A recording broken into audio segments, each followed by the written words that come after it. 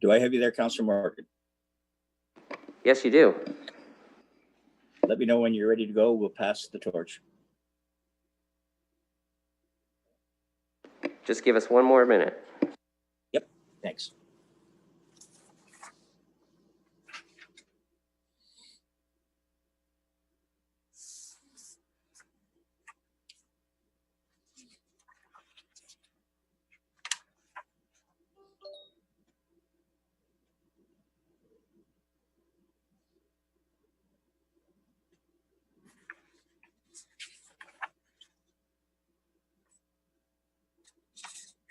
Okay, Mr. Mayor, we have quorum, so you can start the meeting anytime.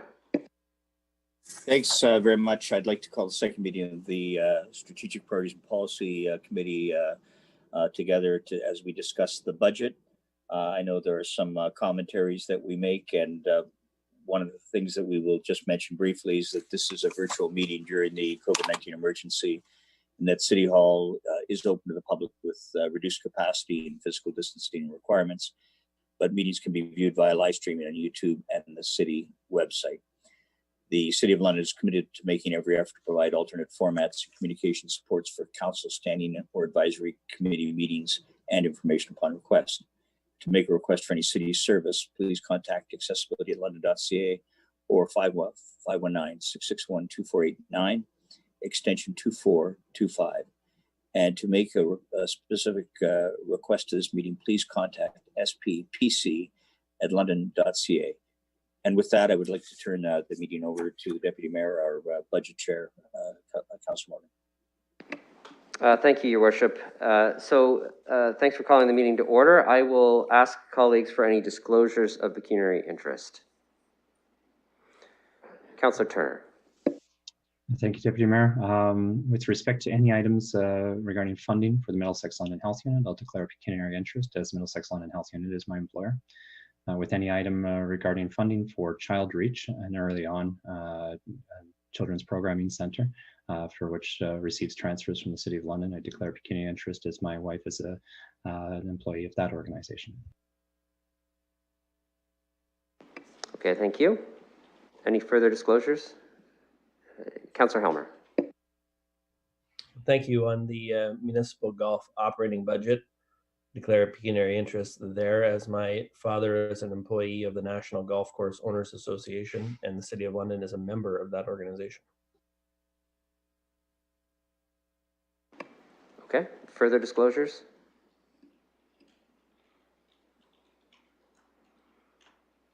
Councillor Van Meerbergen.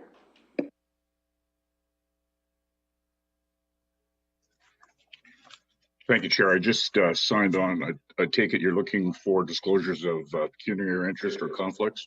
That's correct. I'd like to declare 4.1D, Case 4, Children's Services, as my wife operates her own daycare.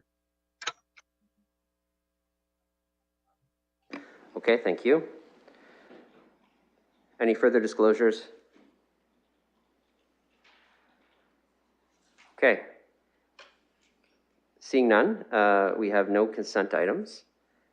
We have a scheduled item, and that is the 2021 budget overview presentation. I will turn it over to our treasurer to make the presentation today. Thank you. Through the chair, I'm just confirming you can hear me okay? Yes, we can. Excellent. So thank you and welcome to our 2021 budget deliberations. So I think first, just as a matter of housekeeping, I would note that given this is our first budget that is being done entirely remotely, we might ask that although we are trying to have it as similar as we have had it in the past, we may need a few extra moments to make sure that we are all aligned to put some extra information up on the screen for both the public and council to see. Should there be extra questions, we are prepared, as we have had in past years, to have the model in real time to show should there be any questions about what the 4-year budget will look like over the 4-year period with changes or any other possible scenarios that council may wish to see. We just ask for potentially a little bit of patience as we may need a couple minutes just to put everything up. I think other than that, we are ready to go, and we're certainly pleased to walk you through the presentation that we have put together as a high-level overview for the multi-year budget. So as you know, this is our first annual update for the 2020 to 2023 multi-year budget, noting that we did approve this budget on March the 2nd, which was literally 2 weeks prior to the global pandemic coming forward. So recognizing that, I think one of the key things, just to set the context, is that in the budget document on page 12, there is a little bit of information related to the COVID-19 pandemic. And what I think I would like just to put in context is, given that there is a great deal of uncertainty with respect to the impact of the pandemic into the 2021 year, given how long it could last and what the potential pressures could be, we are noting that we are estimating a significant, up to possibly about $20 million of revenue shortfall that we may experience. And as we have outlined in the document, there are a number of ways that we can choose to proceed with that. There is no certainty on any provincial or federal support to support us.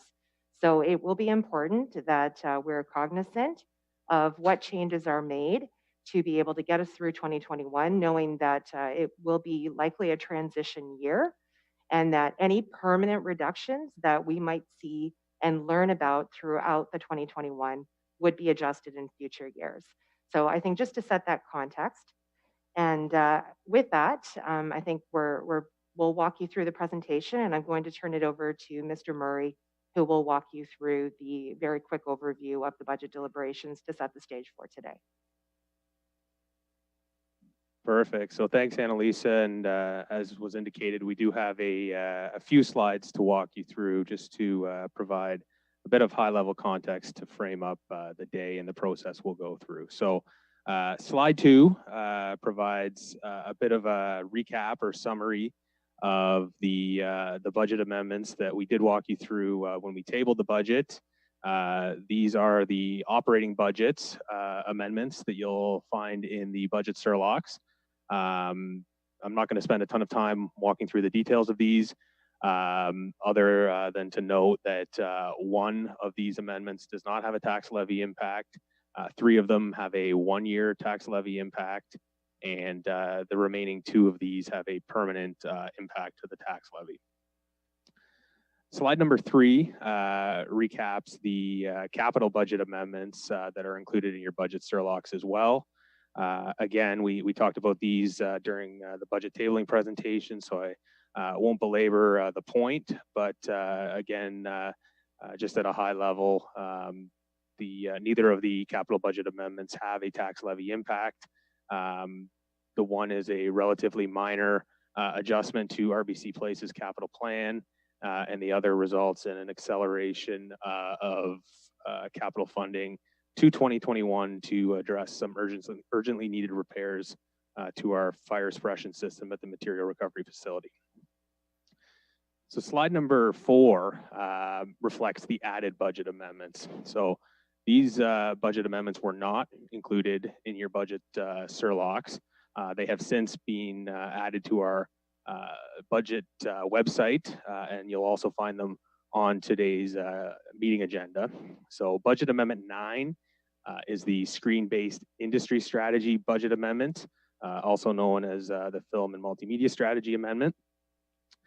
So this resulted from the council meeting on November 10th, where council endorsed the preparation of a budget amendment for the film and multimedia strategy. This, you'll recall, was based on a report to the Community and Protective Services Committee on November 3rd. And what you'll see in this budget amendment is proposed funding of $200,000 per year for 2021, 2022, and 2023, which we are suggesting come from the Community Investment Reserve Fund. So this will be temporary funding, or we're proposing that this be temporary funding for the next 3 years in order to give us an opportunity to assess the success of this strategy, at which point we could consider permanent funding through the next multi-year budget if desired. Budget amendment number 10 is the 60% waste diversion action plan revised implementation timeline amendment. So at the council meeting on November 24th, you'll recall that an updated implementation schedule was approved for the 60% waste diversion action plan. This updated implementation schedule does result in a few adjustments to funding requirements, which are being reflected in this budget amendment. So this amendment really reflects some shifting of the timing of implementation and adjustments to the corresponding costs. Slide number 5 provides a bit of a summary of what the tax levy situation would be with the approval of all of the budget amendments, including the added amendments. So going into this year, you'll recall that we were anticipating a 4.4% tax levy increase. If all budget amendments are approved, the tax levy increase for 2021 would be 3.5%, noting that the 4-year average has come down slightly, but remains at a rounded average of 3.8%. So moving along to slide 6, we've kind of outlined a bit of a process on this slide for how we suggest that you walk through your deliberations today. So we would suggest that you start by reviewing budget amendments numbers 1 to 10. If there are any other areas of the budget, we would suggest that you then move on to considering any further changes that you may wish to make in other sections of the budget. At that point, we would suggest that we deal with the housekeeping recommendations related to reserves and reserve funds, debt, and the reconciliation of the budget to the PSAB format budget. And then we can deal with readopting the tax levy and forecasted tax levy for 2022 and 2023 as well, and readopting our capital budgets and capital plan forecast as well. We could then, we would suggest move on to the water and wastewater treatment budgets by readopting the 2021 to 2023 operating and capital budgets and approving the capital forecast as well, before closing with a number of housekeeping recommendations related to reserves and reserve funds, and of course the reconciliation of the tabled budget to the PSAB budget. So slide number 7, again, you will have recalled seeing this during our tabling presentation. Once again, we've included it in this slide deck as well. This is the process that we would suggest you utilize if you wish to reconsider any of the decisions that were made as part of last year's multi-year budget process. And again, this is essentially working backwards through the process that we utilized last year. Slide number 8, I just wanted to conclude with a bit of an update or an overview of the various public engagement activities that we have completed as part of this year's budget process. So we actively utilized our social media presence. We've utilized digital advertising, radio advertising, and print advertising in a number of local publications as well. We've made use of digital newsletters, both through the City of London as well as BIAs. We've distributed budget handouts as part of our Ontario Works check mailouts. We've of course used our website, london.ca/budget, and the getinvolved.london.ca website as well to post all budget materials. Copies are also available at the library branches across the city that are open. Of course, we had the public participation meeting earlier this week, and we've also provided support for some virtual councillors' ward meetings as well, and also provided materials to support councillors in their engagement activities as those materials have been requested. We made a presentation as well to the Environmental and Ecological Planning Advisory Committee, and we also had a number of discussions with community groups as well, including Women in Politics, the London Environmental Network, and the Urban League as well. So with that, I will turn it back over to the budget chair to get things started. Thank you, Mr. Murray. I will look to see if there's any questions from colleagues on your presentation today. And I'll just need the screen flipped back so I can see the hands up, if we can get the Zoom back on.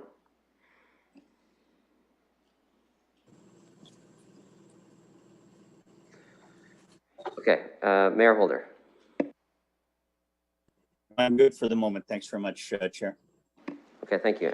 Any other questions on the presentation today for our staff? Okay, then it's my intention to proceed as Mr. Murray suggested, and that means that we will deal with 4.1 first, which is the budget amendments that are essentially the cases 1 through 10. I can tell you, based on the comments of a colleague who declared on case number 4, we will deal with that one separately. I'd like to proceed as asking colleagues if there's any other ones they'd like to deal with separately, and if not, we can package together the rest of them. Councillor Squire.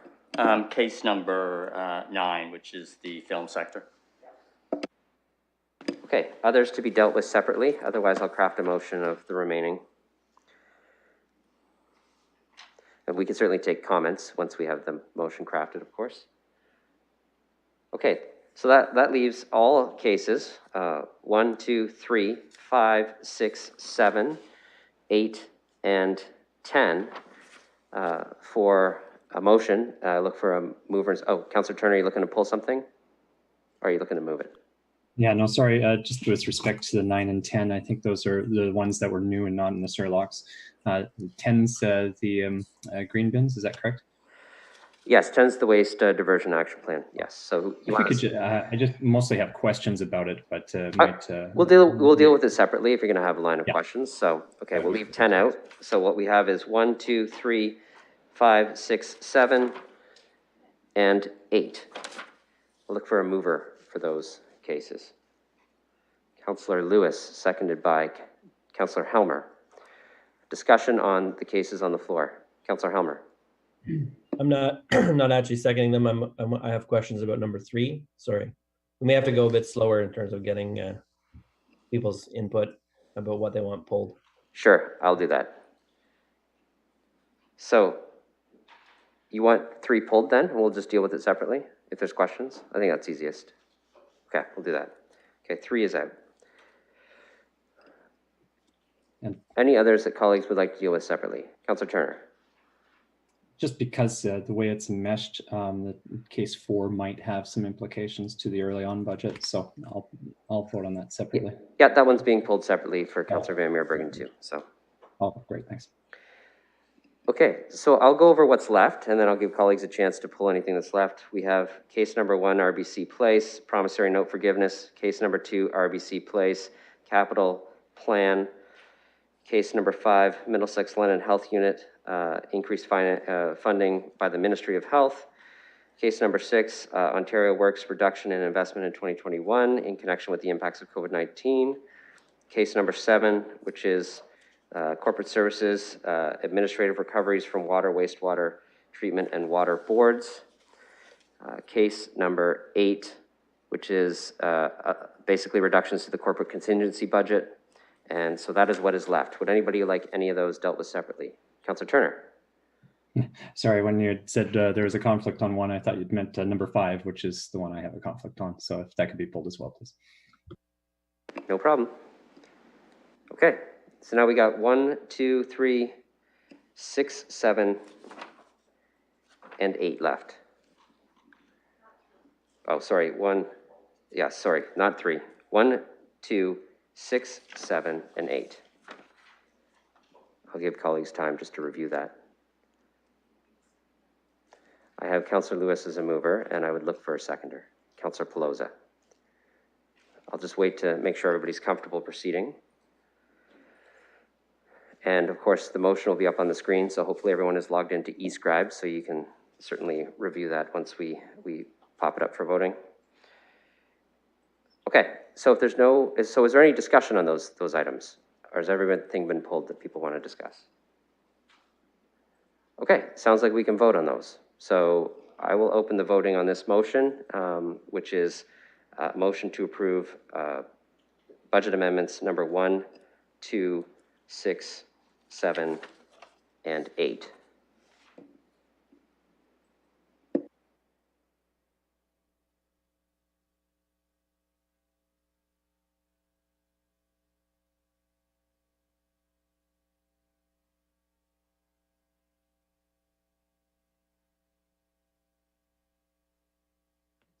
Chair, I'll be voting in support until my e-scribe is up.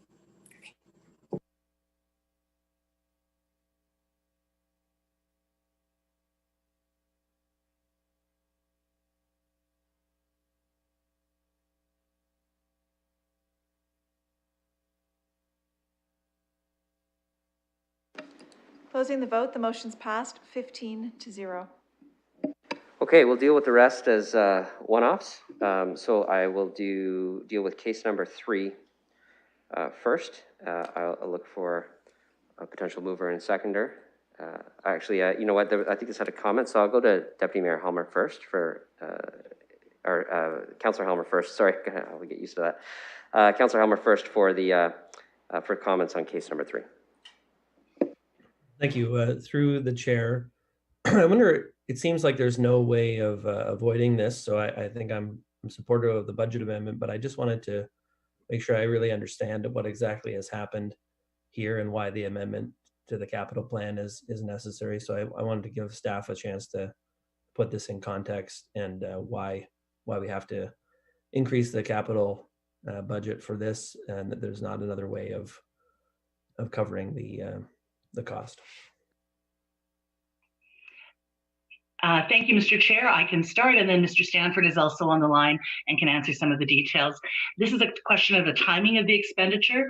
The fire suppression system at our material recovery facility is critical to the safe operations of that facility. It has not made the lifespan that we'd anticipated due to the quality of the input water. So this project being moved up will both replace the system and address that incoming water quality. As I think Council's well aware, we are transitioning to producer pay, but in the interim, this is a critical system to the operation of the facility and integral to making sure that that continues to be a safe place. I can turn it over to Mr. Stanford if there are detailed questions. Through the chair, if I may just add to what your city engineer has provided, the current system uses pond water, and the pond water has proven to be a little more corrosive than we had originally envisioned. So as a result, there's been sort of premature corrosion in the pipes, which has opened up obviously a potential liability issue if there's any fire at the facility. As a result, we're now speccing in new product to go into the facility, and this new product, subject to obviously final council approval of changing the timing on this, would be thick-walled pipe that is designed to handle water of this quality. As well, we'll be installing what's referred to as a nitrogen injection system, which just further provides the additional protection within the pipes. There'll also be some additional operational parameters introduced, such as a little more flushing of the system. These are all parts that have been sort of come upon us a bit more as a surprise. They were not known 10 years ago when the original system was put in place, in part because we don't have adequate water flow around the landfill site to tap into a full water suppression system using city water. So we had to make do with the pond system, and these are the procedures now to put in place to get the expansion into the and safety back into the recycling center. Thank you. Okay, any other questions? Oh, you'll move it? Okay, seconder? Councillor Hopkins? Any further discussion? Seeing none, we will open case number 3 for. I'm sorry. Go ahead, Councillor Van Holst. Yes. My question is, did we consider water storage as an alternative to the specialized piping? Through the chair, yes, we did, and found that that was going to be far more expensive. We were looking at a water storage tower. And because we're the only user in that particular area of that amount of water, potentially, if there were an issue, we just could not justify the price. This is actually was the lowest cost solution. Okay, thank you. And how far away would be an adequate supply of water? How far does our regular water system go towards the W12? Through the chair, we do have water around the landfill site, but it is not at the size that is specified for fire suppression. The line is basically too small. It is strictly just to help with the residential homes in the area. So there is not an opportunity to, at this point in time, to have a direct line feed that. That is part of a future vision around the landfill site, would be further water capacity, but we're not at that point in time. Okay, thank you. Mayor Holder. Thanks very much. I note that the levy impact is zero. What I'm hearing from Ms. Scher is that, frankly, we don't really have a choice. I don't think there's an opportunity to defer this, or we just have to have this done, and sooner is more financially feasible, and from a safety standpoint makes sense. Is there anything missed, Ms. Scher? Through you, Chair. Through you, Mr. Chair, that is correct, Your Worship. Okay, that's pretty clear then. Thanks. Okay, any further comments on business case number 3? It's moved and seconded. Seeing none, we will open this for voting.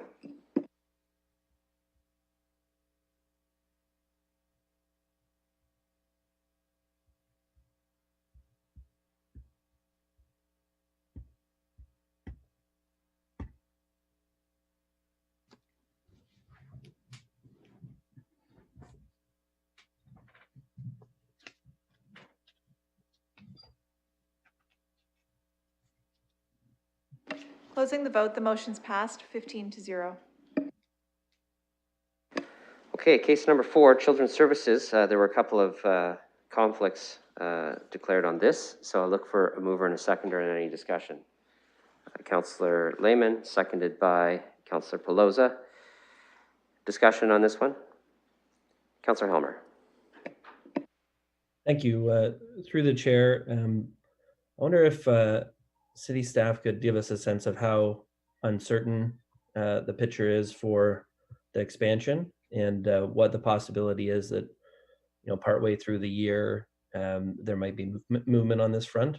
I think I can predict with some certainty what's going to be happening between now and February, but I think the future is a little bit more up in the air than it would be normally. So I wonder, do you think there's a possibility of things moving partway through 2021, and what would happen in that case? Thank you for the question, and through the chair. We've just recently actually had some information from the province and the Thames Valley School Board, which will be launching soon a media release on a new build, along with the 2 others. So we have had confirmation from both the province and the school board, but you're correct, it's when the build will start, but I believe they're almost at the tender stage for at least 2 of the projects.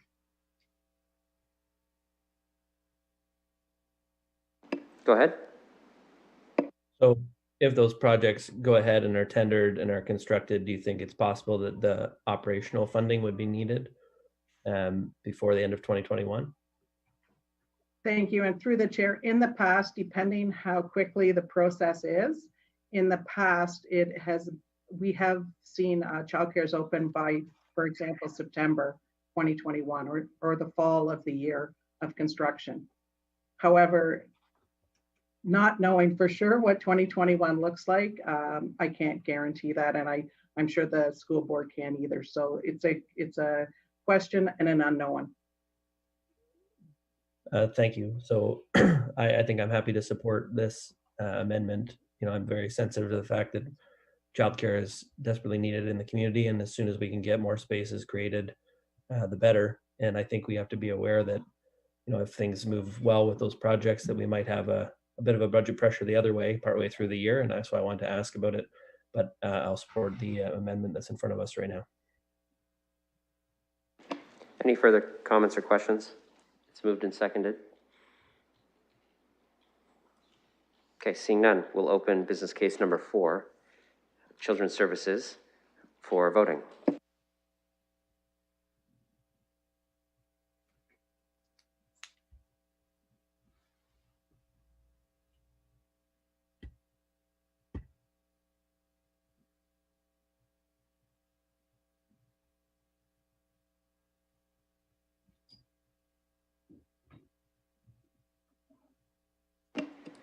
Closing the vote is passed 13-0 with 2 recuse.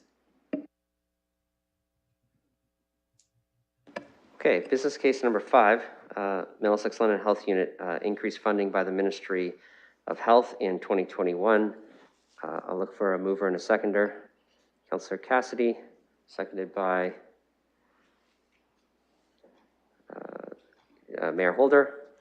Any discussion on this? Councillor Cassidy.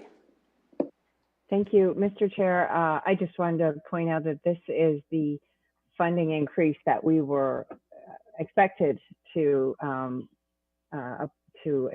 follow through with for last year, and as a result of the changing in the cost funding, the cost sharing agreement between the province and the municipal funders for public health. And I just want to say thank you through you to the provincial government for recognizing again the stresses and the strains that are on municipal budgets and stepping up and providing to fill this gap again for another year. Hopefully they continue to see the strains on municipal budgets and on public health going forward, and we continue to see this kind of support. So far, the provincial government has shown tremendous support for public health and has recognized the role that public health has played in responding to the pandemic. So I'm also hopeful going forward we'll see more of this kind of support from the government for public health and for municipal budgets. Great. Any further comments? Councillor Lehman. Thank you. I just want to follow up on Councillor Cassidy's remarks there. To staff, through you, Chair, is this a one-time grant, or is this a funding formula that the province revisits annually?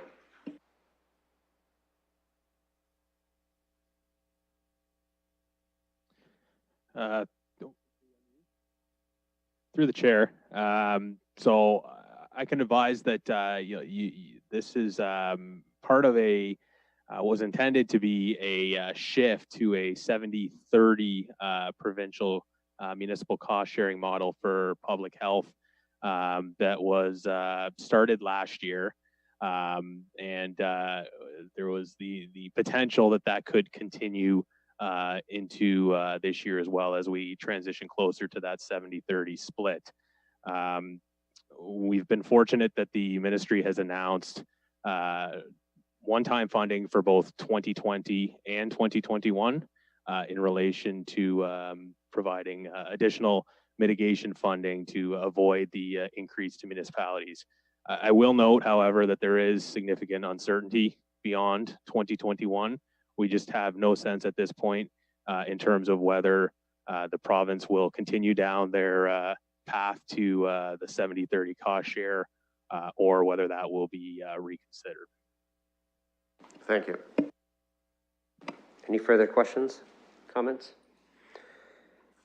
Okay, seeing none. Case number 5, Middlesex London Health Unit increased funding by the Ministry of Health in 2021 has been moved and seconded. I'll open that for voting.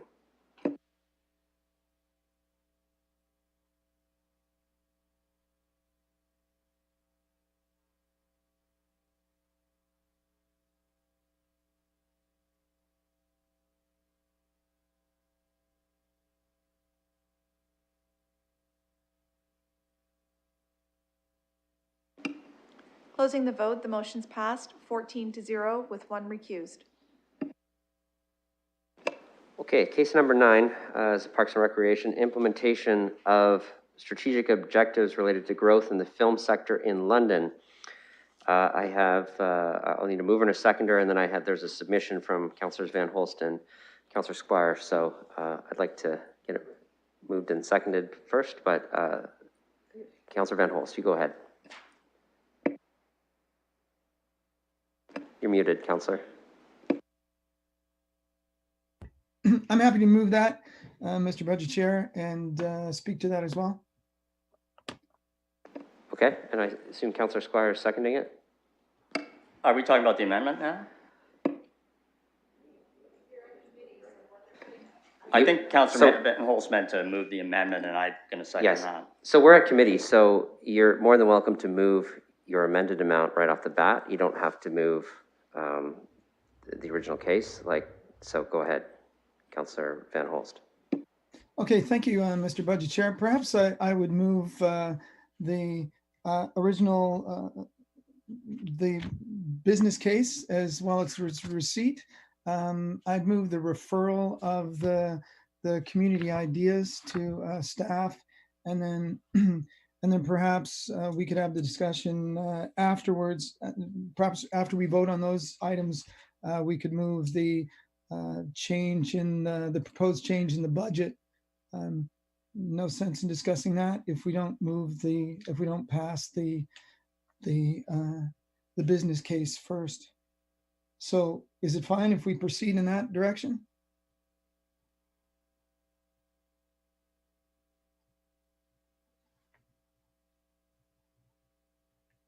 Councillor, I think I understand your strategy. You want to get the original business case on the floor, and then you want to move the amendment in case the amendment fails. Is that what you're looking to do? Because from my perspective, I think you could do that way, or you could just move your amended amount. And if that fails, we're at committee, so something else can be moved after that. So, you could just cut to the chase and move what you want to move, or you could do it as the business case with an amendment. Your choice. You're the mover, so just tell me what motion you'd like. Mr. Budget Chair, the chase scene is always the most exciting, so let's cut to the chase. So perhaps I'd put on the floor the two motions recommended by staff, plus the two that Councillor Squire and I had presented to the committee.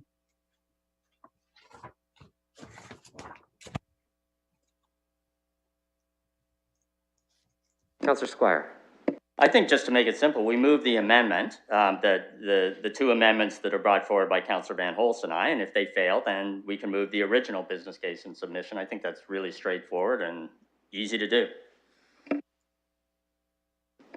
Yes, I think that makes the most sense to proceed. So, Councillor Van Holst, I think you should just move the amended amount, the amount that you and Councillor Squire suggested. That's what Councillor Squire is saying. It's your call, though. So make a call right now, and then we'll go ahead.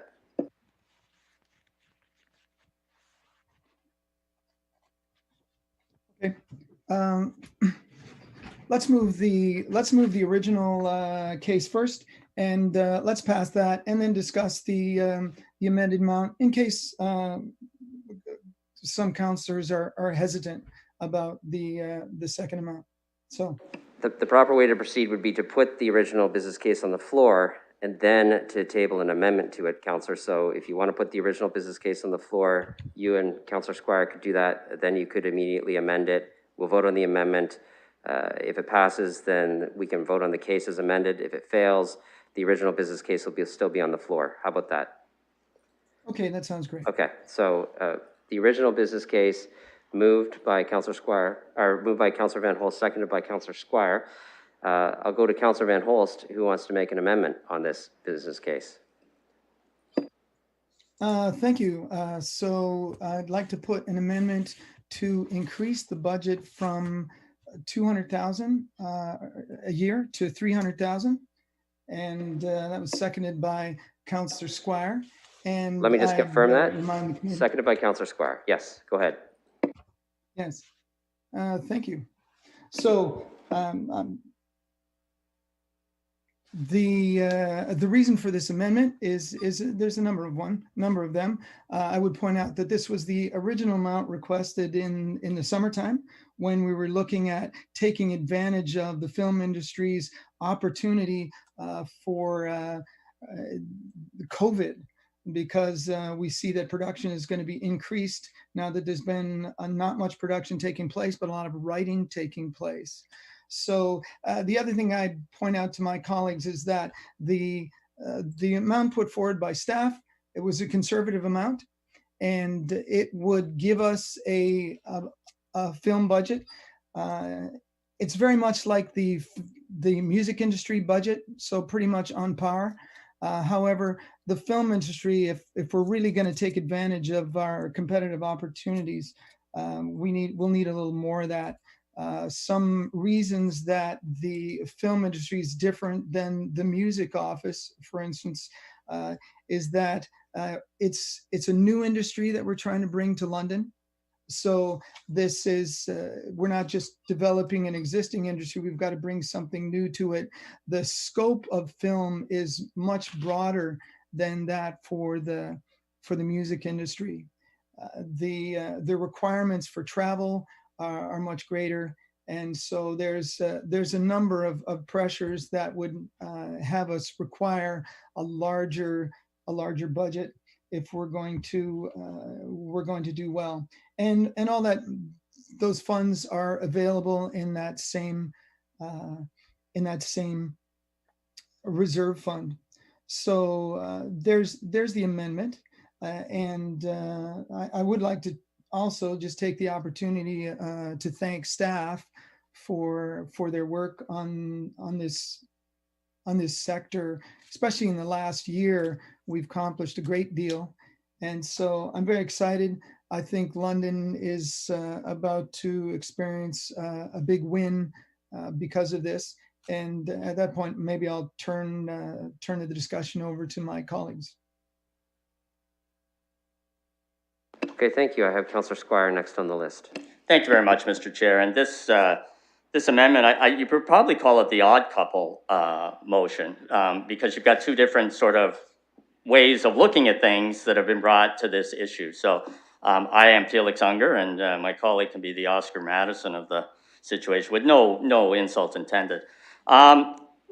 When I first learned about the whole idea of the film sector, it was the first time that I'd actually been approached by people in the community and the local film community to say to me, this is something that we really need to move forward. And I actually have a constituent who's sitting waiting to find out what we're doing. She's in the film industry. I usually talk to her. She's on location somewhere. And right now she's talking to me about somebody in British Columbia who sold their studios, and she's going to try to convince them to actually come to London to do some film production. She actually produces documentary films. But the key thing I said to Councillor Van Holst when we talked about this is I said, well, why 300,000? Why 300? Where is that number coming from? Why isn't 200 okay? And I had to talk him down, actually, just so you know, originally from a even higher number. So that's what I tried to bring to bear, was to get a reasonable number on this. So in talking to people locally who do this business, if you're talking about this kind of an office, the key element of this office is the person who's in charge of the office. And that's a person that has to have, first of all, a lot of background in film, producing films, has to speak the language of film on a lot of different levels and have that experience. Secondly, the key to this job is connections. And they're not connections locally or nationally, they're international connections. And it's probably the first time I've ever sat in a meeting where people were talking about going to have meetings in Hollywood. And you can see, I didn't suggest the prop, but my colleague has a prop. And that's actually the case, that this person has to have the ability to do that. So you're talking about a person who's probably already earning a high level of income and would actually probably have to take a pay cut to come and take this job. And so we were looking at, without setting up a budget, we were looking at something in the neighborhood of $100,000 for that position. And again, that person would probably be taking a pay cut. In terms of other employees, you would need someone to be supportive of that position because of the travel involved. So probably you're looking at an allocation of $100,000 to $150,000 for your labor element. So that, if we were at $200,000, quite frankly, would leave very little for the development aspect of the position. I've also chatted, of course, with Western. I've talked to Tech Alliance. People are very excited about this position, but they want to see it properly funded. So to say that we would fund it in basically the same amount as the music office, which, as my colleague said, is just under $200,000, I don't think is practical for what we're looking for. This is a real proposal. This is something that I'm satisfied after talking to people can become a reality and fits in very well with our educational institutions and what we've already built through local computer technology, through Tech Alliance, and it's really quite exciting. But I think in these circumstances, $300,000 is the appropriate amount of money, and it's needed. Maybe more is needed. My colleague, Councillor Van Holst, felt more was needed, but I said, let's get started. Let's get started at something that's reasonable and will work. There is no impact on the tax levy. It is properly done as a pilot project. But again, I think the 300 is a reasonable amount. So those are hopefully, that's my point of view that I brought to this, and it was really the financial point of view. And I did satisfy myself that 300,000 was a conservative amount for this type of office. Okay, thank you. I have a speakers list now. Before I go to it, I just want to draw to colleagues' attention that in eScribe you can now see the amendment. It has two parts. I'm going to read it for those who cannot see the eScribe screen. That the following actions be taken with respect to business case number 9A, the attached document entitled London Community Ideas for the Film Industry Development be referred to Civic Administration for consideration, and B, business case number 9, and then the title, be amended to increase the amount, increase the annual funding allocation to 300,000. So it's a part A and a part B. Part A just referring the document that was attached to the agenda to Civic Admin, and the part B is the increase in the allocation. So I'll continue on with the speakers list with Councillor Lewis. Thank you, Deputy Mayor, and thank you to the mover and seconder for the work they've done on this. I know that it has been something certainly that Councillor Van Holst has been championing through Community and Protective Services for the entire last year and probably well before that. I am going to be supportive of this amendment as well as the preliminary business case, and I'm supportive of it because I do see it as economic development. Although we have not had a Tourism London board meeting where we've been able to discuss this since the business case was brought forward, I have had an opportunity to talk to several members of the Tourism London board about what this would mean for London from their perspective. The ability for hoteliers to attract people from productions to stay in their hotels overnight, the spin-offs to restaurants, those things are all a benefit as well. So it's not just the opportunity for the film industry, but the service industry and hospitality industry that will support it if we're able to bring some production work to London that isn't currently here. I think it is properly funded through reserve funds as a pilot project, and I also think that it's going to be very easy to put some metrics around this. We will be able to measure how many productions have been attracted to London, how many hotel stays that has generated, how many perhaps studio bookings or spin-offs to digital tech companies that has created. It will be easy to see if this works or not. And in 3 years, when the pilot project ends, we will then be able to decide whether or not the return on investment justifies an ongoing permanent cost or whether it's time to fold our tent on this one. So I think it's reasonable. I did have questions about the increased amount. I actually had a lot of those answered by Councillor Squire, so I appreciate his work there, and I hope that other colleagues will see this as a good economic development opportunity as well. Colleagues, I'm just going to address something in the wording, and I had a request from a colleague to have it emailed around, so the clerk will email it just in case you're having trouble finding it in eScribe. The wording of B says increase the annual funding to $300,000. So all the business cases for $600,000, which is $200,000 per year for 3 years, increasing it to $300,000 makes the total value of the business case $900,000. So I just want to avoid any confusion there, because it's worded slightly differently in the amendment than it is in the business case. So if anybody is unclear, we can address that before we vote, but I just wanted to clarify that. So the total value of the business case with the amendment is now, or will be $900,000, because the annual funding is being increased from 200 to 300 in the amendment. I have Councillor Lehman. Thank you, Chair. When I first heard of this proposal, some red flags came to mind. I've seen cities compete each other, race to the bottom to lure Hollywood to their towns. Vancouver obviously has been successful because of their geographical proximity to Hollywood and the low Canadian dollar. As has Toronto to some extent, I think, for the same economic reasons with the dollar difference and the size of the community. So I have spoken to members in the film community to hear their views on this. One thing that has come up is originally when film production would come to town, it was almost like the circus coming to town, in that a lot of people would come in, they spend some money on food and hotels, whatever, and then they would leave and take those jobs with them. I'm hoping that we will see through this some sustainability in production and material, because as we all know, we fight the brain drain of our youth leaving our community. So I'm interested in keeping our bright young folks here in London and pursue the careers that they are looking to right here in our town without having to leave. And this does present that possibility.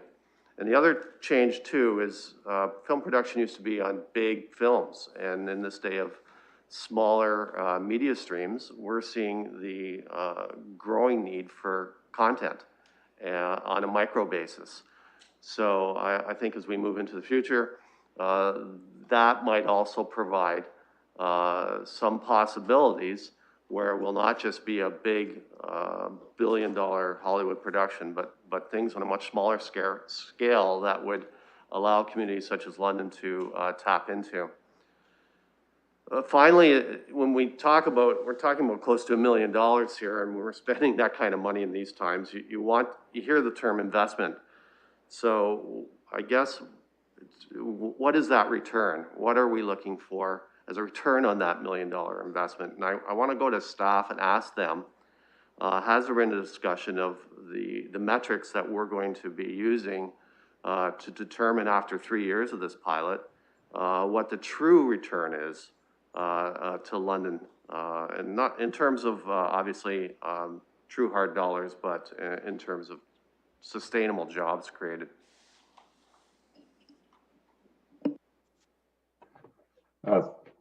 Through the chair, we believe that the first year of this pilot project would be to establish the strategy, and I appreciate Councillor Van Holst and some members of the film community have developed a very good document to start from there. And we believe the first year of this would be just for that, just to figure out the strategy, figure out the sustainability, and figure out where we're going with London as an industry. So that's the plan in a very short version of that in year one, and then move from there. But they're all good questions, and they're all things that need to be fleshed out for sure.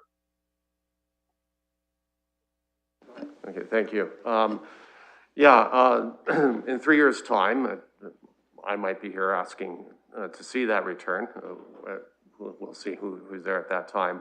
But as long as those metrics are very clear to help the council, that as when this pilot is finished, and I hope it's successful, I really do, become a sustainable investment in our community, that those metrics provide a clear picture to everyone, the true return that we're getting on this money spent. Thank you. Thank you. I have Councillors Pelosa and Councillors Kayabага, and then I have Councillor Van Holst who wants to get back on the list. So Councillor Pelosa, you go ahead. Thank you, Mr. Chair, and thank you to Michael for all his work on this. I know it's come before us several times, and I was happy to support it in the past and continue to do so now. I see this as a great opportunity to enhance London, not even as a city, but as a regional hub, recognizing we also have regional transportation that's going to be coming in from St. Thomas, Strathroy, and London and area, that it really connects us to the region. Excited for the employment opportunities, the local opportunities for our restaurant industry, our hotel industry, for the training opportunities for the students within our post-secondary education facilities, and even those in high school who are looking at getting into an industry. I appreciate that it's set up as a proper pilot project that has metrics and key performance indicators that we can track to see the economic stability and sustainability that it's going to bring back to London. And I see this as a great opportunity to invest in London and Londoners for employment and training. And I'll continue to support this, and I look forward to it being implemented in our community. Thank you. Councillor Kayabага. Thank you. Through you, Mr. Presiding Chair. I just wanted to know the $900 million, is that is this a one-time spending or is that a four-year spending? Mr. Murray, could you outline the Sorry, $900,000. Yeah, 900,000. And the source of financing and the frequency of it. Thank you, through the chair. So as was alluded to before, the planned spending on this amendment, as outlined in the amendment itself, is $200,000 per year for 3 years. So 200,000 in 2021, 200 in 2022, and 200 in 2023. The amendment before you increases that to $300,000 per year for 2021, 2022, and 2023 for a total of $900,000, all of which is proposed to be funded from our Community Investment Reserve Fund. Mr. Murray, could you indicate the balance in that fund too? I'm just presuming the question is going to come up, but since I'm sure colleagues are curious. Certainly, through the chair. So at $200,000 per year for 3 years, the balance in that fund would be approximately $700,000. And at $300,000 per year for 3 years, the balance in that fund would be approximately $400,000. So that's the remaining balance after the two options of the original business case and the amendment. That is correct. Okay, Councillor Kaibaga. Thank you.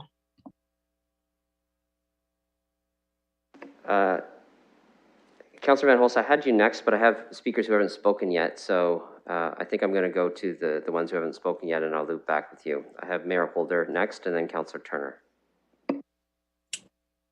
Thanks very much, Chair. 2 months ago, I had the opportunity to speak to the Ontario Film Commissioner about the opportunities in London, and at the same time spoke to Minister Lisa MacLeod, who has that responsibility as well. They didn't give a definitive thumbs up for London, but they did give me some education, which gives me some confidence in proceeding with a London film commissioner. A couple of things. We keep saying Hollywood, but I'd really like to kind of take that off the table, even from the standpoint of budget items for just a moment. I'm advised by the folks in the industry that there's so much work from Canada, because Toronto specifically is one of those areas that is has got serious limitations in terms of as busy as it is. But when you look at the tax credits, and we don't need special status to enjoy the tax credits, or for those who bring film or television, by the way, and there's both, to our city, that those tax credits apply to our community. But when you've got TVO and you've got the various opportunities for provincial tax credits, those will follow, again, the production companies that are here. And I share that by a bit of background because it strikes me that if this is going to get traction, we need to make the investment in it. The question seems to me is, we have staff who in good faith recommended 200,000, and you had councillors who have proposed or supported a $300,000 investment. Quite frankly, I don't know. Start with 2, grow to 3. Do you stay with 3? So I'd like to get a sense through you, Chair to staff, what the logic was with 200,000, and I mean, what do you get for the extra $100,000? It doesn't matter that it comes out of a reserve fund; it still comes out of funds that we have. So I'm very mindful of what staff would imagine based on their research that we get for the extra 100,000, acknowledging that this won't be trips to Hollywood and the like, unless the mayor gets to go and select councillors, of course, all of you. As much as I think there's a lot of Canadian production opportunities right here in this province and in the country, which may mean that the travel component of it isn't as extensive. Don't know. And I'm one of those who understands the importance of networks and connectivity and relationships and traveling to do all that. Could I ask you then, through you, Chair to staff, what the logic of 200 is, and if they imagine supporting it up to 300? I'm trying to get their perspective on it. Mr. Stafford? Yes, through the chair. We weren't far off of the logic explained by Councillor Van Holst and Councillor Squire. I think the one number that changed that allows ours to be a little bit less for a couple of the reasons were the travel component. I think the travel component is a little bit higher than we anticipate.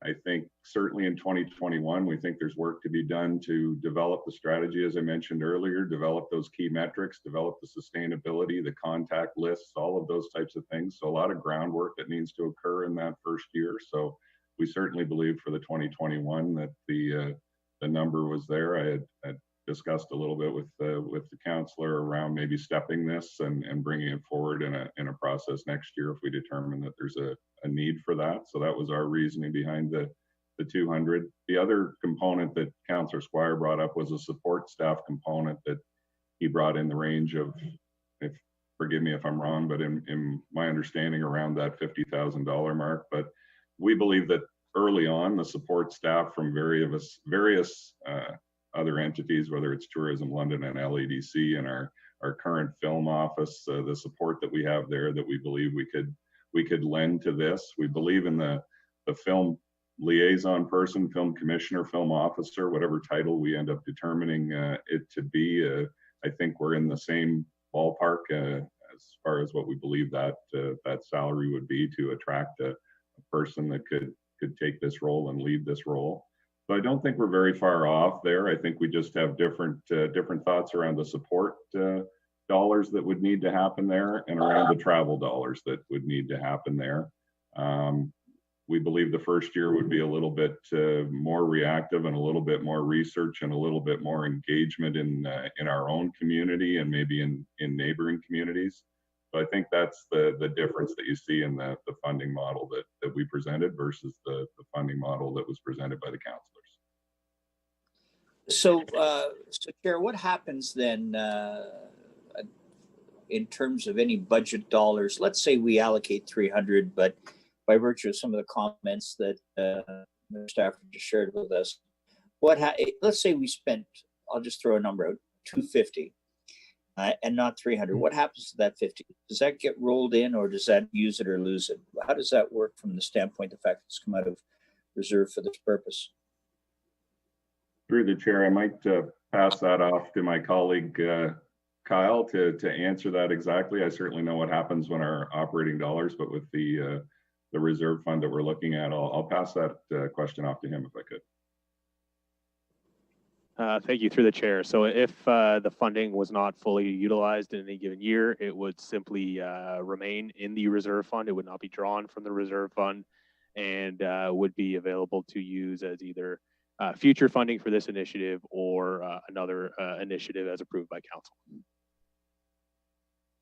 So, Chair, because I think this is important. So if we said 300 a year, which is the amendment, and we spent that 250 in a year, does that mean potentially 350 is in the following year without an extra from council, or reserves that we have to separately allocate back if need be?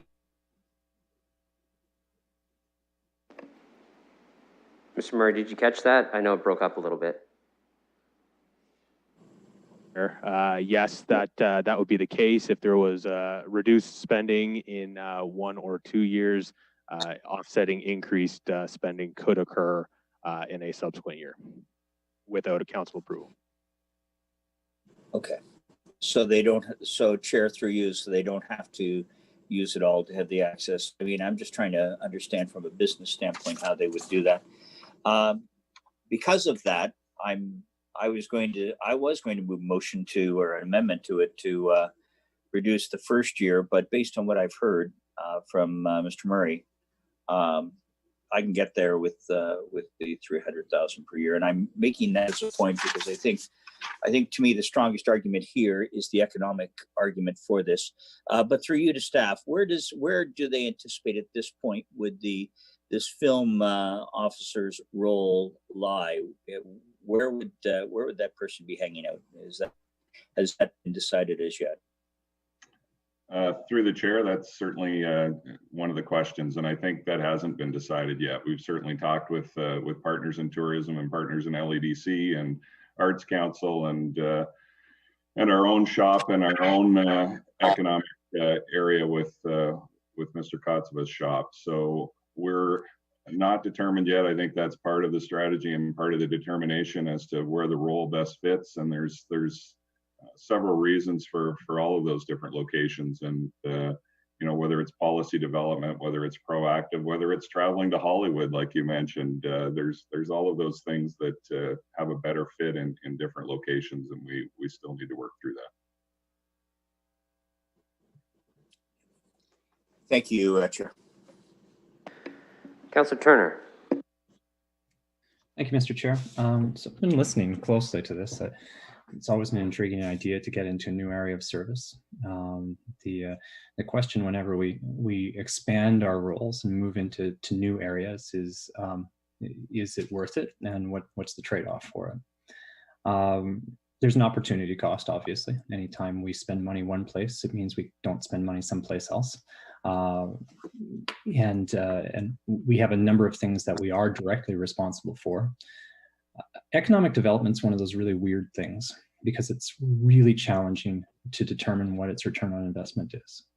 Notwithstanding Councillor Lewis's comments, it will be next to impossible for us to measure what this impact is during the period of time that we're looking at right now, these 3 years.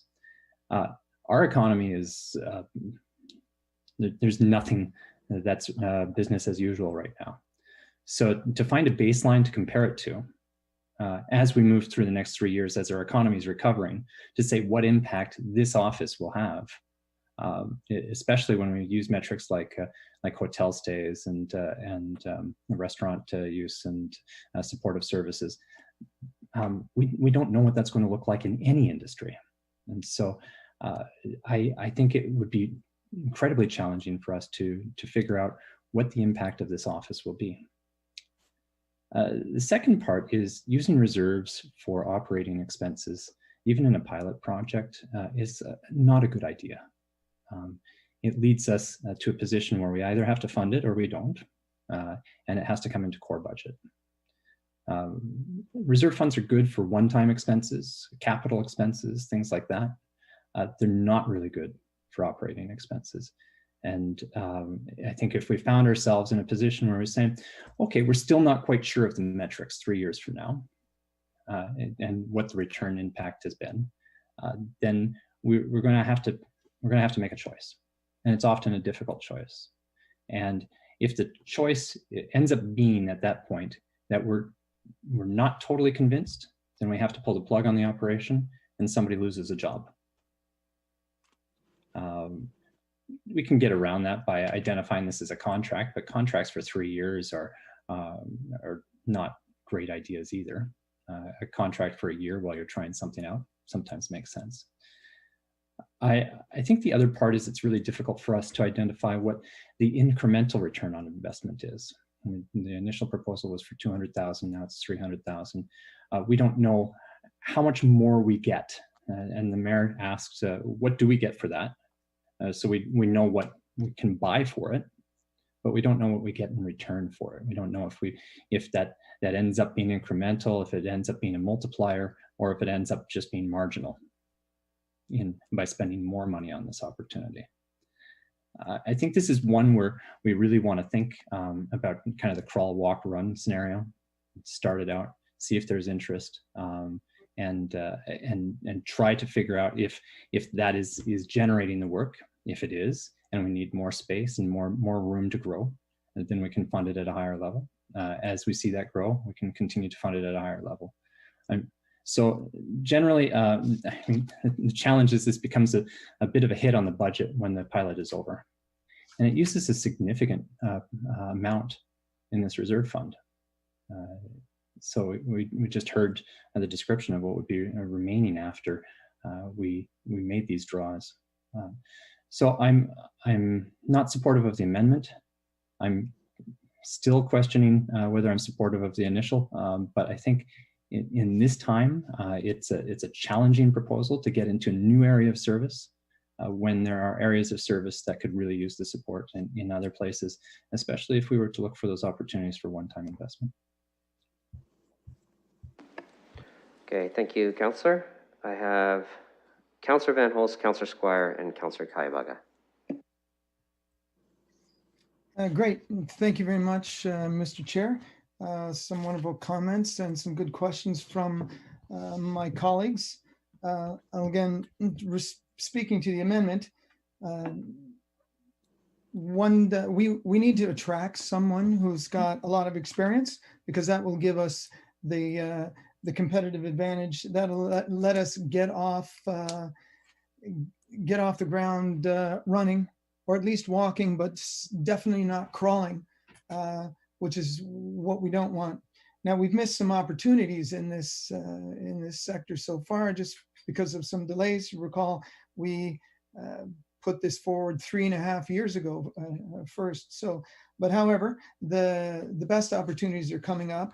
And I would point out one of the dangers that we have by restricting the budget to 200,000 is if we do attract someone and attempt to attract someone who's got a lot of qualifications, they may look and say, well, you haven't given me enough of a budget to succeed, and they're going to have to leave. We're trying to attract someone from out of the industry to work and build something for London. And if they look at their budget and decide they're not going to be able to succeed because it's a small amount, they won't take that job. So we lose the chance of getting the kinds of people we need. I think everybody knows in business that one of the biggest risks to a new venture is that it's undercapitalized.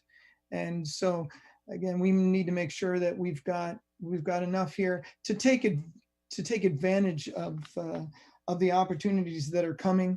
And we want someone who's qualified, who can deal with this unknown situation, as Councillor Turner pointed out, with savvy. So there's an opportunity to work our way up quickly if we have someone like that. Now, in terms of metrics, in the report presented by the community, you'll see an economic analysis, and there's lots of metrics that can be studied in this. As a matter of fact, part of the job of a film officer is to study those metrics and justify their work. And this happens for film offices, no matter where they are. They can be film commissions that are private, but nevertheless, they access these metrics. And if we provide some kind of incentive to those doing films, then that gives us the permission to ask for more information from them. So we're even stronger at getting metrics.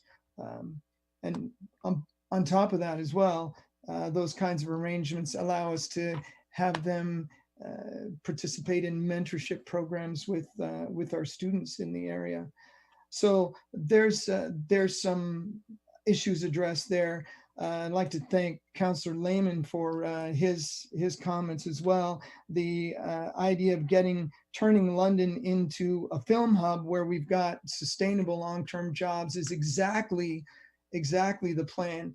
And once we have a crew here that can stay, that's when we'll be able to do that. So you would have received or this summer one of the letters from an individual who's planning to open a studio here. So once we get a studio, once we have a crew, then this just becomes a place to do business for that industry like any other one. The disadvantage for us is that we have to bring crew in from Toronto. So as soon as we have this set up here, we will flourish as a hub.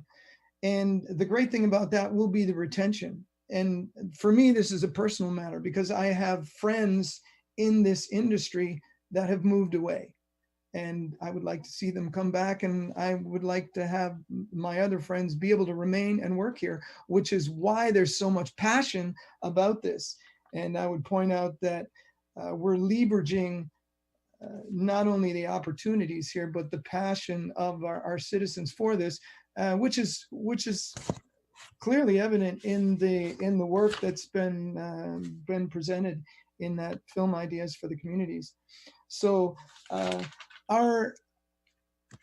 what I like about this plan is it's a microcosm of our city's vision.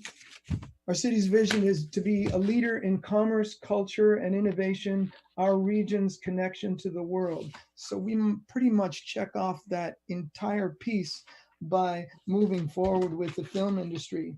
And a few other points about it. We check off so many boxes.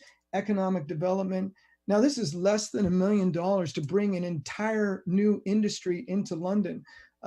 You recall that we were willing to invest $10 million for the medical network, and we weren't even that sure what would happen about that. We just thought, hey, there might be an opportunity. Whereas here, there's a very clear opportunity. It's a growing opportunity, and there's lots of support for it.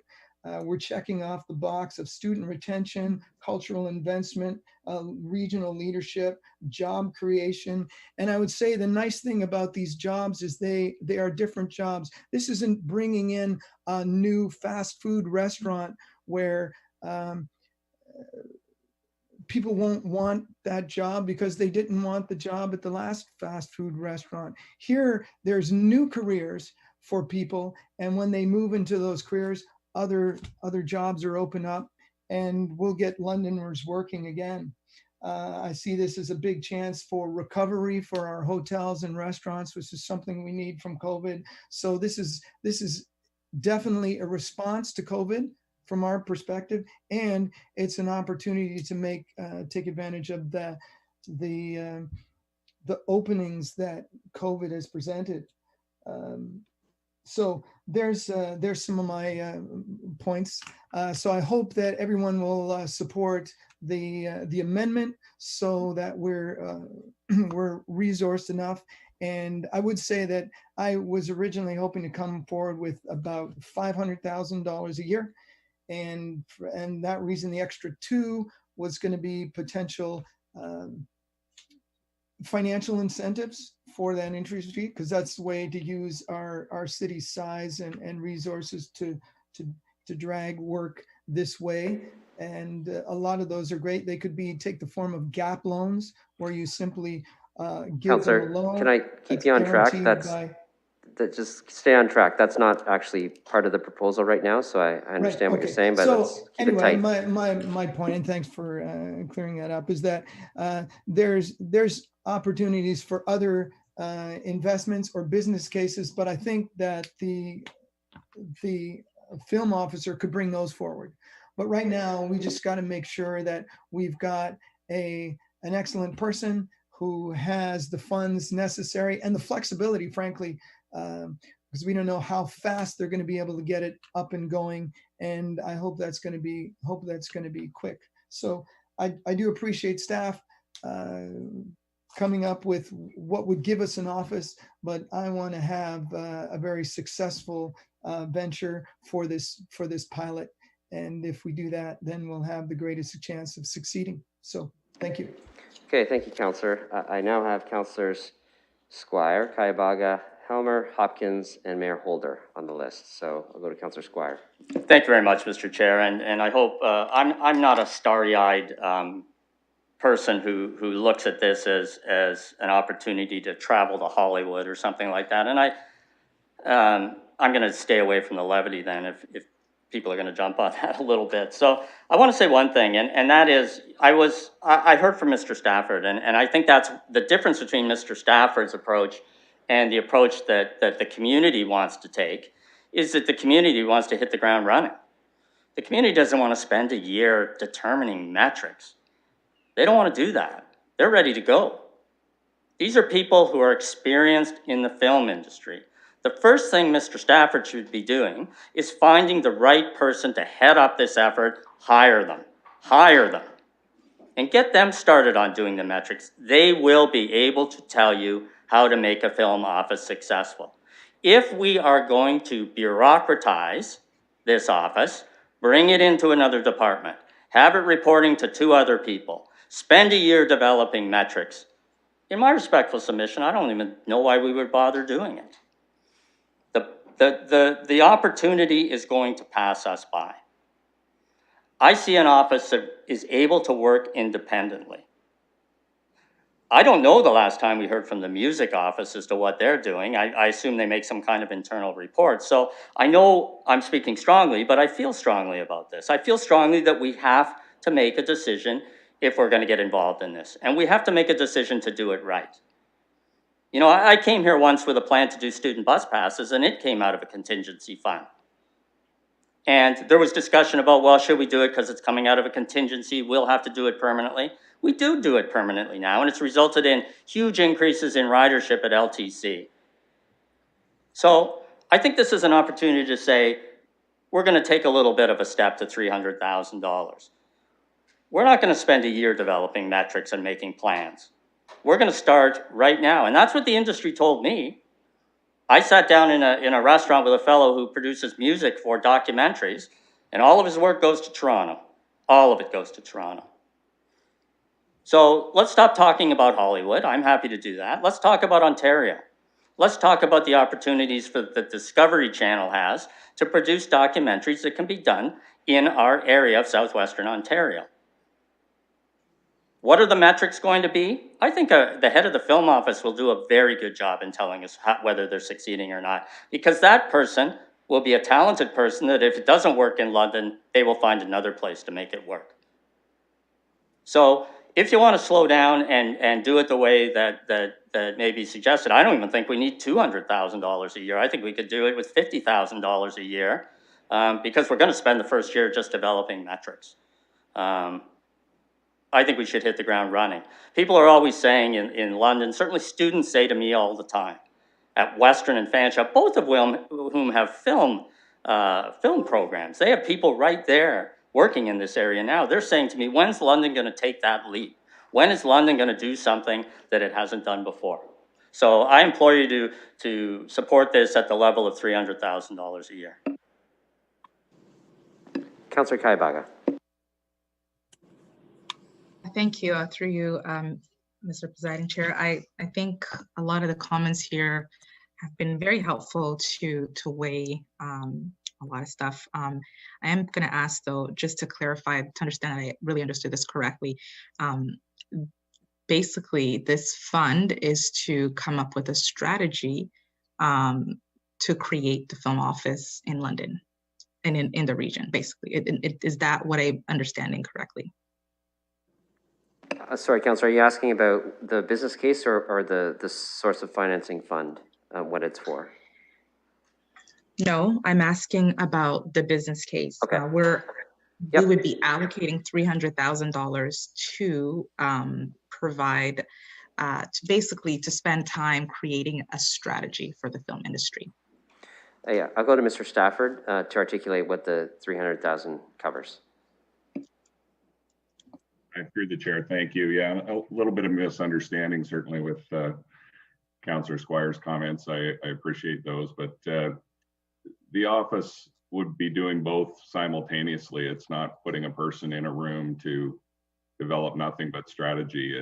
It's part of developing strategy, developing metrics, still being a point of contact for London, being proactive in reaching out for opportunities that may arise, working with other organizations to help make that happen. So it's not a do just one thing, then do the next thing, do the next thing. It's a person that will doing an all-encompassing job in the role to help develop the role, help develop the position, help develop the industry, but all of those things and answer questions like Councillor Lehman's as far as developing metrics and return on investment. So it's a person that will do all that work simultaneously.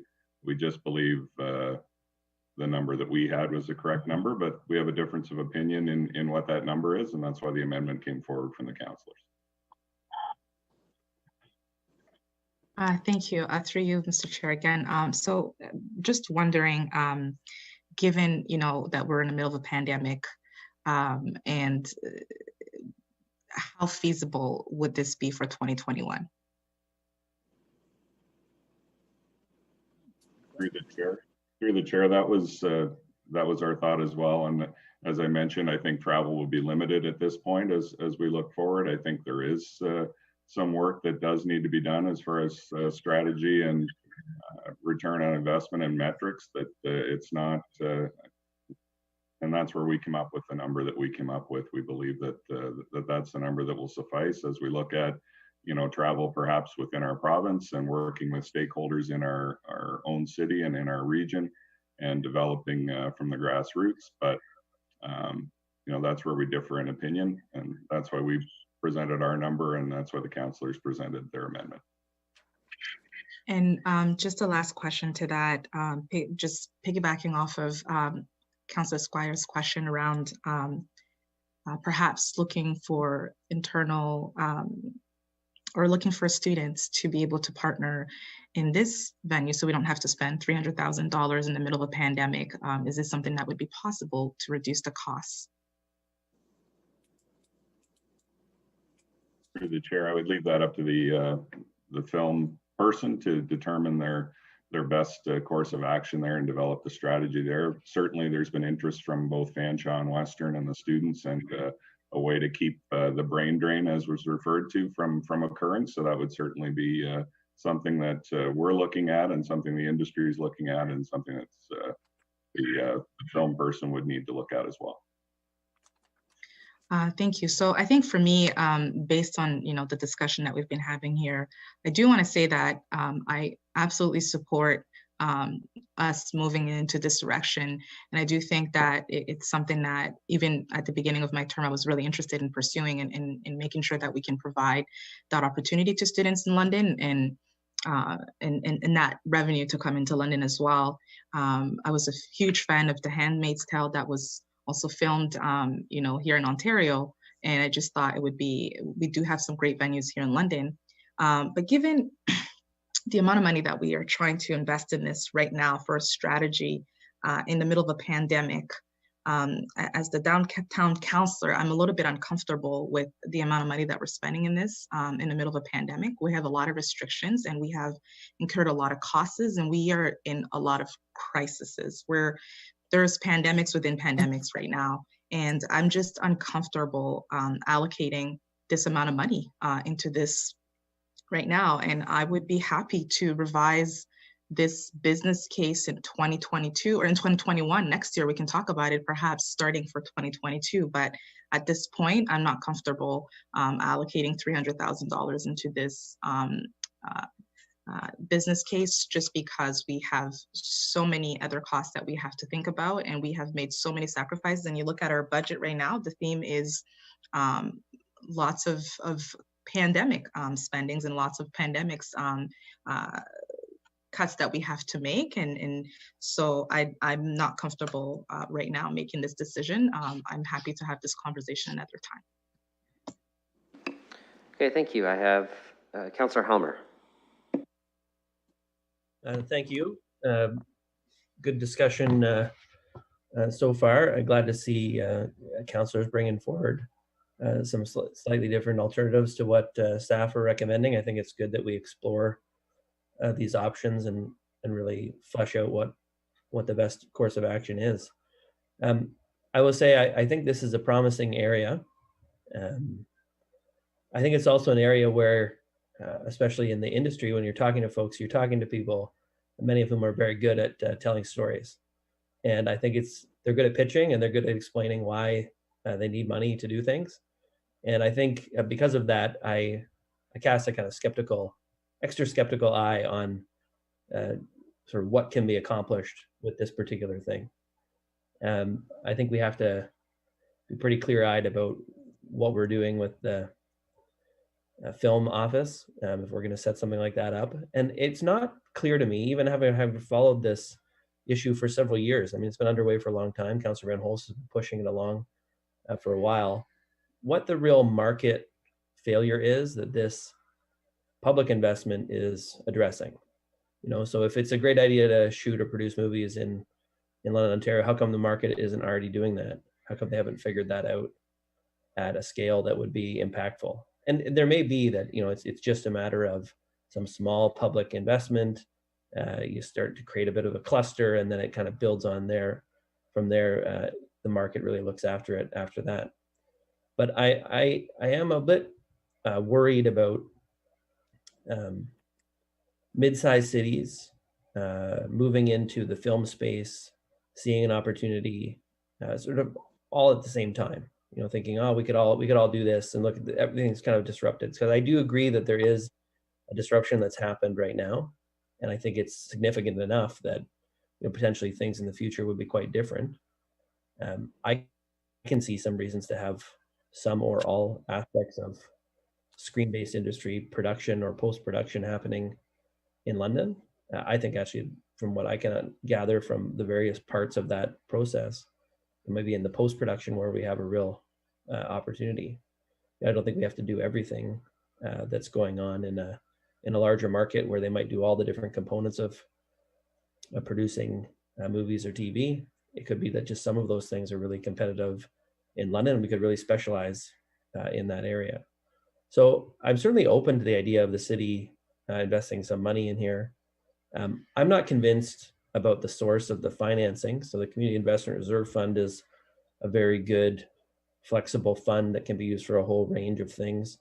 Most of the arguments that I've been hearing today in the discussion are really about how this is important for economic development. And we do have a reserve fund that is specifically for economic development, which is the Economic Development Reserve Fund. It has a substantially higher balance than what we're talking about in the Community Investment Reserve Fund. And I think my first preference would be that if we're going to move into this space, that we do finance it through the Economic Development Reserve Fund rather than the Community Investment Reserve Fund, which can be used for things that don't have, you know, direct economic returns, you know, things that might be problems in 2021 or 2022 that are just social problems that we want to act on, improvements we can make in communities that don't otherwise have a source of funding. So I'm listening very carefully to what the discussion is. I think, you know, what is the minimum viable investment to make it work, I think is a good discussion to have. I wouldn't want to underfund something like this and then see it not work very well. So far, what I've heard is that the extra cost is for an additional administrative staff person to support a higher paid person who's going to be, you know, traveling and connected to people.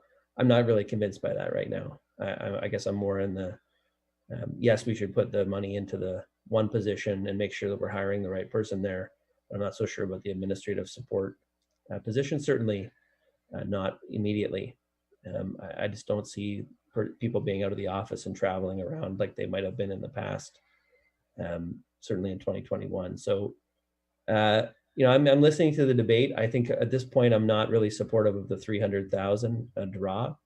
I'm probably going to suggest somewhere later in the debate that we switch the source of funding to the Economic Development Reserve Fund, but I wanted to just surface it as an idea before I put that on the floor as an amendment.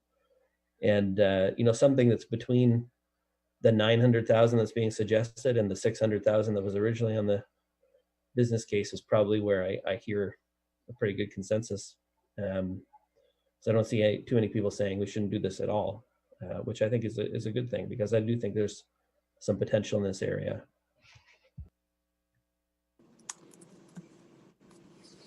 Councillor Hopkins. Yeah, thank you, Deputy Mayor. And just following off with what Councillor Helmer was talking about, the potential of doing something in our city is exciting. Without a doubt, I understand that there are many other mid-sized cities doing the same thing, St. Thomas, Toronto in particular. I have a son who lives in a neighborhood who is constantly, whose neighborhood is constantly having movie crews come in, and it's not only generating opportunities in neighborhoods, but there is some kind of an excitement in this industry about films, regardless if they're what kind of film they are. But it just adds something to the excitement and vitality of a city. So this is a great opportunity for our city. I do think that there are a lot of questions we should be asking right now, and I've listened very intently to everyone's comments, and I'd like to just stay with the amendment right now. And the amendment, we're looking at $900,000 over the next 3 years. And every meeting I have attended the past 9 months, when I come into meetings and making decisions on budgets, there is an uncertainty when we are having these kind of conversations and discussions, regardless of how great they are. And I want to just stay focused with that extra $100,000. And I appreciate the comments generally have been around economic development. Over and over, I've heard from my colleagues here that we need to do this extra 100,000 for economic development. And I am not convinced that we need to do another $100,000 for economic development. And I want to just get back to how this $100,000 is going to work. And I appreciate Councillor Squire's enthusiasm for the industry and support. I understand where he's coming from. In fact, I don't think Councillor Van Holst and Councillor Squire are such an odd couple at all.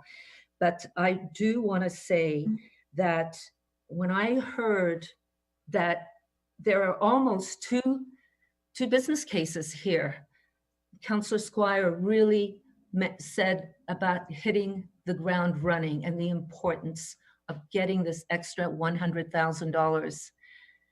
But I also heard that it may not likely be the way he would like it to happen.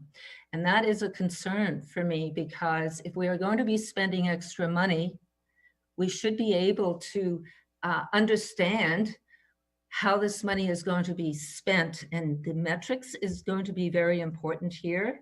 It's going to be taking it maybe not as fast.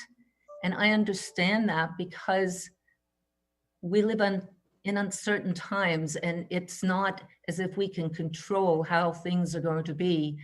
And I am not convinced that this extra $100,000 is going to make a difference somehow in hitting the ground running, because it's not going to happen maybe the way certain councillors would like it to happen. And that concerns me right now. I'm just really very cautious here in understanding these decisions that we're making today may not be aligned as to how we're going to be moving forward. So with that, I am not going to support the amendment of $100,000, even though I am very appreciative in understanding the importance of this industry in our city. And I know Stratford and St. Thomas and all these other municipalities are doing the same thing. And I too have often wondered, why aren't we doing that? And why aren't they coming to our city? And so there is a desire, and when you speak to most people, they would think, why wouldn't we be supporting it? I think supporting one is one thing, but adding another $100,000 to something that we know is not going to go the way the mover and the seconder of this motion is bringing forward with this amendment. So with that, I won't be supporting it. Mayor Holder. Thanks very much, Chair. The reason that I'm prepared to support this along with the amendment is because I think there's a number of opportunities that we can consider. I would accept that there are a number of unknowns. I don't think $300,000 to spawn an industry is an exorbitant amount. I look at the strengths that we have in our community. We are one of the leaders in digital gaming in the country. And digital gaming and relationships in the film and television industry are dramatic. I think this supports our Fanshawe students, to some degree our Western students as well. And I think if we do embrace not just the concept, because I think there's general support at least, the question is, what's the real number and perhaps where it's coming from. I think there will be an economic impact, as I do believe there will be an economic impact the other way by waiting. What do dollars go for, Chair? I mean, I think in part we'll get some of that through our some clarity around that from the individual that we tasked to lead this process. But to the extent that I have any knowledge of this, and I'm limited in mine, and I'll be one of the first to say that. But things like familiarization tours with London, inventory of the various sites, dollars to promote relationships within and outside the community, internships. I can see a lot of co-relationship work, for example, with Fanshawe, with others, and that we can leverage this investment. And that's exactly what I would consider this. As I said earlier, I think this is primarily a Canadian or Ontario play, but I think that would be dramatic for us. If we're a mid-sized city, I would say respectfully, St. Thomas and Stratford are relatively small, but they certainly seem to understand and get the fact that they've got to make some investments in the community to get some return. But as I ask colleagues to consider this, what we're establishing today is a huge opportunity, and yes, it will be economic. And I think it will have some other positive impacts the way that Councillor Hopkins talked about, pride and excitement and the like. And I'll keep the humor out of this, and I won't do the Oscar and Felix joke because that's not funny. What is true, though, is that this has, I think, a great opportunity to do something positive for our city, and I think we're all on the cusp of that. Thanks. Councillor Cassidy. Thank you, Mr. Budget Chair. I have a question through to staff. Can you remind me, please, what is the budget for the music office, and has it increased since we initially put that in place as I think it was a 2-year pilot originally. So I wonder if staff have those numbers. Through the chair, it's approximately $170,000 annually, but I'll pass over to my colleague Kyle to explain the advance over the term of the project.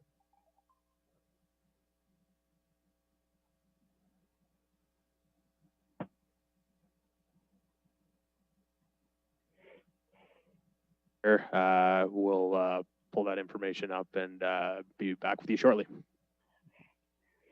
Okay. So, you know, it's been an interesting discussion. I've been sitting here listening very carefully. I am supportive of this initiative. I'm supportive of this, the idea of moving this music office forward, film. I have another question for Mr. Stafford. He spoke about, you know, still exploring what this is going to mean and the possibility of this person or persons sitting with a partner rather than in City Hall, so possibly London Economic Development Corporation, possibly Tourism London. If that were the case, if this person were embedded in one of those organizations, would that make the financial implications, would that reduce them? Would we see any kind of budget decrease? Because there would be some synergies there, obviously, and they'd be able to tap into the already existing resources with those organizations. Through the chair, it's yet to be determined, but that was part of the logic of our number that we provided. We currently utilize partners in tourism and LEDC and others to do work on the film industry that we have currently, and they already take interest from film producers and films that want to be done in the city. So we all work together now, and we all share synergies that way now. So I do anticipate that going forward. It's just where best housed as we get to a situation of you know, moving from reactive and handling requests from people to moving into more of a proactive approach. Some other areas are better suited for that, and we've talked with them briefly, but you know, as we hire a person in this role, that'll be the discussions that go forward, as well as to see where the best fit is for this to be the most productive fit for this role. Okay, thank you. So as I said, I'm supportive of this initiative. I'm supportive of moving forward. I too have not yet come to an agreement in my own mind on whether or not to increase as laid out in that amendment. We saw with the music office, and I would say that there's a lot of similarities here because we're not looking at building a huge amount of infrastructure. It's basically a person responsible for drawing that industry here. And I would say Mr. Crossman has done a phenomenal job with what would be a similar budget as proposed in the staff recommendation and less. And we've already had the Canadian Country Music Awards commit to coming to London twice, and we've had the Junos come here. And no small part to Mr. Crossman, I understand that Tourism London and other entities were involved in some of those things, but Mr. Crossman definitely gets the kudos for that. I would say that like the film industry, the music industry has a glamorous veneer, but underneath there is a lot of nitty gritty work that goes on that's not in that spotlight kind of thing. There's the music production and the behind the scenes stuff, which is what most of what is part of the film industry. I do know that filming is going on in Toronto and in other places. I have a niece that is in the film industry right now, but I do know that there is a lot of virtual work being done. All the auditions are being done virtually. A lot of the, to what extent they can do, some of the filming is being virtual. With COVID, there are a lot of restrictions in place in the industry. A lot of testing is taking place. So I do not think that 2021, we will see a whole lot of people coming and staying in our hotels, staying in London, no matter how much money we put into this.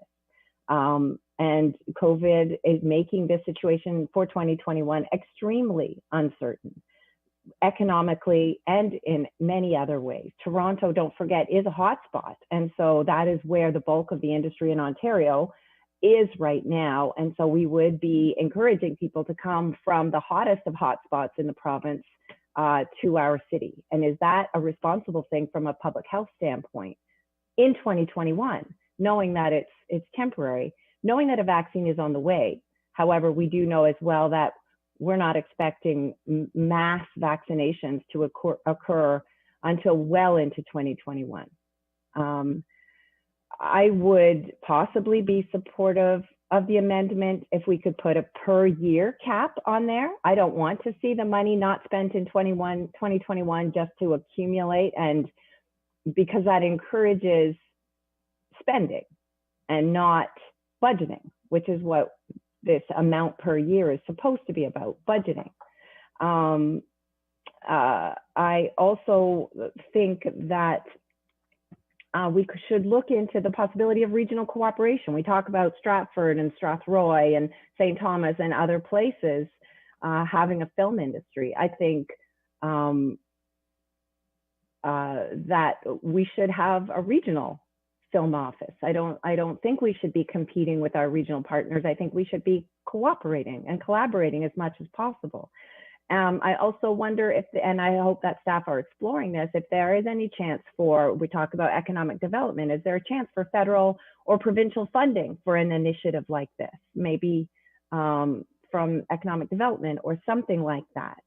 And I do think that partnering or situating this person with LEDC or with Tourism London could see some cost savings, because both of those entities right now sell London. That's part of their job. They sell London. So having a dedicated person to sell London to the film industry is just an extension of what those agencies are already doing. So we saw already too the London Medical and Innovation and Commercialization Network. So Councillor Van Holst brought that up. And I think that's a very good example that we have to be mindful of.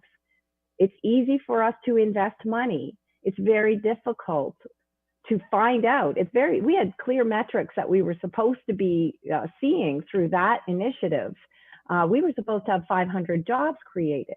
And it took us from 2015 until I think 2019 before we were able to have that money returned, that taxpayer money returned to the City of London. And that was $10 million as an initial investment. And we were presented with a very grand idea with a lot of possibilities. And it was very hard to get that money returned when those possibilities didn't come to fruition. So I'm saying we should take this cautiously. I think we should go with the staff recommendation. I will continue to listen to see if there is something that convinces me to increase the amount. I think there are too many uncertainties for sure in 2021. Thank you, Councillor Cassidy. And our staff now have an answer to your question on the music office. So I'll go to staff for that. Thank you, and through the chair, and thanks for your patience. So the current budget for the music office is approximately $186,000 per year. When the music office budget was originally introduced back in 2016, it was approximately $150,000 per year, and it has grown slightly over time to the current level of approximately $186,000. Thank you. You're welcome. Councillor Lewis. Thank you, Mr. Chair. And through you, I put myself back on the list because I actually was convinced by Councillor Helmer's arguments that perhaps the source of funding is better positioned through the Economic Development Reserve Fund. And I did see that he had his hand up to be on the list. He had indicated he might put forward an amendment to that effect. So I'm going to yield the floor to him, and if he does, I'm certainly happy to second that amendment. Councillor, let me help you out. I think there's like a few people who want to second that particular item. I think it's easiest to deal with that after we deal with this amendment, unless councillors really need the source of financing, because when we go back to the original business case, I mean, source of financing isn't tied to the particular amendment. We could certainly change that once we know what the total envelope is. Unless a councillor needs that source of financing a specific way to support the amendment, I think it's easiest to deal with after this amendment is dealt with. Well, just before we leave this item then to see what the source of funding is, I do know that, or I noted that Councillor Kayabega did indicate some concern about monies that might be available to use for other purposes. So I don't know whether that affects her particular, and I don't want to assume either way, but I did hear her comment that the source of funding might actually impact where her vote went. So perhaps through you, if she might comment on whether that is important for her to deal with now or after the fact. Sure. I could certainly ask the councillor if the source of financing is impactful to her her position on this. Councillor Kayabega? You're muted, sorry. Can you hear me? Okay. Thank you. I think two things here, the source of funding and the amount. So I think I would like to deal with this amendment first with the 300,000, and then after we can deal with the proposed business case and then the source of the funding. Okay, sounds like we can deal with source of financing after this particular amendment. Okay. Do you have anything further to that, or you're okay? No, I'm good. Okay, I have Councillor Helmer. Happy to wait. I'm done on this one. Okay. I have Councillor Van Holst on the list. Councillor, you gave a really great wrap up earlier. I don't know if you were trying to wrap up again, but you're the last one right now. Okay, thank you very much. So first thing I want to do is try to get us away from having Councillor Squire and I and our staff be in some kind of a battle over the amount. Our staff put together a conservative estimate of what it would take for the business case, and what we want to do is have it better financed. And I realize that people are concerned about the uncertainties, and this is why we want to add the extra funds, is because there's going to be opportunities coming up, and there will be unexpected ones. And if our city is resourced to take advantage of them, we'll win. And if otherwise, we'll lose. They'll simply say, well, too bad, we could have gone in this direction, but council didn't give us enough to do that, so we'll have to crawl instead of run. So this is not a great deal of money in terms of economic development. It's less than a tenth of the things that we've spent on others over 3 years. So I just want to say that first. I want to address what Councillor Helmer asked, is why hasn't this developed in London already? And this is a very important point, is that film companies go to where it's going to be easy, where they're going to get help. And they're not going to go to a place that's not prepared to invest in the industry and cooperate with them. And that's why we want to establish a film office, is because we can say, it's a welcome mat. Here's the place where you can come, and we're interested in having you here. So definitely the community has said, and our research is, and even the consultants that Fanshawe has brought on board in this have said, if you don't have an office, the investment will not take place here. So this is a minimum viable product, is to have the office. And then Councillor Squire and I are looking for something a little more than just the minimum viable product. So, and honestly, we started this 3.5 years ago. If after a year and a half, staff had come up with the strategy and said, hey, let's start out slow, and with just $200,000, it's what we need for an office, and work forward, that would have been fine for me. But now we're in a situation where we've got to have a little catch up if we want to take advantage of the opportunities. So the next thing I'd like to do is draw your attention to page 20 of our agenda, and that's the executive summary for the ideas. And really, this is the the bones and most of the flesh of film industry strategies. So Councillor Kayabaga was concerned about developing the strategy. This is very much like the document that Toronto has already. However, we definitely want to have the input of our own film officer before we launch a strategy. But the points in this one, 8-fold: hire a film officer, attract the attainable, take a team approach, and that is a regional approach as well, and we'll get to that later. Be the best for logistics. So we want to make it very easy to work in London, and that's why they would come back. Number 5 is promote the region. This is definitely a regional plan, because those outlying regions for us have already established our credibility in this industry, and they make us more competitive because we have more to offer, and because we'll be the regional focus for rental industries and the things that grow out of this, we'll be helping them as well. So this is really a win-win for our region.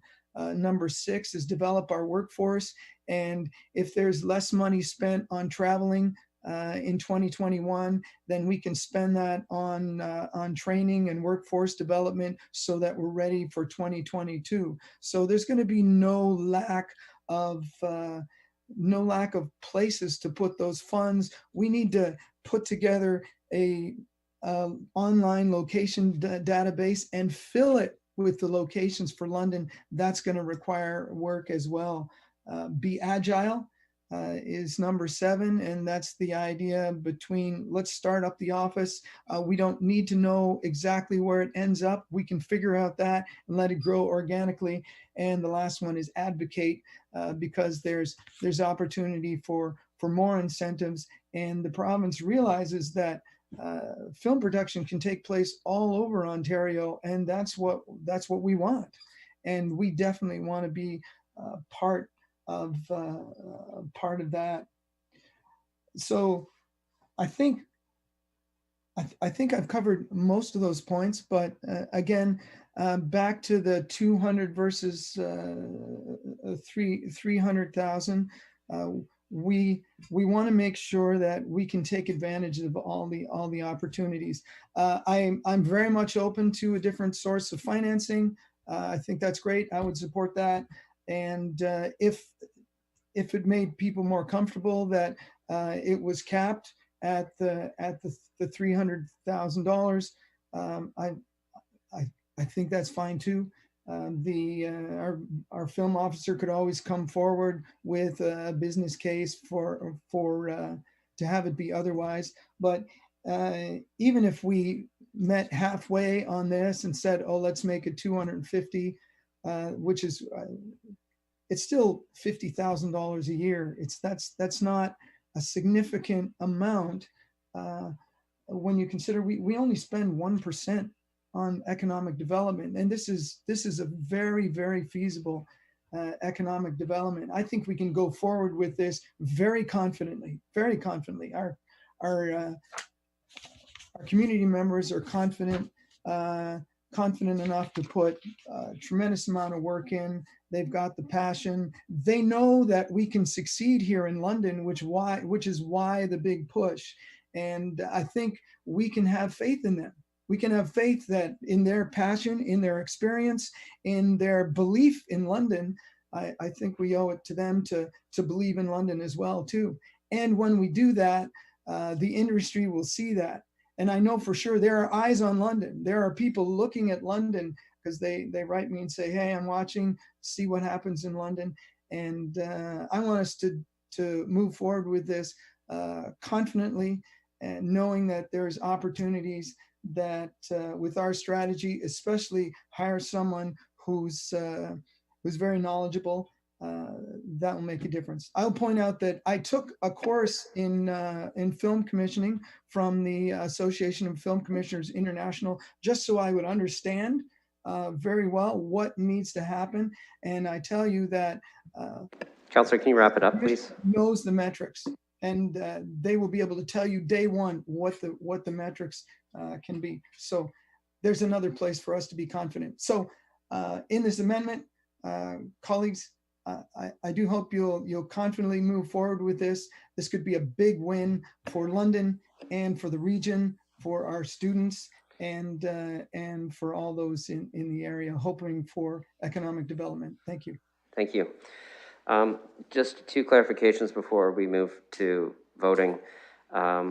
One is, through the course of the discussion, it was suggested in two different ways how the annual budget allocations work. This is an annual allocation of 300,000. I want colleagues to be very clear about whether or not that can carry over between certain years. My understanding and the way the budget works is our staff and anybody who's budgeted are as efficient as possible. If there's leftover, it gets surplused out at the end of the year. It doesn't carry over into future years. But I want to clarify with our treasurer whether that is the effect of the motion or not. Treasurer?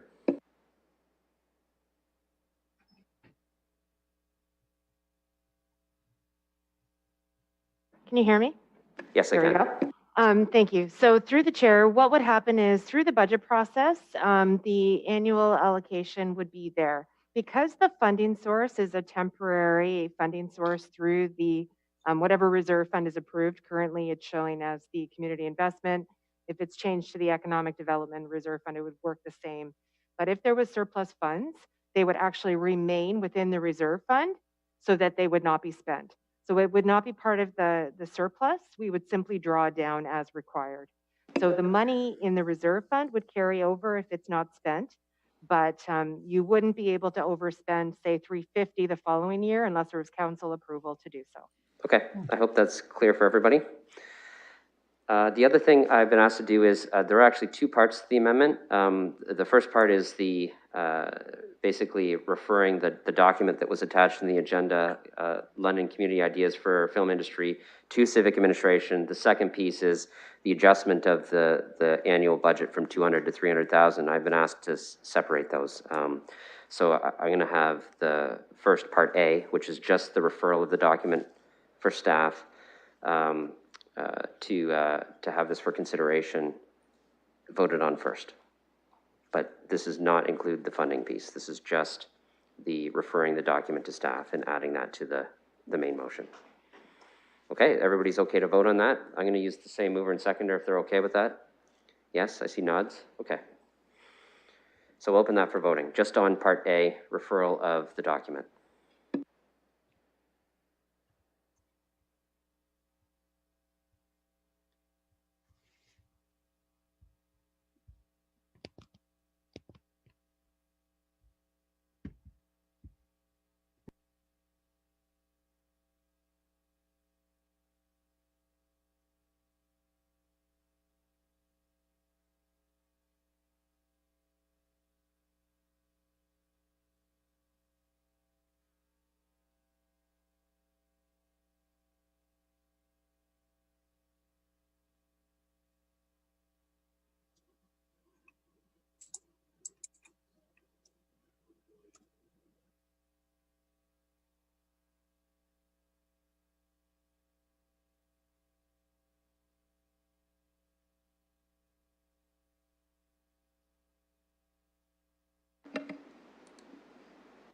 Closing the vote, the motion's passed 15-0.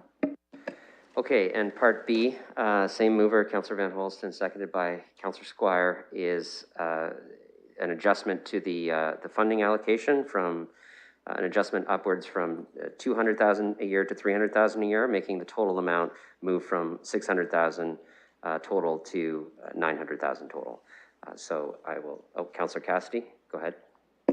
Thank you, Mr. Chair. I just want to say thank you for clarifying that, the per annum spending for this. And that does give me some comfort, because I do have, I do think that 2021, we may not see this full budget allocation be spent. And so I think I am in favor now of this amendment.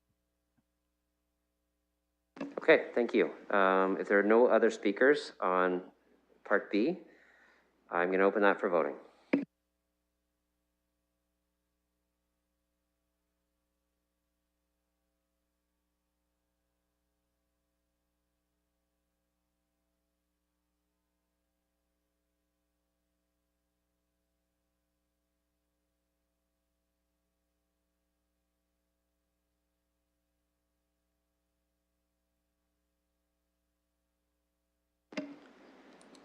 Closing the vote, the motion's passed 11-4.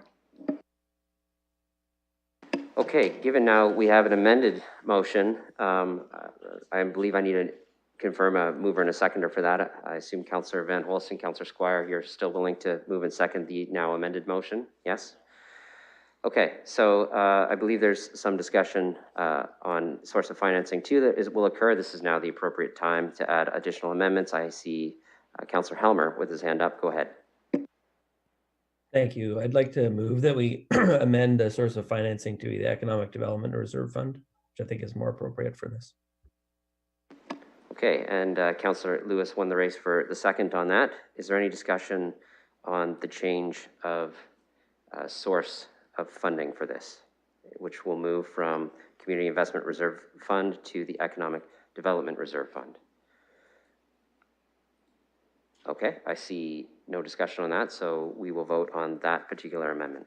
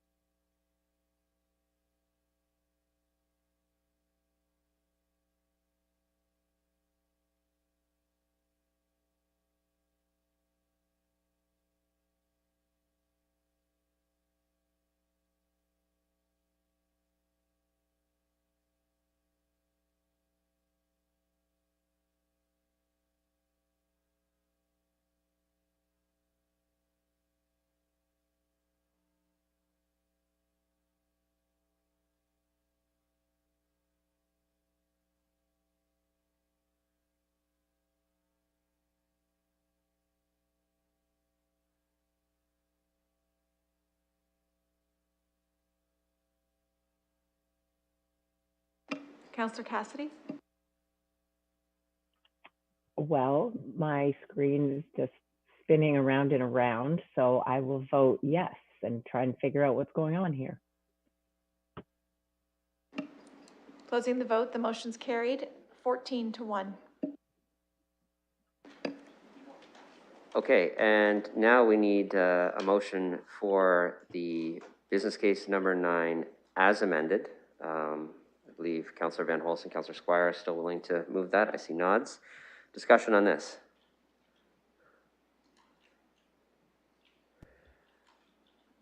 Okay, seeing none, moved by Councillor Maverick, seconded by Councillor Goose. It's probably better than the odd couple. No, Councillors Van Holst and Squire. We'll open this one for voting.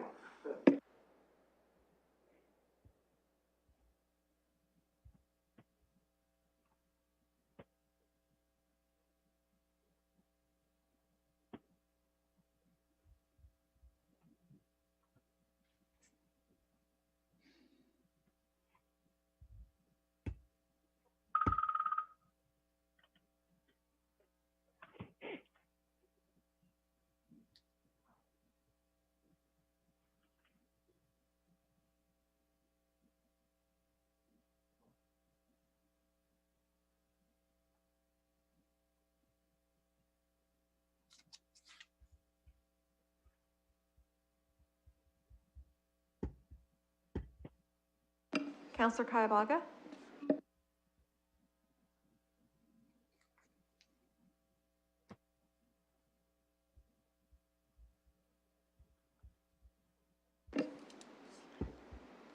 Closing the vote, the motion's passed 13-2.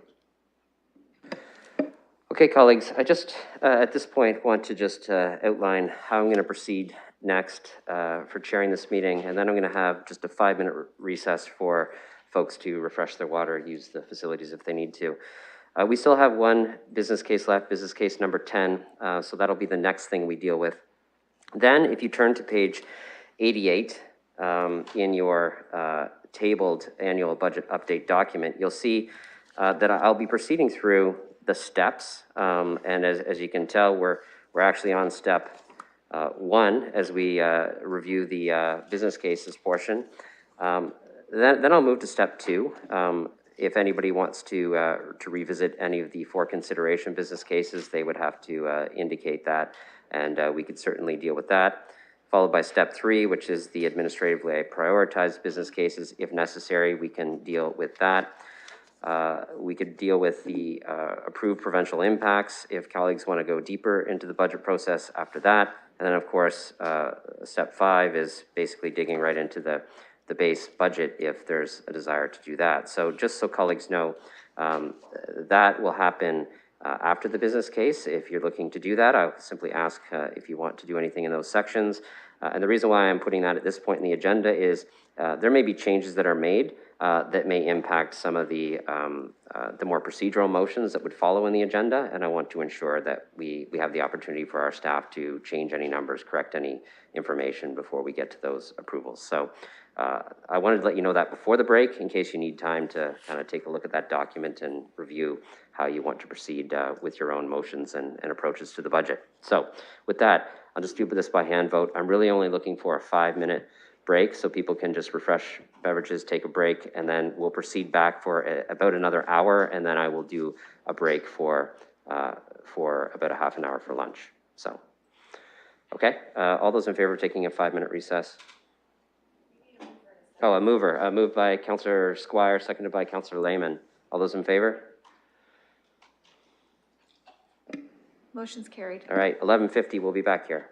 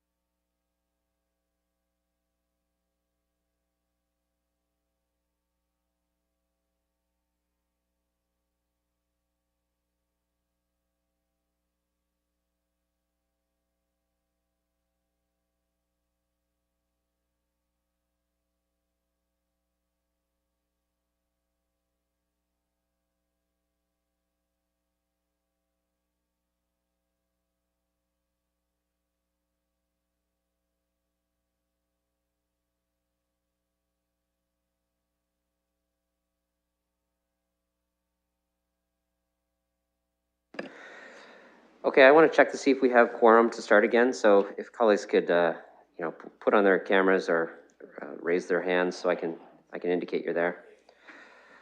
I'll let the clerk do the quorum check for me.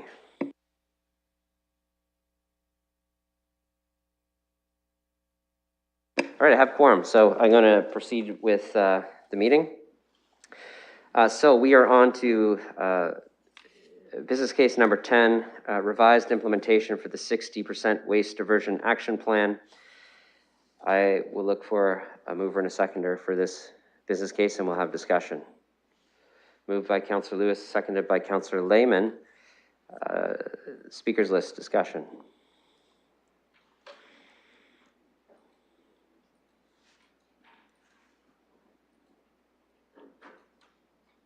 Okay, I don't have anybody who wants to discuss this. If so, we're going to open it for voting. Councillor Hopkins, are you looking to discuss? Go ahead. Yeah, if I may, I know I didn't pull it. I think Councillor Turner did, but I wonder through you if I can ask staff about the timelines and given the uncertainty in 2021, where can we go and the expectations of this program going forward or catching up, or just want a little bit more information, as we know we didn't go forward this year given COVID. What are the plans for this moving forward, and the potential of changes happening in the future? If I may, Mr. Chair, I'll start, and then Mr. Stanford will probably have some additional information.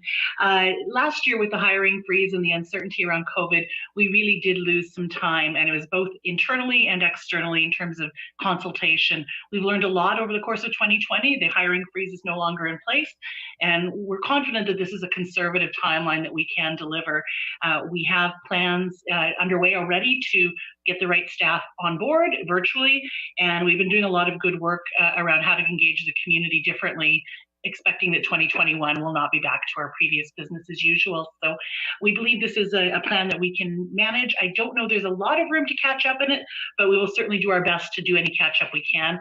And I'll see if Mr. Stanford wants to add anything to that. Thank you, and through the chair, the only addition would be we are running about 9 to 12 months behind schedule.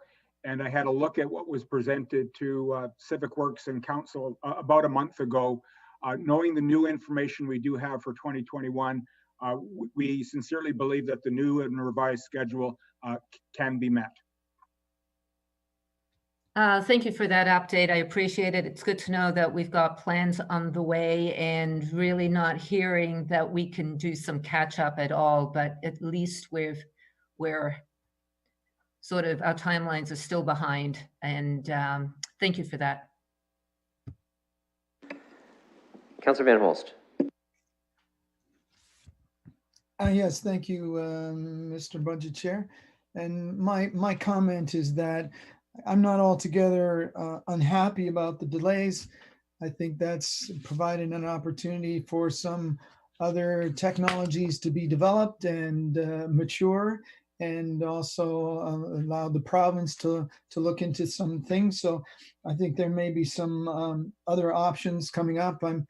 I think I'm looking forward to sharing some of my own research with the Civic Works Committee and the public who's going to be engaged in the input. So looking forward to 21 and seeing where this goes. Thank you.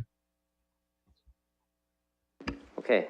Further comments on business case number 10, the revised implementation of the 60% waste diversion action plan. Councillor Turner. Thank you, Mr. Chair. Through you, I think I caught the tail end of the response to Councillor Hopkins there, so I think I get it. But the one thing that I'm worried about is in doing the reductions and recognizing that staff are going to look for opportunities to get back on track. Does the budget reduction inhibit that ability to catch back up on track if those opportunities present themselves? So my question is, does it not make more sense to leave this funding in here at that point and declare it surplus later, or or is this the most prudent path, and why? Through the chair, I will start off with a comment from more on the technical side as opposed to how budget should be developed. What we have laid out in the way of the budget reductions are associated with services not being provided. So we had anticipated the rollout of the green bin, of course, late in 2021. Therefore, we would have been paying a contractor to receive materials, those associated costs up front. Those costs now, of course, have been delayed, and we cannot catch up on those types of items. It's just not possible. So those are the amounts that are being adjusted in the current budget, items that essentially would remain unspent. How they are financed, I will leave that for the treasurer and, of course, committee and council to determine. I appreciate that. I don't think I need much further. That makes sense. It's operating costs that we can't possibly incur. So fair enough. And it looks like the adjustments then would reflect that later. So I appreciate that. Thanks. Any further comments on this? It's been moved and seconded. Okay, seeing none, I'll open business case number 10, the revised implementation of the 60% waste diversion action plan for voting.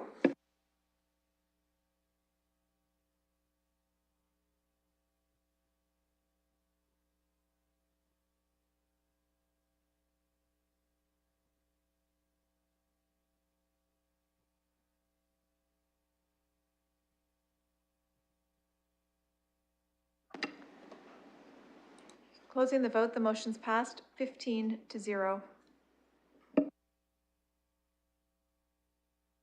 Okay, so now we've done the business cases, both the staff ones as well as the additional ones that were added.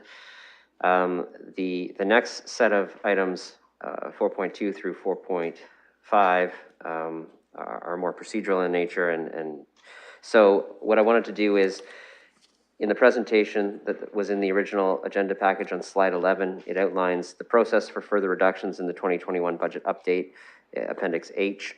In Appendix H in your document, which starts on page 88, we've basically completed step 1, which is a review of any proposed budget reductions or adjustments by civic administration. We would now move on to step 2, which is any sort of review that colleagues are interested in doing of the original for consideration additional investments. And it is clearly outlined, and thanks to our staff for putting this right in the budget document, the tabled budget document on page 89. You can see the business cases associated with the for consideration approvals in the original multi-year budget. So I guess I would open it up for anybody who's looking for any adjustments in this area. If not, we would move on to the next area. I have Councillor Lewis. Thank you, Mr. Chair. Colleagues, I don't know how the rest of you, how much time you've put into looking into this budget, but I will tell you that I spent a good chunk of the last week going over and over and over this to see if there was anything that we could do to lower the rate for our residents. And I didn't come up with very much, to be honest. So many of the investments we are making in here are critical. There's, you know, I would not take a dime from our housing investments.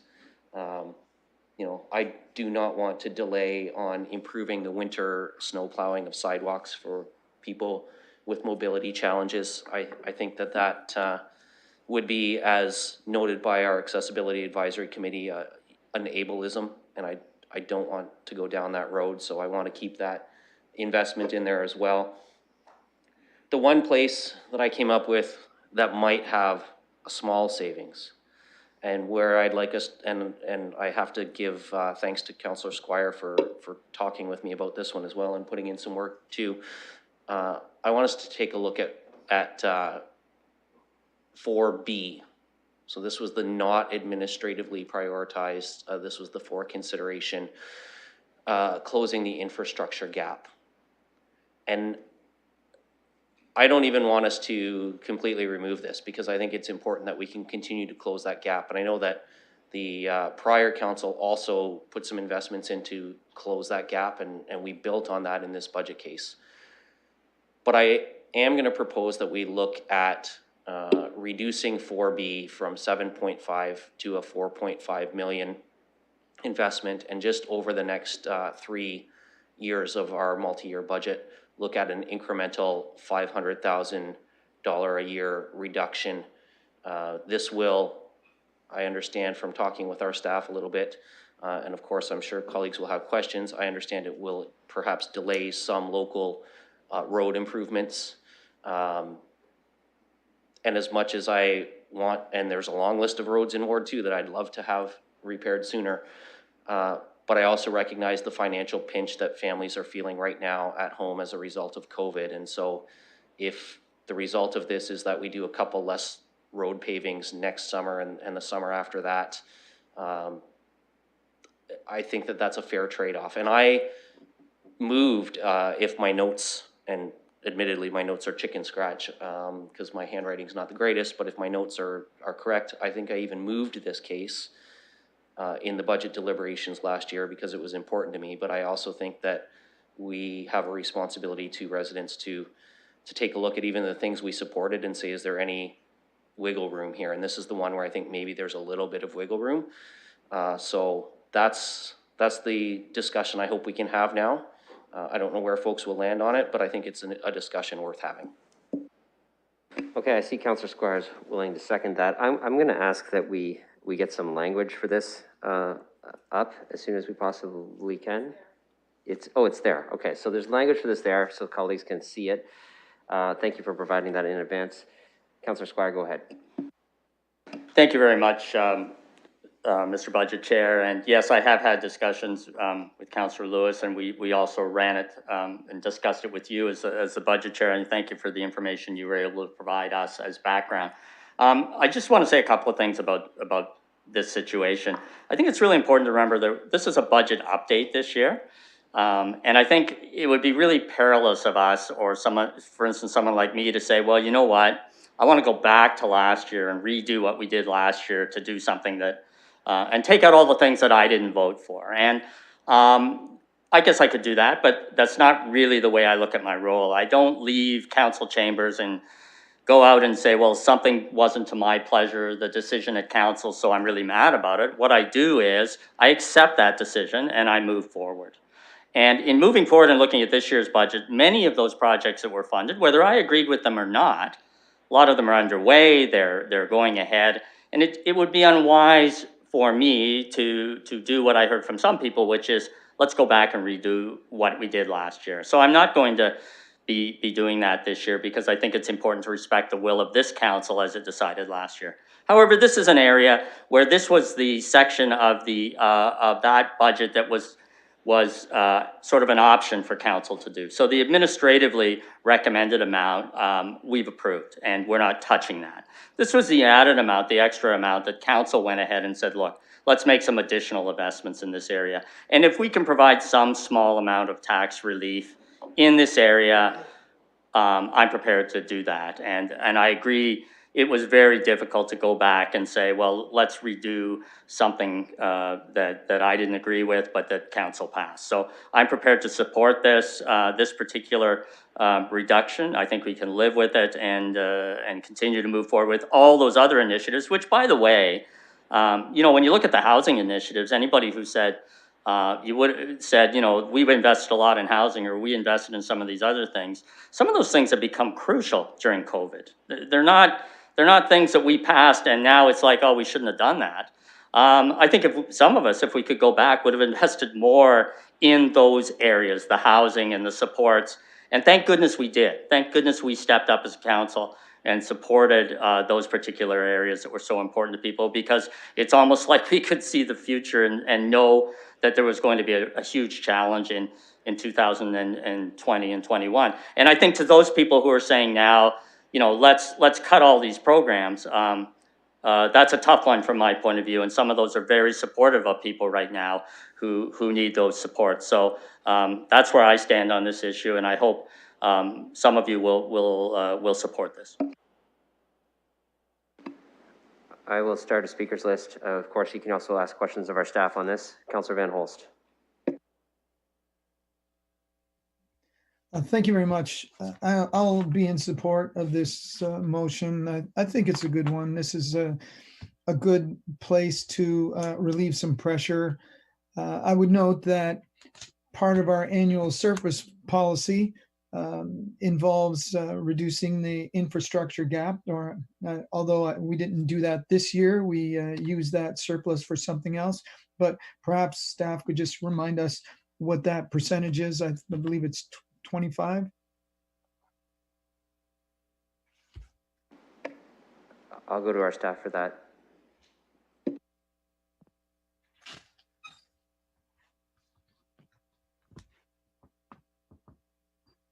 Through the chair, our surplus deficit policy results in 25% of any year-end surplus being contributed to our capital infrastructure gap reserve fund. Councillor? Good, thank you. So even if we remove this, there's still opportunity for a surplus, which we almost always have, to be used again for those projects. So there's still hope for people who wanted those things paved. I would note that because of COVID and people working at home, there's probably been less stress on our road systems this year than previous. So we're probably good for an extra year. And this is a good way to move forward. And I would agree with my colleagues that although I was concerned at the amount of the budget last time, that it's best if we leave it as it is, try to relieve that a little bit and make sure that we're moving forward as a city. Councillor Turner. Thank you, Mr. Chair. So I recognize the intent to try and find some savings where we can. I think this one ends up being kind of penny wise, pound foolish. The challenge is the investments that we make now help offset larger investments that we need to make later. And if we defer these kind of opportunities to put into, especially the infrastructure deficit and gap, they become more expensive when we have to do them, and delay those opportunities to realize those decay in infrastructure that we have.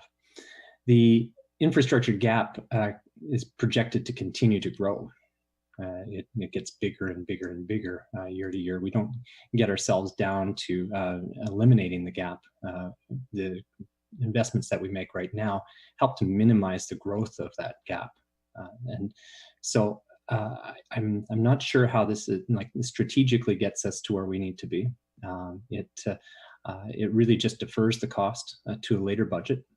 And that cost will be a larger cost than it would be if we incurred that cost now. So I totally recognize the intent here is to try and find opportunities, but I think this one is probably ill-advised.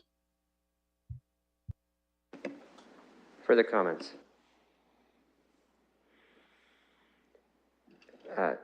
Councillor Helmer. Thank you. I'd like to see the language specifically of the motion and understand what the actual impact is on the budget. So I think that's an excellent question. So I'm going to read the actual language of the motion, and then I'm going to ask our staff to comment on the impacts and so that we're all clear on what is being proposed. The language is that business case number 4, City of London infrastructure gap, be reduced by $500,000 annually, with the revised tax levy impacts to be as follows: 2021, $1 million; 2022, $1.25 million; 2023, $1.5 million. So those are the new adjusted amounts, which are basically less $500,000 each year. I'll go to Mr. Murray to explain the rest of this. Chair, can you send that language to the councillors so that I can actually read it? Sure, just as before, it is up in the e-scribe, but I know that's tricky remotely, so I'll ask the clerk if she can also send this particular motion around to colleagues too.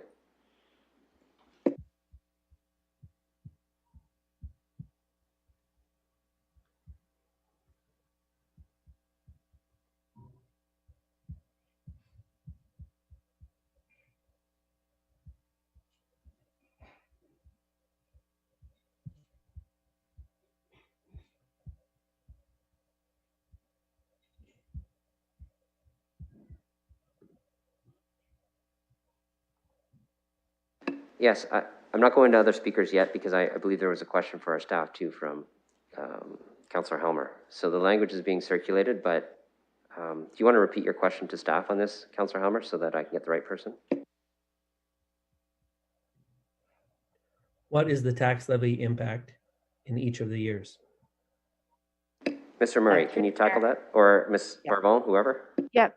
Thank you. We were just waiting. We thought the wording wanted to go out, but Mr. Murray will clarify for you right now. Thank you. So through the chair, what this amendment is proposed to do is reduce the total 4-year investment in business case part 4B from $7.5 million over 2020 to 2023 down to $4.5 million from 2020 to 2023.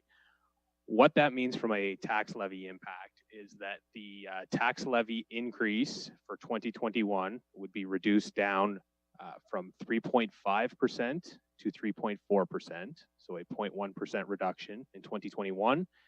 A similar 0.1% reduction in 2022 from 3.9% to 3.8%. And again, a similar 0.1% reduction in 2023 from a projected 3.5% increase down to a 3.4% increase. In terms of the 4-year average, that would bring the average down from 3.8% to 3.7% over the course of the 4-year budget. Yes, and on the screen, our staff have also put up, I hope everyone can see it in the Zoom screen with the shared screen, the impacts with the model that we've traditionally used through our budget discussions.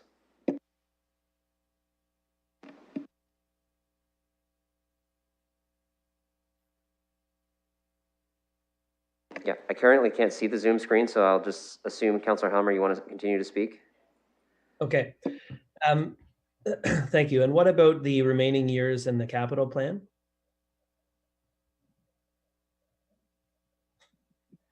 Through the chair, so this reduction in contribution to the infrastructure gap reserve fund could be accommodated within the balance of that reserve fund and not result in any reduction to the capital plan.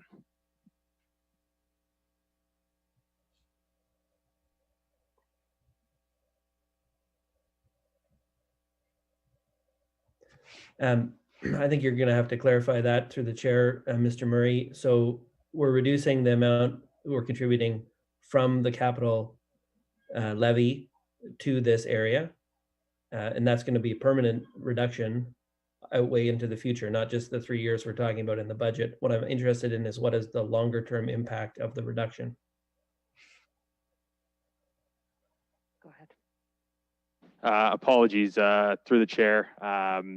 The total 10-year contribution to the infrastructure gap reserve fund, I'm just pulling it up here, would be $22.5 million over the 10-year period under the proposed amendment, which is a reduction of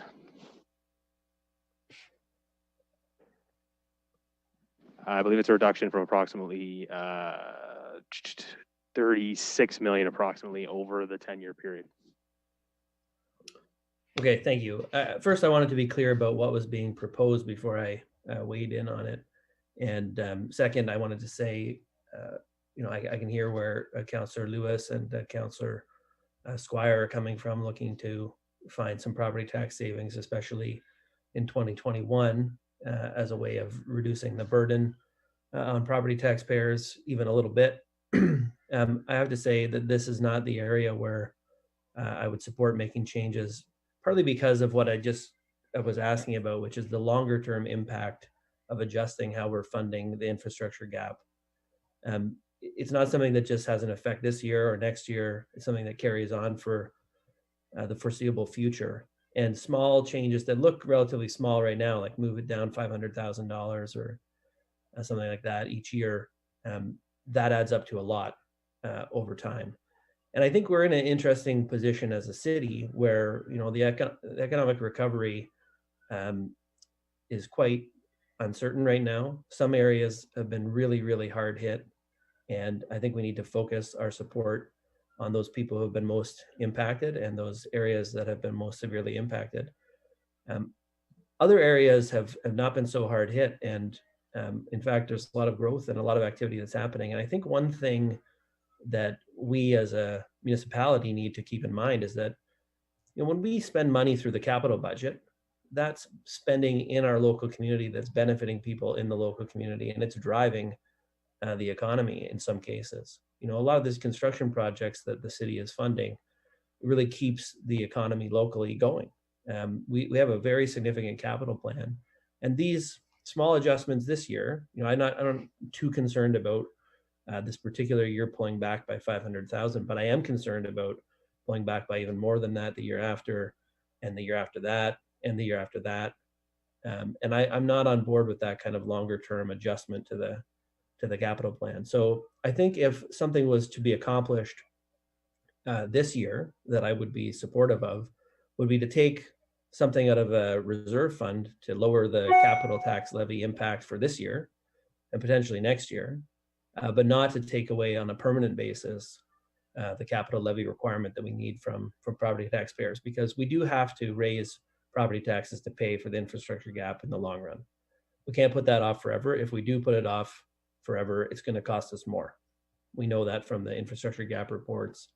It's something that we just have to take care of. It's kind of the bread and butter of the municipality. We have to look after that infrastructure, and we have to do it in a very responsible manner. So I think we did the right thing last year when we increased it a bit more. It's one of these things that, you know, short-term gain, long-term pain. And I don't think I'm on board with what's being suggested here. I think something that was some kind of relief for this year only would probably be a better idea than something that's a long-term reallocation away from the infrastructure gap.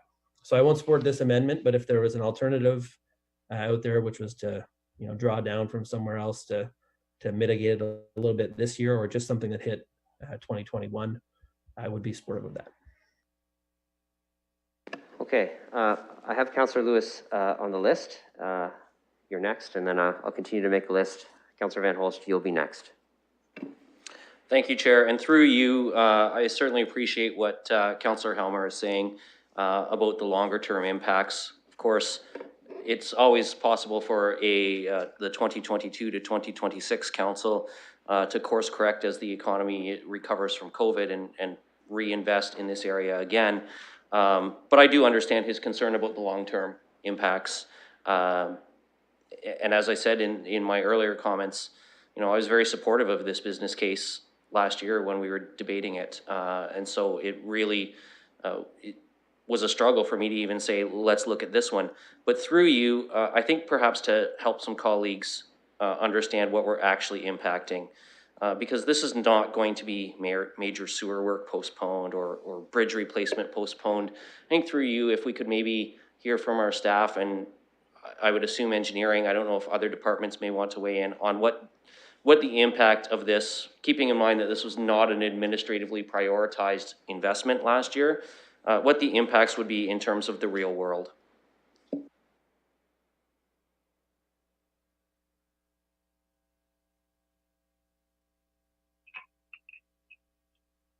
Good morning, Mr. Chair, or good afternoon, I suppose. I can certainly start, and then perhaps Ms. Barbon would like to speak to it a bit more broadly. Roadways is about 40% of the mill rate funded infrastructure gap work. That includes work on routine bridge life cycle extension. It includes work on our traffic signals, poles and systems, and it includes resurfacing work on various types of road classes. Generally, where we would try to accommodate this sort of decision, should council wish to pursue it, would be in local road surface conditions.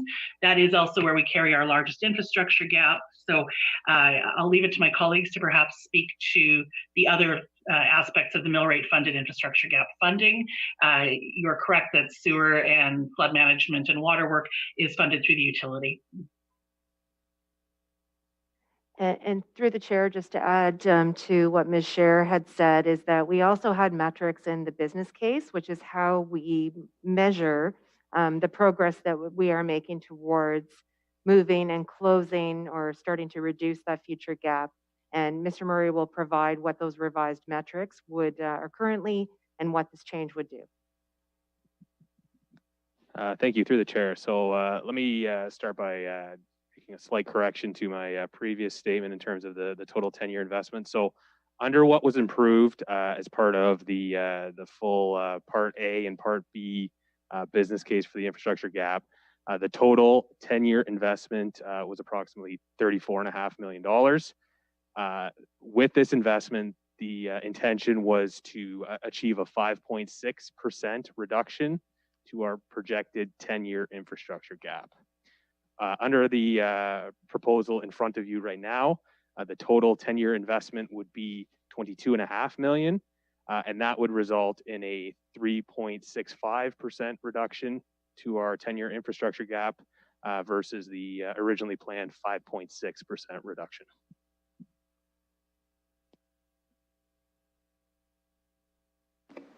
Any further questions? No? Okay, I have Councillor Van Holst next. Yes, thank you, Mr. Chair. So Councillor Helmer brings up a good point. Of course, there's a few ways to deal with this. Even in the next budget update, we could make this course correction, as Councillor Lewis called it. However, perhaps I would ask through you to our staff if we were to try to make a difference using a reserve fund. Which fund would they suggest, and how much is presently in that fund? Councillor, through the chair. Sorry, go ahead.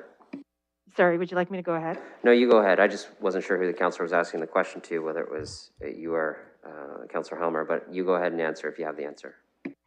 So through the chair, just to clarify, this is actually a contribution to the capital in our investment reserve fund. So we would not recommend that we take from another reserve fund to put into there, because our entire capital fund or capital plan is funded as outlined in the capital budget. This would simply reduce potential new projects that would come forward. So we wouldn't recommend drawing from another reserve fund to put it into this reserve fund, since ultimately you'll be in the same position and it doesn't have an impact at this moment.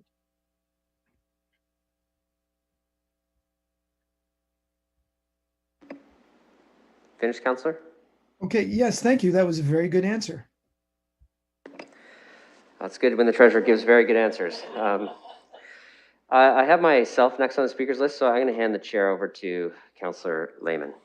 And then after myself is Councillor Turner. Councillor Lehman. Thank you, and I will call on Councillor Morgan, or sorry, Deputy Mayor Morgan. Yes, thank you. I have a couple questions for our staff on this one. Because I looked back, I brought all my notes from the original multi-year budget discussion, and I know that I actually did not support the Part B of this motion in its entirety. And I had some notes in my debate that I would have supported something a little smaller, which seems to be what is being proposed now. So I want to ask Mr. Murray a couple questions about,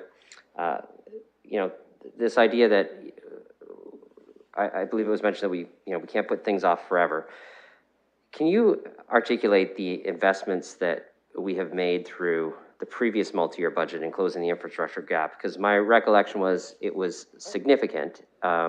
Because what I want to do is articulate that this is a lever, and there's a big hole that we can continue to dump more and more money in, and it's all about long-term balance and an opportunity cost and timing and finding the right pace. So, Mr. Murray, my first question is, could you articulate how much was invested in the infrastructure gap in total in the first multi-year budget, and what flows through into this budget cycle from those initial investments? Certainly, and through the chair.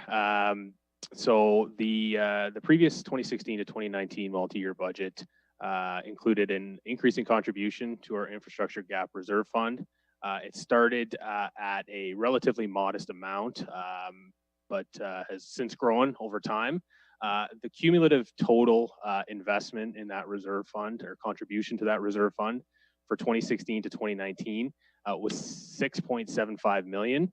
However, that contribution still remains in the budget and is continuing to fund that infrastructure gap reserve fund each and every year. So for 2020, there's an additional $4 million that's going into that reserve fund, and that is increasing to $5 million in 2021, $6 million in 2022, and $7 million in 2023.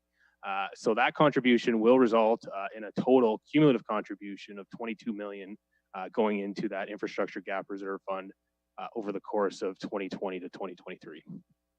And if you could remind us, how much was in the administratively prioritized plan for infrastructure gap in the current multi-year budget? Through the chair, Part A of Business Case 4 includes a total $3 million contribution for 2020 to 2023. So I'm going to support this particular amendment for a couple of reasons. One is I know that we are making significant investments in the infrastructure gap and continue to do so.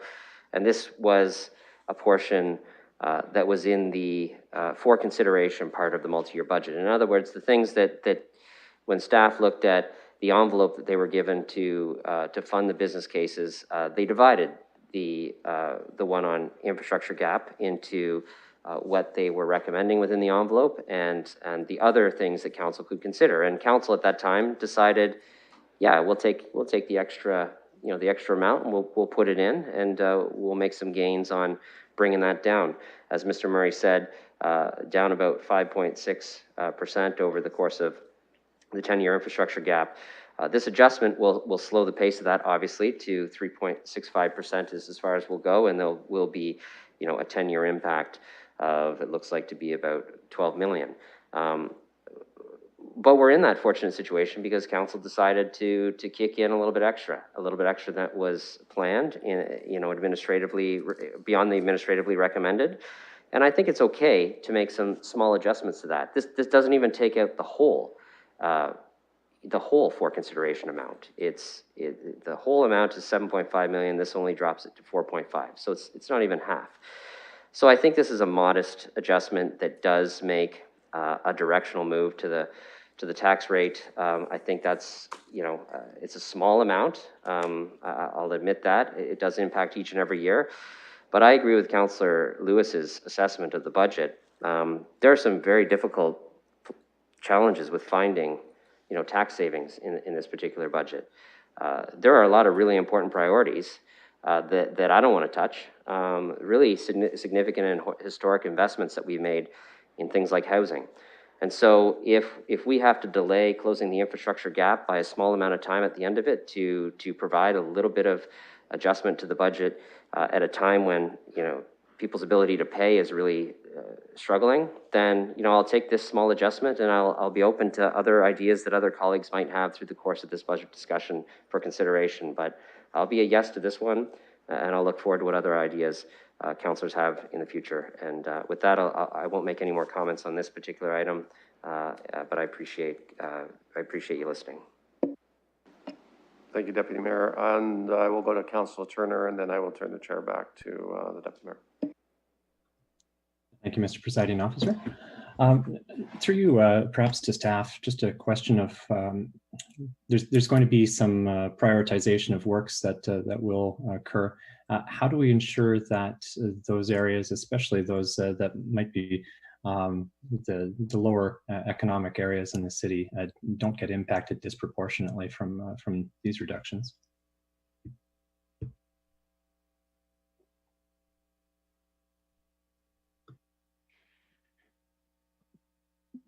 Thank you, through the chair. So just to clarify, with this reduction, it is something that can be managed within the infrastructure gap. So there is no reduction to the capital plan itself. It's simply a reduced contribution to the infrastructure gap reserve fund.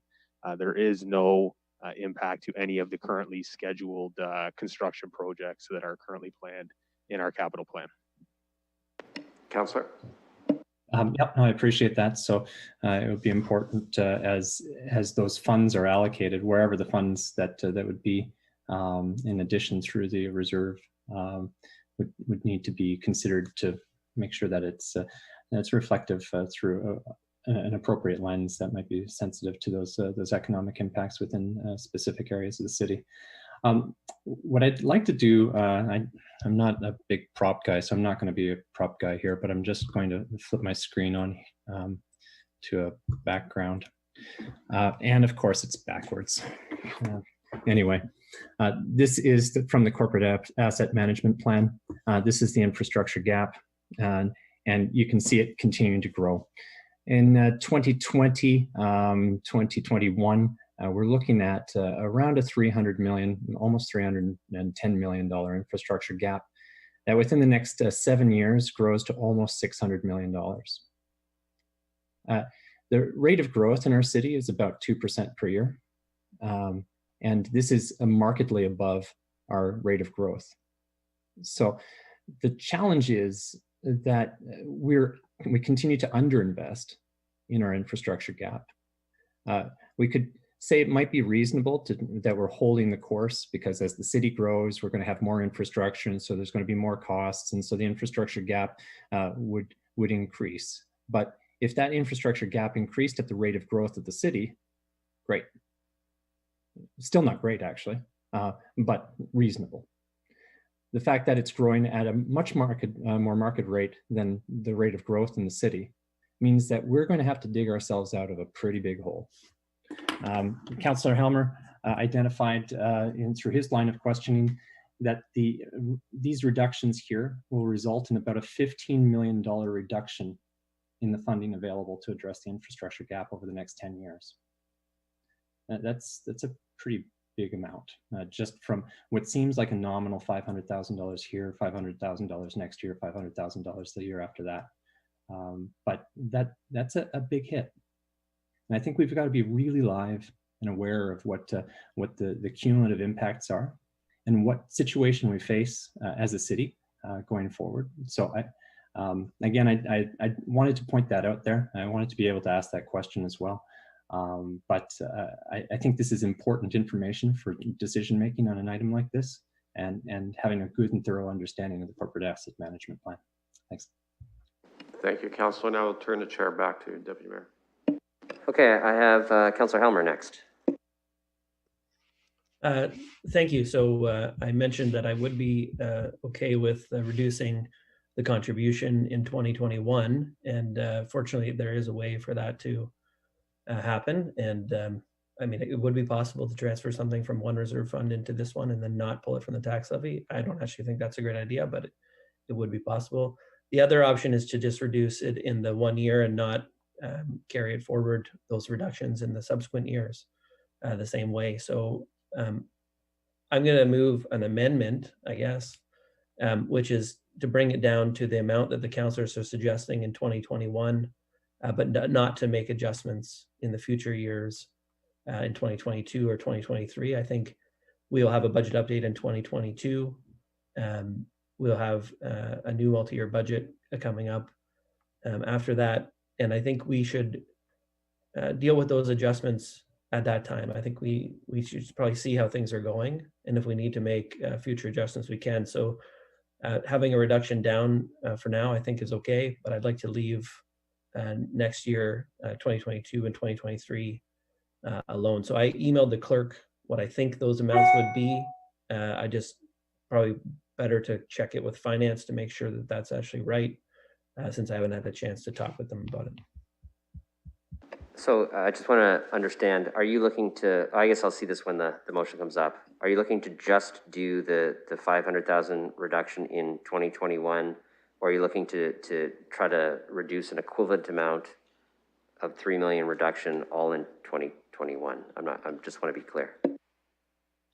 I think it's probably best, as I suggested earlier, if everyone gets a copy of what I've sent to the clerk and they can look at it themselves and see what the amounts are. I agree.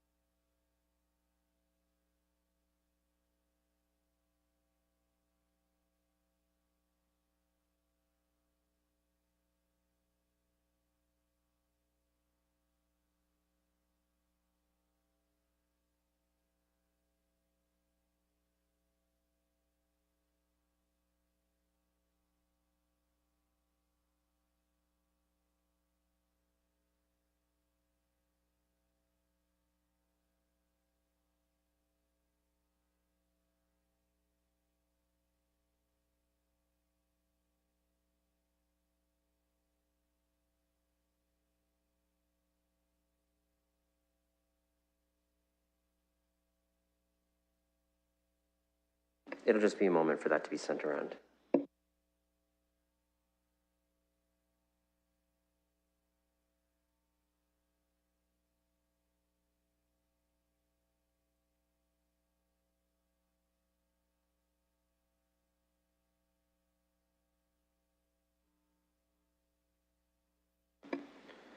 Okay, as that gets in folks' inboxes, did you want to continue? Well, just give me 1 sec.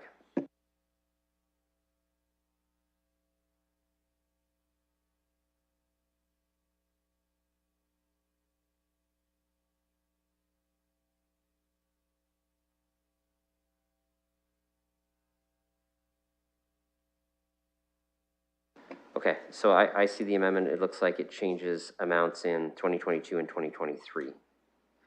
Do all colleagues have this amendment in their inbox so they can see it? Yeah, okay. Councillor Helmer. I just want to try and explain what I'm suggesting we do instead of what Councillor Lewis and Councillor Squire have put on the table. I think the important part and the way to make it most obvious is to look at what is happening in 2023. So basically I'm saying, yeah, do what they're saying for 2021, bring it down by a $500,000 contribution, provide some tax relief in 2021. In 2022 and 2023, leave it the way it is, with the exception of that tax reduction that happened in 2021 carrying forward. So there's still a $500,000 reduction in each of those years, because that reduction we're making in 2021 is not just for the 1 year, it's an ongoing reduction of the capital levy contribution to the reserve fund. So that way you can see in 2023, instead of contributing 3 million, which is the approved plan, we'd be contributing 2.5. If we were to do what Councillor Lewis and Councillor Squire are suggesting, in 2023, we'd be contributing 1.5 instead of 3. It's quite a substantial difference. So I would prefer to deal with 2021 now in the 2021 budget update. We can deal with further adjustments to the infrastructure gap reserve fund in other budget update years if we think that that's a good idea to be constantly adjusting it. But I'm just not comfortable with the long-term permanent reduction of the magnitude that Councillor Lewis and Councillor Squire have suggested. And I am comfortable with something this year. So hopefully there's a seconder for that idea. I just want to explain what I'm trying to accomplish there with the amendment.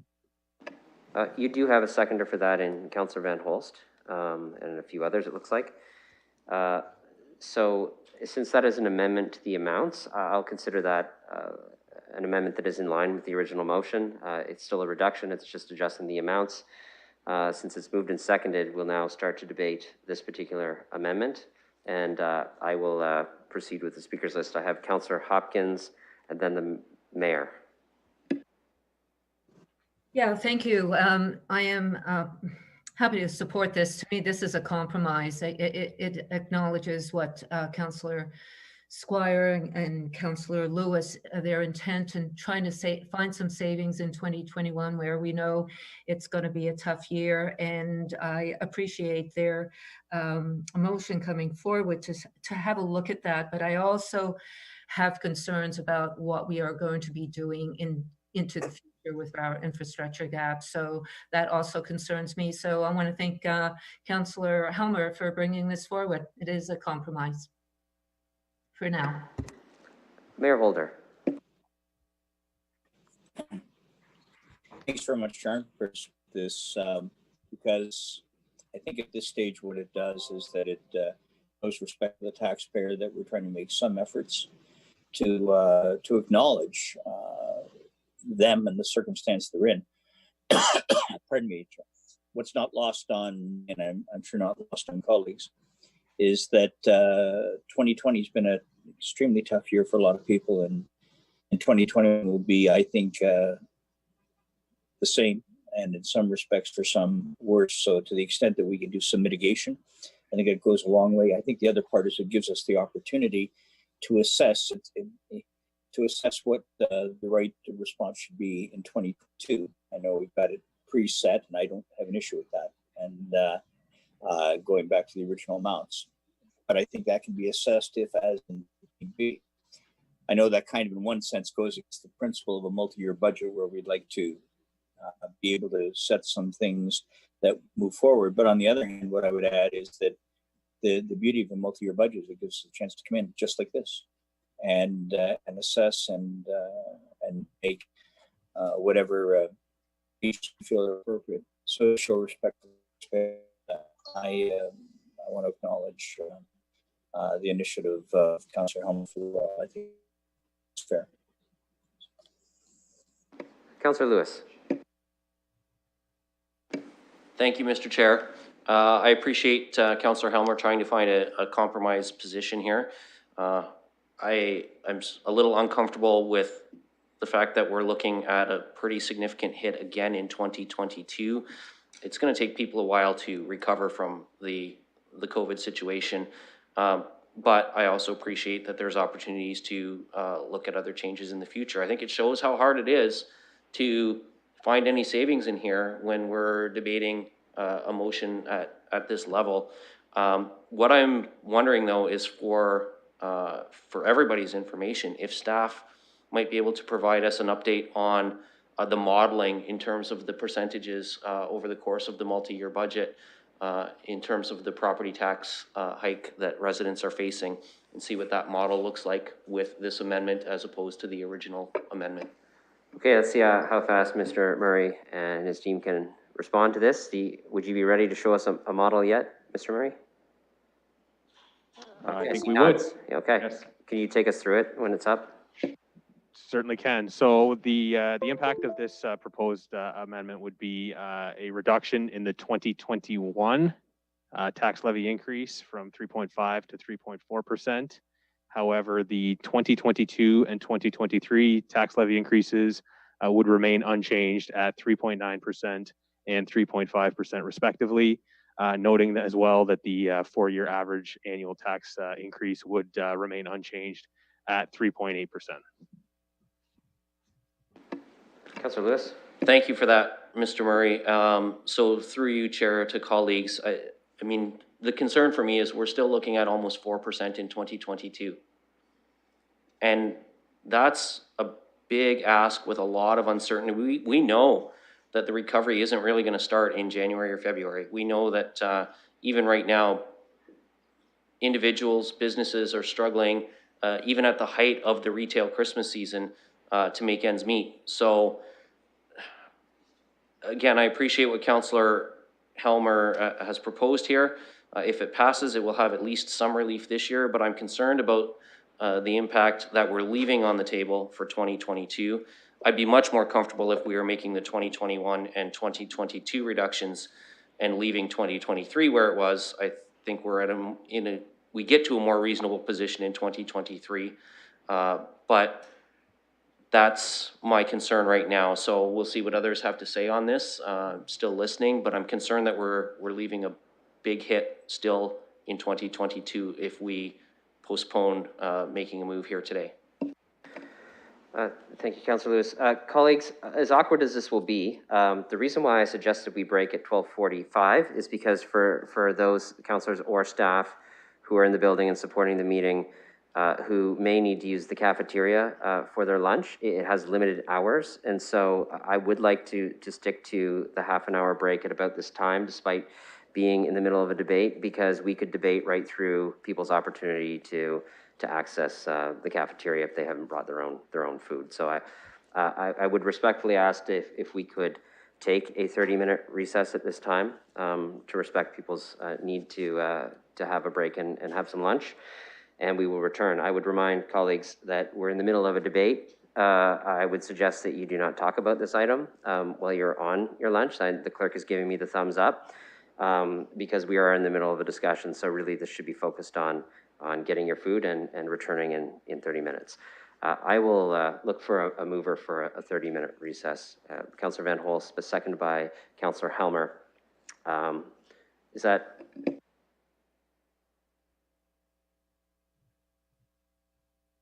I can do it by hand. So all those in favor? I'll let the clerks call it.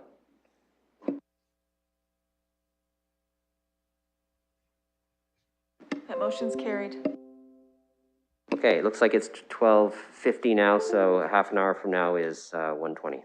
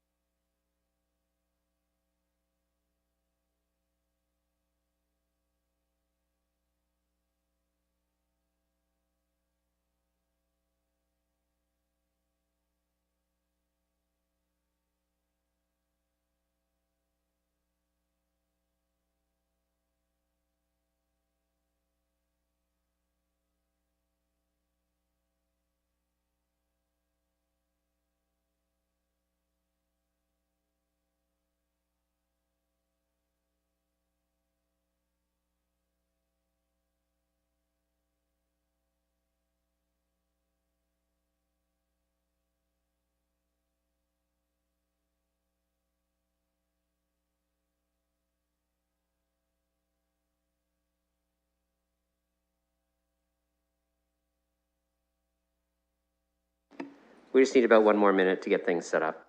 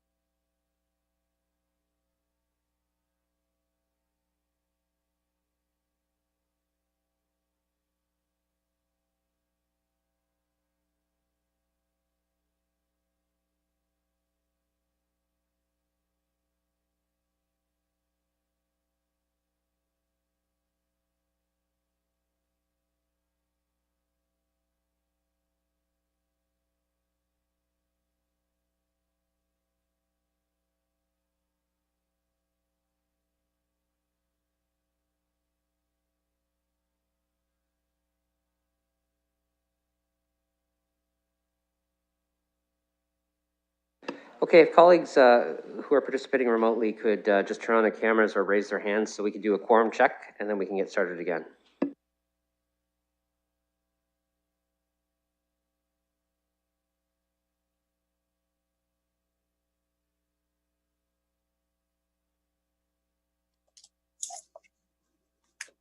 Okay, we're good. Are we good, Coach?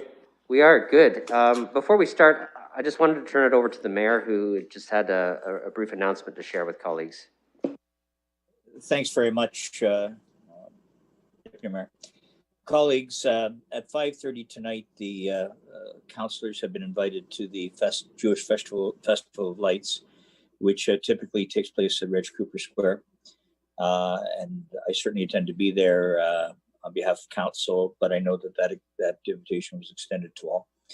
So to make you aware of that as well, it's at 5:30 tonight, typically lasting for probably 15 to 20 minutes, roughly, if I go by prior experience. I just wanted to make sure that members are made aware of that as well. Thank you. Thank you. Okay, so we left in the middle of a debate.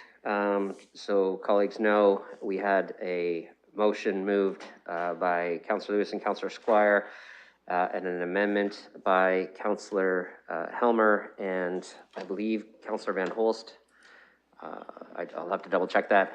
And we are in the middle of a debate on that. Councillor Lewis had just spoke, and I have Councillor Van Holst next on the list. And we left off with staff just showing us the modeling, which again, we can put up anytime a colleague would like to request that at any point during this budget discussion. So Councillor Van Holst, we'll continue the debate with you. Thank you. I appreciated the motion from Councillor Helmer and seconded it because it's really kind of falls in line with the agile type of thinking. Excuse me. That we don't need to make decisions way ahead of time. So deciding for 2022 and 2023 really isn't necessary at this juncture. So we can provide the savings that's required for the residents by making this decision for 2021. That said, we don't notice a change in the overall average rate for the 3 years.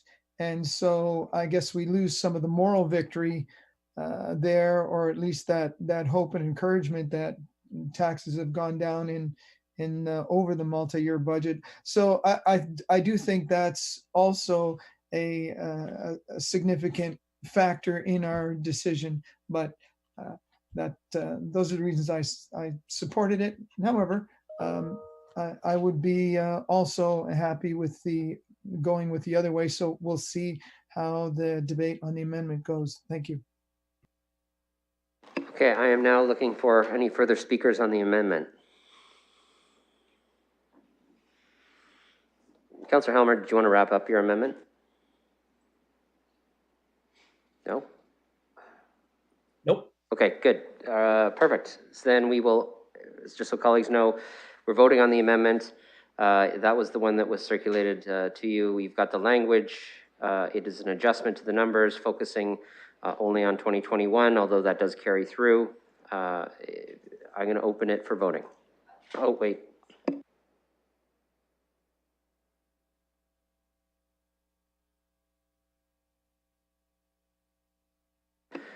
Okay, the clerk just needs to confirm whether Councillor Selly and Councillor Van Meerbergen are here so that they can be marked either present or absent for the vote before we open the vote. It's helpful. Councillor Selly is here. Councillor Van Meerbergen, are you on the line? Perfect. Okay. All right. Now we can open it for voting with all the correct names checked off.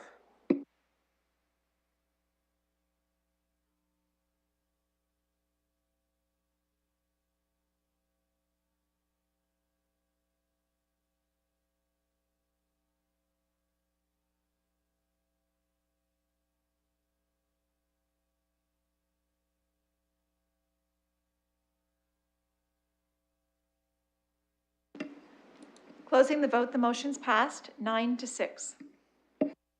Okay, so now we need a mover for the amended motion now. Councillor Lewis is still willing to move that. Councillor Squire, you willing to second the amended motion? No. No? Okay, no. I need a seconder for the amended motion. Councillor Cassidy. Debate on the amended motion. Councillor Lewis. Thank you, Mr. Chair. I'll just be really brief. Even though I didn't support the amendment as proposed by Councillor Helmer, I certainly support this because it is a compromise and it is at least a step this year. I certainly would have liked to have seen some for next year as well, but we will tackle that when next year comes. So I hope colleagues will support this. Any further discussion? Okay, we'll open the motion as amended for voting.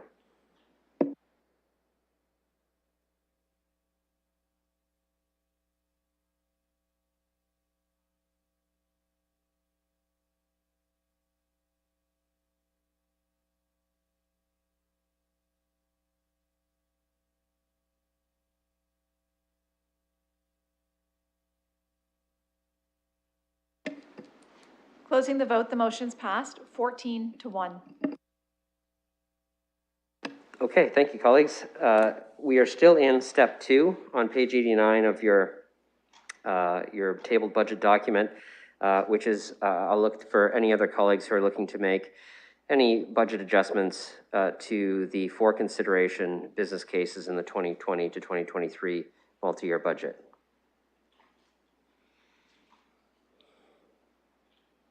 Okay, I don't think I see anyone. I'll just give it one more sec to make sure no one misses their chance.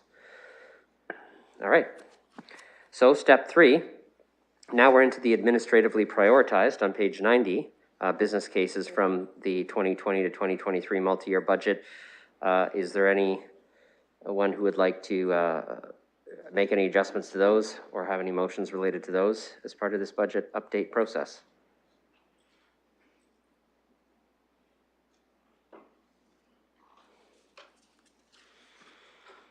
Okay, I don't see any on those either. Oh, Councillor Hopkins. I apologize, Mr. Chair. I'm just trying to follow through here with where we are on the agenda, and I may have a different agenda in front of me. So if you could just confirm again where we are. I certainly can. So before we proceed with, we've ended 4.1 and we're kind of at the tail end of 4.1. Before we can move into 4.2, 4.3, 4.4, and 4.5, I need to ensure that we've revisited any other components of the operating side of the multi-year budget as it was originally passed. And I'm proceeding through the process that staff recommended in their budget presentation, which was on slide 11, which is a process for further reductions in the 2021 budget update appendix H. The steps basically are look at the business cases that were presented as part of the tabled budget, look at the for consideration business cases, look at the administratively prioritized, look at the provincial impacts, and then any options to make further recommendations to basically the line-by-line department items of the base budget. It will be incumbent upon colleagues to raise something in these. Otherwise, that is, we'll just proceed with what is. So we decided, given the scope of the budget update, that there wanted to be an opportunity for people to raise and revisit items in the multi-year budget if they so choose. And so this was a process that was most efficient to do so. So when I reference pages, I'm referencing the pages in the tabled budget that was tabled by our staff, which outlines what business cases are associated with what steps in that process. And so if you need a moment to get any of that up, I'm happy to wait. I want to make sure every councillor has the information in front of them to proceed with the debate. I appreciate that. So is this the operating only? This is basically the administratively prioritized business cases that we're on, of which some had operating impacts and some had capital impacts. So we're essentially doing both at the same time. Depending on what business case you talk about, there would be either capital or operating impacts. So maybe this would be the time to raise just a question on one of the items that I have, and that is regarding the CPRI trail, or the development of that land there. I'm just going to try to pick it up, and I just don't want to miss it. So if you could just give me an opportunity to find it. So this would be on the planned lands for CPRI, the 1.6 million that we are going to be investing in the trail. Yeah, I don't know off the top of my head what part of the budget that's in. So maybe our finance staff can clarify where that is so that I know where to go to you in the budget process here.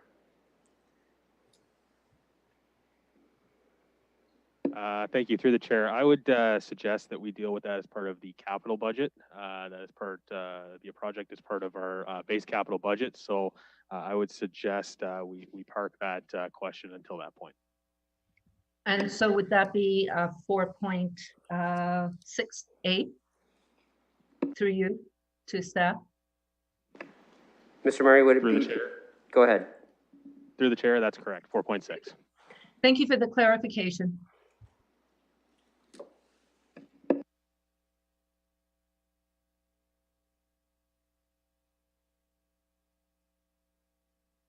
I had one colleague suggest that they're having a little bit of trouble with Zoom, so they want to leave and rejoin. That only usually takes a second, so I'm just gonna pause for a moment while that happens to make sure that they're okay.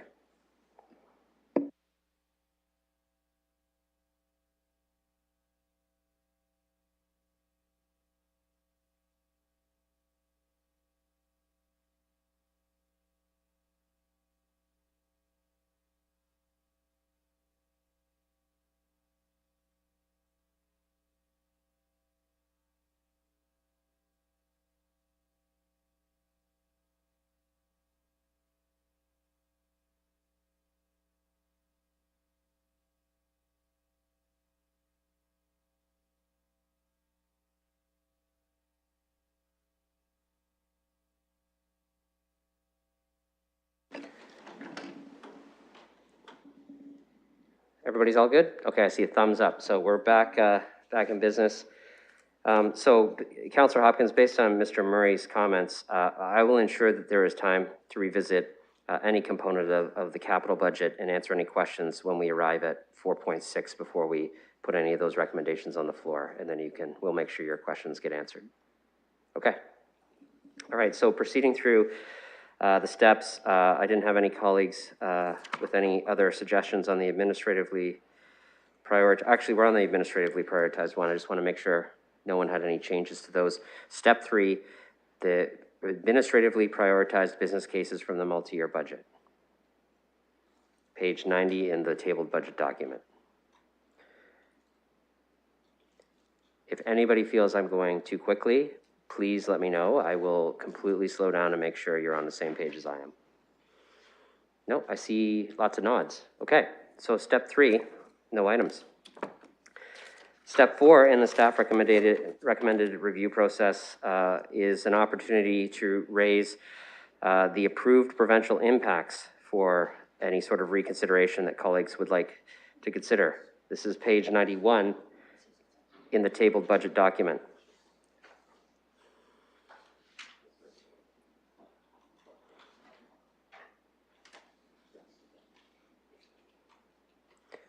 If there are none, then the only thing left is any other questions or adjustments to any other component of the city's operating budget that colleagues would like to raise. This includes every department and every line of the budget that was not dealt with in the business cases. Councillor Van Meerbergen. Thank you, Deputy Mayor. I realized this was back in step 2, but as we look at step 5, maybe step 5 covers it. It has to do with case 7B. Could I just get a recap, a refresher on what was included in the core area action plan? Yes, for colleagues, I'm not going to not allow someone to go back in these steps if they missed it, given, before we pass the operating budget, they'd have a chance to do so anyways. So I'll go back to case 7B in the core area action plan and get Councillor Van Meerbergen's question addressed. This is going back to page 89 of the budget. These is one of the 4 consideration components. Councillor Van Meerbergen, there were 4 consideration and approved components of the core area action plan, so it kind of lands in 2 spots. So if you're looking for something specific in the core area action plan that you want to ask about, I would suggest it's probably easier to be specific about what you're looking at, what you're looking to get into. Thank you. Okay, I'd like to know, is the ambassador program embedded in 7B? Over to Mr. Murray and our finance staff.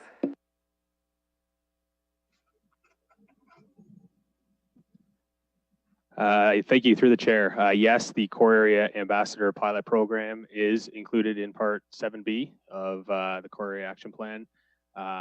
It is funded through tax levy and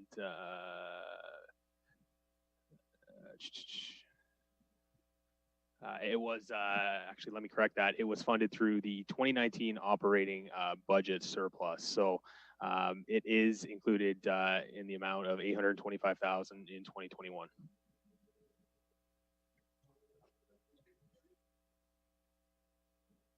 Is it possible, Chair, to pull that and vote on that separately? Well, I think the approach to this would be to pull it and amend the amount to 0. I just checked with our clerks and finance staff. If that's what you're looking to do, is you can pull on it and vote on it separately. But I'm not sure if you're looking to make a change to it. Okay, that works if we can reduce the expenditure by that amount. Okay, so the clerks confirmed to me that that would be a motion that would get to what the councillor is trying to achieve, and yes, we could certainly do that. So you want to pull the ambassador program from the core area action plan, an amount approved in the amount of $825,000 funded from the operating budget surplus from, I think it was 2019, and make an amendment to change that line to 0. Yes. Okay, is there a seconder for that? Councillor Squire. Councillor Hillier, are you looking to get on the list? Okay, yes. Okay, so it's moved and seconded. Councillor Van Meerbergen, did you want to debate this now, or did you want to get on the list for later? I can just briefly maybe just state, I think that saving this amount of money for a program which by any indication or any analysis would have to say that it's a nice to have, but this is not a need to have, particularly in the situation that we find ourselves budget-wise now. So I'm happy to bring this forward, and we'll go from there. Thank you. Okay, I'll start a speakers list on this motion. Councillor Hillier, and then Councillor Helmer, you'll be next. Yes, thank you. Just a question to staff. I'm just curious, it says here that $400,000 would have been spent this year. We've had an interesting year. Was the $400,000 spent, and was the program, how did it go? Mr. Murray, good question.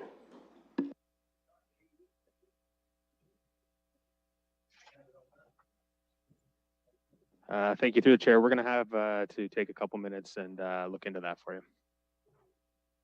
Yes, I think the councillors also raised a good point about money expended in the multi-year budget and what is left, and you may want to give us some numbers on that particular component of this as well.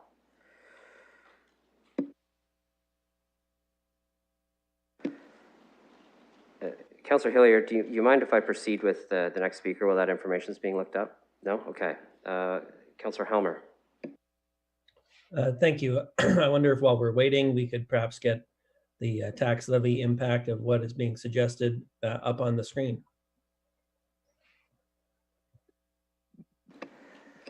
Thank you. Through the chair, the tax levy impact would be zero. There is no tax levy impact associated with what's being proposed here.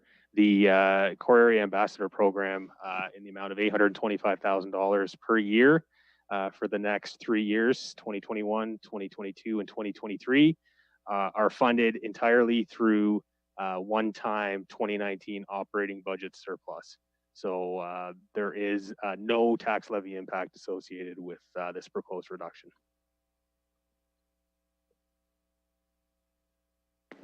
Go ahead, Councillor Helmer.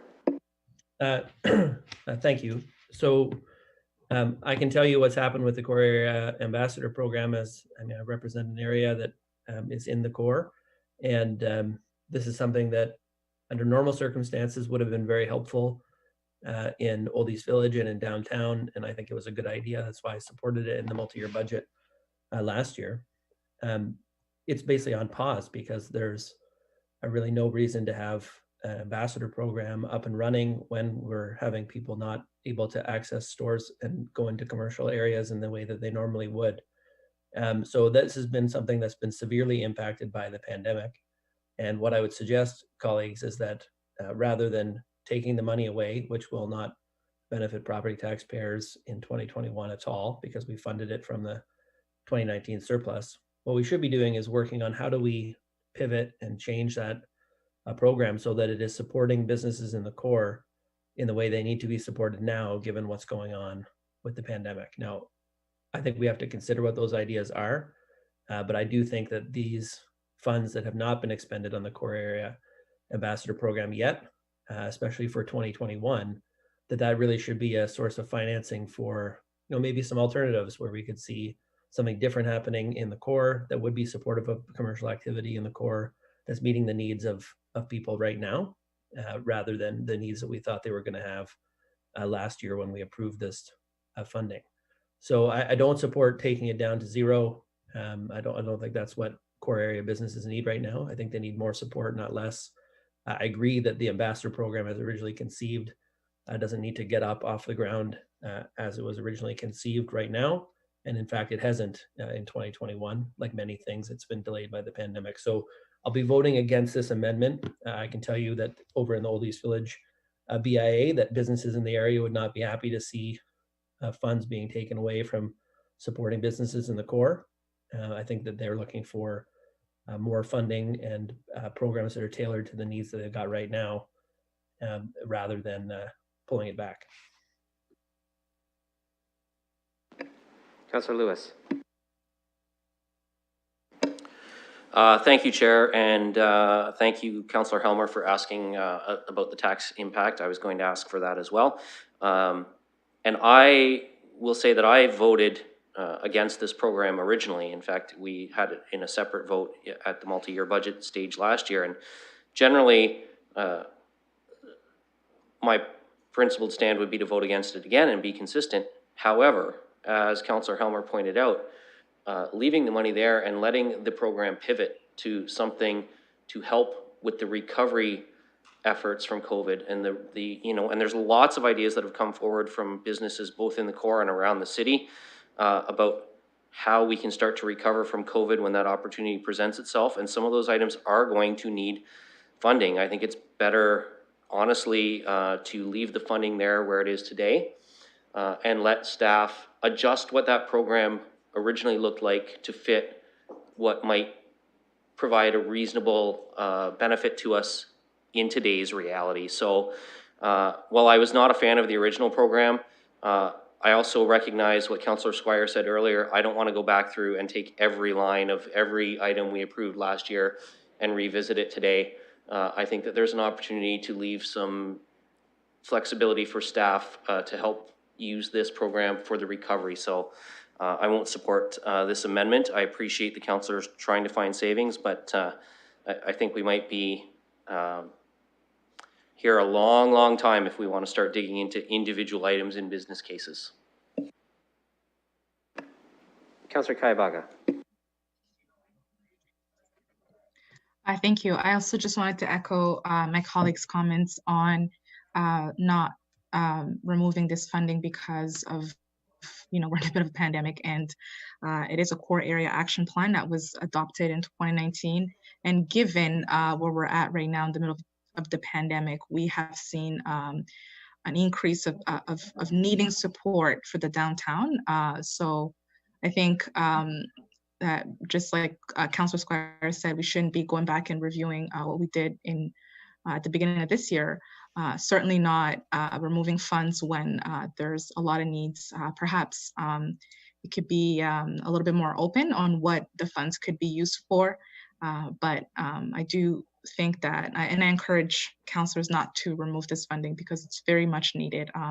As we have seen the recovery networks conversations, this is a really, really much needed funding, and I would ask that colleagues support keeping this funding. Councillor Van Holst. Thank you, Mr. Deputy Mayor. My question through you to the staff would be, what's the impact on the tax levy if we were just to return these funds to the taxpayers, which is a way that it could have an effect. I'd be interested to know what it is. So I believe the amount was $825,000 a year. Is that correct? That's correct, Councillor, and it's also a one-time amount in surplus, so there isn't really an ongoing. But if you want to know the impacts of giving a one-time amount as tax relief, our staff can certainly comment on that. Okay, interesting. That's almost 3 times what we approved for the film industry, but I'd be interested to see the numbers anyway. I think that would be valuable. So what are you asking? Are you asking our staff for the impact it would have if we used it for one-time tax relief? Yes, for the 3 years. So it's 820. If we removed $825,000 from the tax levy 3 years in a row, what would that show us? Ms. Barbon.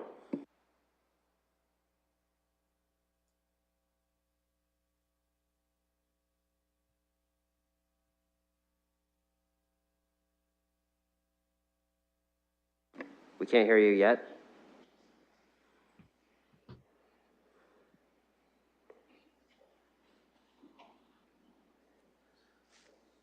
They're looking up that information for you, if you just give us one moment. But while they're looking that up, I can confirm that it is a one-time. So by doing that and giving tax relief this year, you basically add the number on to next year and end up having a bigger increase next year because it's only temporary. It's not a permanent funding source. So not something we would recommend. And Mr. Kyle Murray has the information for you to quantify that in terms of tax levy. Thank you, through the chair. So the impact of a one-time tax levy relief or mitigation of $825,000 as the result of reducing the 2021 tax levy increase from 3.4% to 3.3%. As it is one time, as Ms. Barbon alluded to, it does increase the 2022 tax levy increase to 4% from 3.9%. And 2023 remains unchanged at 3.5%. So 0.1% reduction in 2021, a 0.1% increase in 2022. Okay, well, thank you. That doesn't seem as significant as we might hope. And of course, I do regard my colleagues' comments on other uses for this. So it'd be interesting to find out what those are. And of course, I believe next week we're going to be looking at some of the London Community Recovery Network ideas. Perhaps this could be rolled into them. So that was my question. Those are my comments. I'll wait for more debate on this item. We'll look for other speakers for more debate on this item. Councillor Van Meerbergen. Thank you, Chair. Clearly, we all basically know what this program is, and to my way of thinking, and I think some others, it's quite non-substantive. I mean, surely we can find other uses for $825,000 than this, what I would call superfluous program. And right now, that's what this is. Like, it's the ambassador program. It's nice to say, oh, we can do this with it, we can do that with it, but no, it's the ambassador program. What I'm saying is, put this up for a vote, defund this thing, and take it from there. The money's not going to dissipate. It's going to stay as part of that surplus. So again, there's better uses for $825,000 than this ambassador program. With no other speakers, that sounds like a wrap up. So I don't see any. All right, well then we're going to open this this amendment for voting. Actually, I just want to read out the language of the amendment first to make sure everybody can see it, or if you can't see it, you'll know what it is. So let me just click the current item. Councillor Van Holst, you have your hand up again. Yeah, so just for some clarification, Chair. So if we vote for this motion, then the money is available for some other project, as suggested, would be valuable by some of my colleagues. But if we vote against Councillor Van Meerbergen's motion, then it stays as the ambassador program. So I'll read the motion. That business case 7B core area action plan be amended by reducing the annual allocation for 2021, 2022, 2023 in the amount of $825K to eliminate the 4-year core area ambassador program. So I'll go to Ms. Barbon or Mr. Murray on what would happen if we canceled the program that was funded through the surplus money and where that money would sit. Ms. Barbon or Mr. Murray, go ahead. Thank you, through the chair. So that 2019 surplus funding is currently sitting in our operating budget contingency reserve to be utilized for the purposes of this core area ambassador program. In the event that council chose to not utilize that funding for that purpose, the $825,000 over the course of the next 3 years would remain available in our operating budget contingency reserve.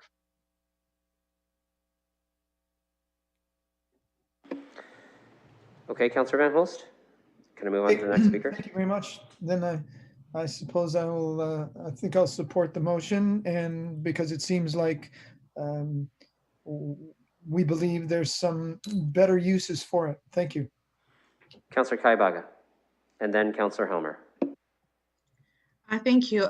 Through you, Mr. Chair, I just want to mention that this funding that we approved at the beginning of this year, if we vote this motion down, this amendment down, we would go back to providing this funding to the core area action plan as the ambassadors program. I think given that we had approved this before we went into the pandemic, we can agree that once we are able to allocate the money, the BIA or whomever is receiving the money could be able to use it for different needs that are in the downtown right now, and the businesses that are experiencing the different difficulties in the downtown could be able to adjust accordingly. I would encourage people to vote against this motion to be able to allocate this money appropriately to the core area action plan, so that along with staff and the back to business group and the BIA could work together an actual plan that would address the immediate needs of the downtown. We're in the middle of a crisis and a pandemic, and we have seen an increase of different sorts of issues in the downtown. And now is not the time that we would decide to take funding that we have already allocated to support businesses and to support different initiatives in the downtown core plan right now. And the core area action plan, if I could just remind our colleagues, that was approved to address a lot of the increased issues that we saw during the construction. So it has only doubled since the pandemic started. So I think logically removing funding right now is not the right step for us to take. So I would encourage my colleagues to vote against this motion and approve the ambassador program. I know that there are colleagues who have different ideas of how this could go, and I think that the BIA and the Back to Business group would be open to those conversations and to find where the immediate needs are and how we can best allocate that money. But I think the first step is to actually provide the money, and then we can discuss on how we are going to be able to use the money. But right now, there's an immediate need. Businesses have been very hit, and especially in the downtown. There's an increase of vandalism in the downtown. So I do not believe that right now is the right time for us to be taking funding that could support our downtown going forward. So if we do not support the downtown London, then we are really not going to have a great city. So I really encourage my colleagues to vote against this motion and support this allocation to the ambassadors program. Councillor Helmer. I'm going to try and be as clear as I can be. If you want to see something other than the ambassador program happen with this funding, I would say this is not the best way to make that change happen. The reason I say that is that people don't really have any notice that this is happening, and they don't really understand what the consequences of the decision will be. And so, it's one thing if you see an alternative and you say, okay, we were thinking we're going to do the ambassador program. Now we can see what the alternative is. I think the alternative is better, so I'm comfortable with not having the ambassador program funding go to the ambassador program. And that is what I think businesses who would benefit from the ambassador program or some other alternative would want to see. They don't need to be sort of surprised by funding disappearing for something that they thought was approved at a time when, frankly, they're battling on a lot of fronts to stay afloat and to keep operating. So I want to impress, first of all, the very serious nature of the crisis that's facing some of these core area businesses. I think we have all heard from many businesses about sort of the triple whammy of a pandemic, construction, all kinds of other issues in the core that are making it hard for them to operate and to be successful as businesses. And I think having a fully developed alternative in front of people so they know what the alternative is before we make the change is the right way to do it. If you just zap the ambassador program now and people are looking, well, what else is happening? It's just going to create confusion totally unnecessarily. So I would say, look, the status quo is the ambassador program is not running. The money's not being spent on it. Leave it alone until we see what the alternative is. And once we have an alternative there and we want to reallocate funding, just like we did, for example, we had money going into homeless prevention housing allowances. Turns out we needed it for the head lease program. We made a change and we reallocated that money. That's the kind of, just in the normal course of events, adjustment we can make outside of the budget update process where people have more information and they can be more comfortable with the change. There's a lot of things changing right now. And I will have to do a lot of explaining about why money is being taken out of the core area action plan at a time when the core area has many, many challenges. And I'd rather have the alternative fully developed so we can show people what's happening instead. So I would just say this is a bit of a rash move. I really don't think it's the right thing to do. It's going to go over really badly with core area businesses, even though they all, I think, would be in agreement that we don't need the ambassador program right now. We need other things. Okay, I have Councillor Van Holst. You've already spoken once, but you're on the list. Then I have Councillor Pelosa and then Councillor Cassidy. So I'll go to you, Councillor Van Holst. Okay, thank you. So I guess I'm a little confused. Councillor Helmer has suggested that businesses would all agree we don't need the ambassador program. That's what Councillor Van Meegeren wants to end. Councillor Kaibaga is suggesting that the money needs to remain. How do we, Mr. Budget Chair, have the money remain with the core area action plan, but not do the ambassador program? Because I think that's where we want to end up. I don't know, and I don't necessarily agree with Councillor Helmer that we need something else instead. I think people would be encouraged that we're not going to do the ambassador program, but we've got some other plans, and they're welcome to tell us what those are. So how do we ensure that the money stays with the core action plan? And then that seems to me like we would be able to create a motion that would make everybody happy. Okay, I'm going to take a pause here based on your question, because there's a lot of people cycling back into the debate, and I think there's some confusion, and I want absolute clarity from our staff on this. So to whichever staff needs to answer, here's the information we need. There is a line in the core area action plan that has been funded with one-time money that may be repurposed in another way, but within the core area action plan. Is it necessary to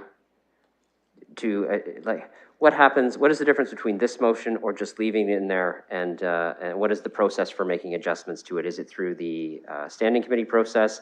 I think colleagues need the answers to this so that everybody can get on the same page with their votes, and not everybody is voting for similar things but in different ways for the same reasons. So I'm going to look for some clarity from our staff on this so that we can all get on the same page and people can vote the way that they want to vote, so they get the impacts that they want on this particular item.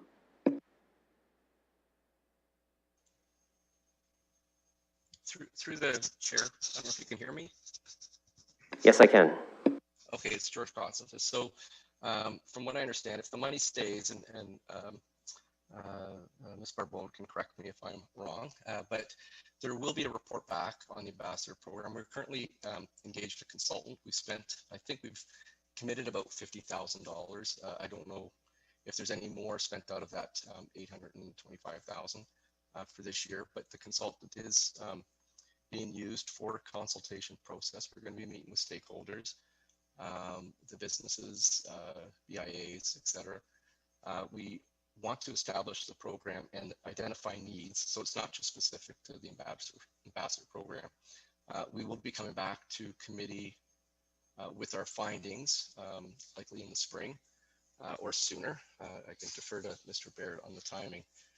But the plan would be then is to have council, provide council with the information and options on what we could do with that program, not just necessarily targeting the ambassador program. And council at that time, or committee and council at that time, could make a decision as to whether or not to proceed with the ambassador program, modify it, or go in a completely different direction using those funds. Okay, and maybe from our finance staff, Mr. Kosofis outlined a process. To have council discuss that process, is it best to leave it as is budgeted in the budget, or to take it out? I want everybody to be clear on that, so I'll ask our finance staff that question.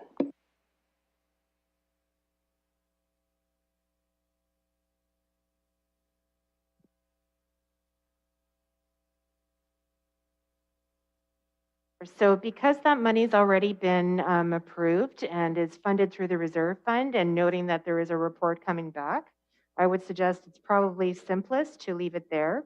And if council decides not to spend any of that, then that money would remain in the reserve fund unallocated and could be used for future purposes. So you certainly have that option to take it out now, but then we would have to put it back. It's probably easier if council votes based on that report, then the money would just stay where it is and would be available for utilization in the future. Okay, thank you. I hope that helps with some clarity for colleagues. I have Councillor Pelosa, then I had Councillor Cassidy. I think she's still, still on the list. And then I have Councillor Squire. Perfect. Thank you, Mr. Budget Chair. And for colleagues, just reviewing our past budget good times together, and the 4-year core Core Area Ambassador Pilot Program, just as a reminder, it was when operating outside of COVID, the ambassadors would wear uniforms, making them easily identifiable as people who can provide assistance. They will walk through the core area, surveying a regular beat, offering information, assistance, and a welcoming perspective. They will train to understand and address issues in the core area, connect with the coordinated informed response team. They will be able to identify garbage issues, bylaw infractions, and the need for cleanups within the core area. They'll seek to develop strong relationships with property owners, business owners, residents, and regular patrons of the core area. Recognizing currently it's COVID and everything's a little bit different, recognizing each of our wards have residents that come in and out of the core area who always provide information to us about how they're working and enjoying the city. I think this is an important program to leave in place at the time being, recognizing it needs a proper review, a proper report, and the time will come for council to make its decision of what we want to do with this program and how we envision it. But that time is not today. So please vote down this amendment. Councillor Cassidy. Thank you, Mr. Budget Chair, and thanks to Councillor Pelosa. You took the words right out of my mouth. I have the program up and in front of me, and I would go further to say that many of the issues and the crisis facing the city is exacerbated downtown. It's concentrated downtown. My ward, I have noticed an evolution in my ward in the attitude toward downtown. And you know, in the beginning of 2015, I would have constituents write to me, call me and say, I never go downtown, don't spend money downtown. And I would educate my constituents on the importance of downtown as an economic driver for the entire city. And the outsized proportion of levy that comes from the downtown core compared to the rest of the city. So the evolution has been, I am now getting emails, phone calls from my constituents saying, you need to do something about downtown. You need to help downtown. Downtown is suffering. And so I would say many of the things that are in the core area ambassador pilot program as it was originally envisioned are things that are needed downtown now more than ever. Whether they can be used right now in the short term is a question, as Councillor Pelosa said, that we will determine with a full report from staff. More eyes on the street, more feet on the street, more an ability for people to feel safe and looked after downtown. That will increase foot traffic downtown. That will increase people coming downtown to sit on hopefully a multitude of outdoor patios with patio heaters and people bringing their own blankets and snow pants or whatever it is, whatever they take to keep warm. But we need to support our downtown right now more than ever. We're talking about economic recovery. The key to that economic recovery for the City of London is our downtown core, and we need to maintain this investment, not take anything away at this point in time. Councillor Squire. I seconded this motion to give my colleague an opportunity to get this matter on the floor. I'm going to think about that hard next time, given the length of this debate. I think this shows what's going to happen if we start reopening every business case that was approved in the multi-year budget. And I'm going to stick to the principles that I enunciated earlier, which is there were a lot of items in the multi-year budget that some of us may not have liked when they were passed. But if we're deciding that we're going to go back every year and re-examine everything in a multi-year budget, then every year is going to be a multi-year budget. Every year we're going to go through all the items that we went through before and relitigate them. And I don't think that's the proper way to proceed where we already did a budget. It doesn't matter whether we agree or disagree with individual things. I think we have to have a meaningful multi-year budget process. The other thing is this money will still be there. And from what I'm hearing, there's going to be a report back on whether there's a better way to use this money. So let's wait for that debate. Okay, Councillor Hopkins. Yeah, thank you, Mr. Chair. And I'm still a little unclear what the whole point of removing this money is to my colleague who is bringing forward this motion. I am having a hard time trying to understand why we would even do it. I appreciate all the comments that are being made here supporting not to do this. I know my residents support downtown. This is an opportunity to revitalize. If you support downtown, if you support small businesses, I would strongly urge you not to support this amendment. And like staff said, a report will be coming back and we can have that conversation as to what we're going to do with the unallocated money, if there's any.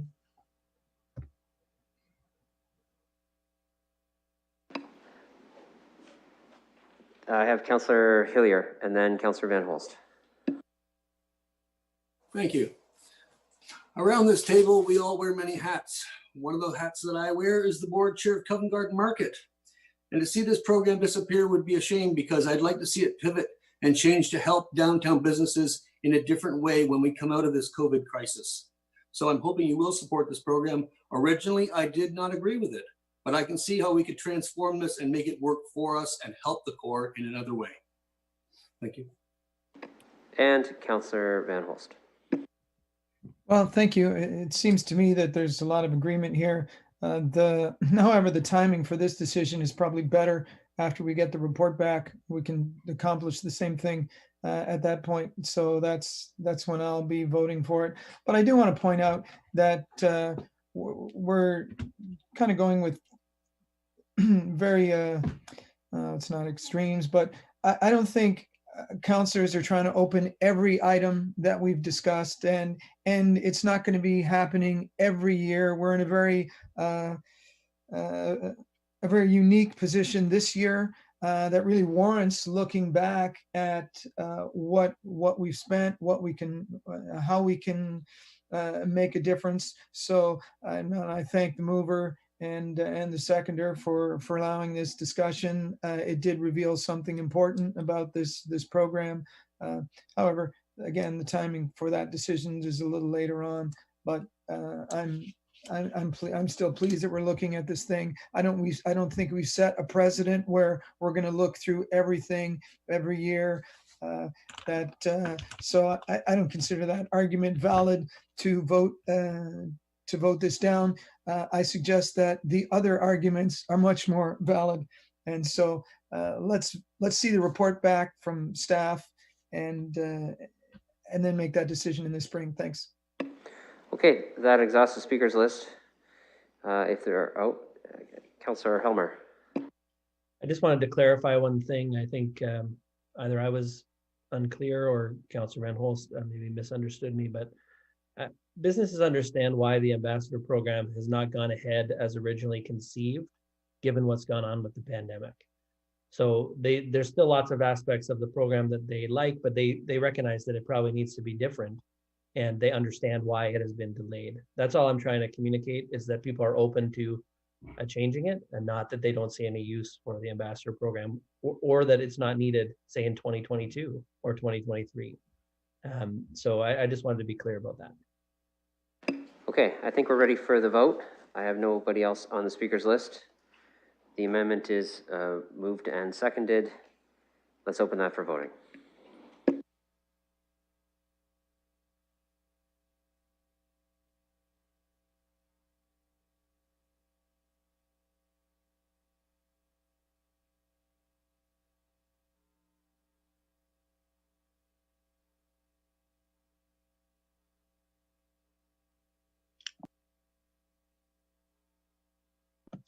Sorry, Mr. Chair.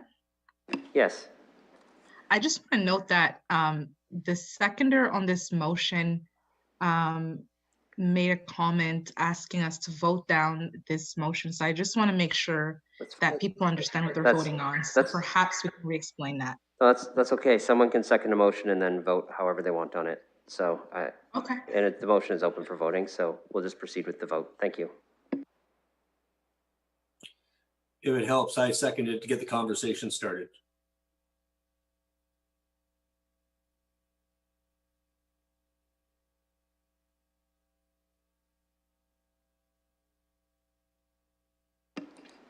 Closing the vote, the motion is lost 2-11. Okay, so we're back to, we were 2 steps forward, then we went 1 step back. So where we are now is returning to the steps in the process that I had articulated before. We had stepped back to the 4 consideration ones on this piece, but we had proceeded through that and the administratively prioritized items in step 3. And we were on to me asking if anybody had any changes to the provincial impacts that were articulated in the original multi-year budget.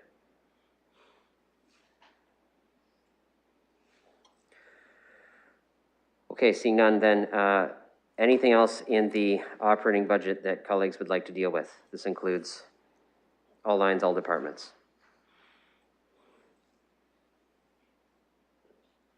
Okay, seeing none, then we have exhausted the process for further reductions in the 2021 budget update. We've made some adjustments, and I think we are now ready to proceed with the approval components on the operating side. This includes items 4.2, 4.3, and 4.4, which are items to be received. If anybody needs clarification on what those are, they're pretty standard items that we do each and every budget. I would like to just move them as a group if that's easier, given they're all items for received, and we'll have our staff create actions, and then after that we'll deal with the overall operating budget vote. So is there a mover for 4.2, 4.3, and 4.4 together? Councillor Pelosa. Seconder, Councillor Lewis. Any debate, discussion, or questions on these 3 items? Okay, seeing none, we'll open that for voting.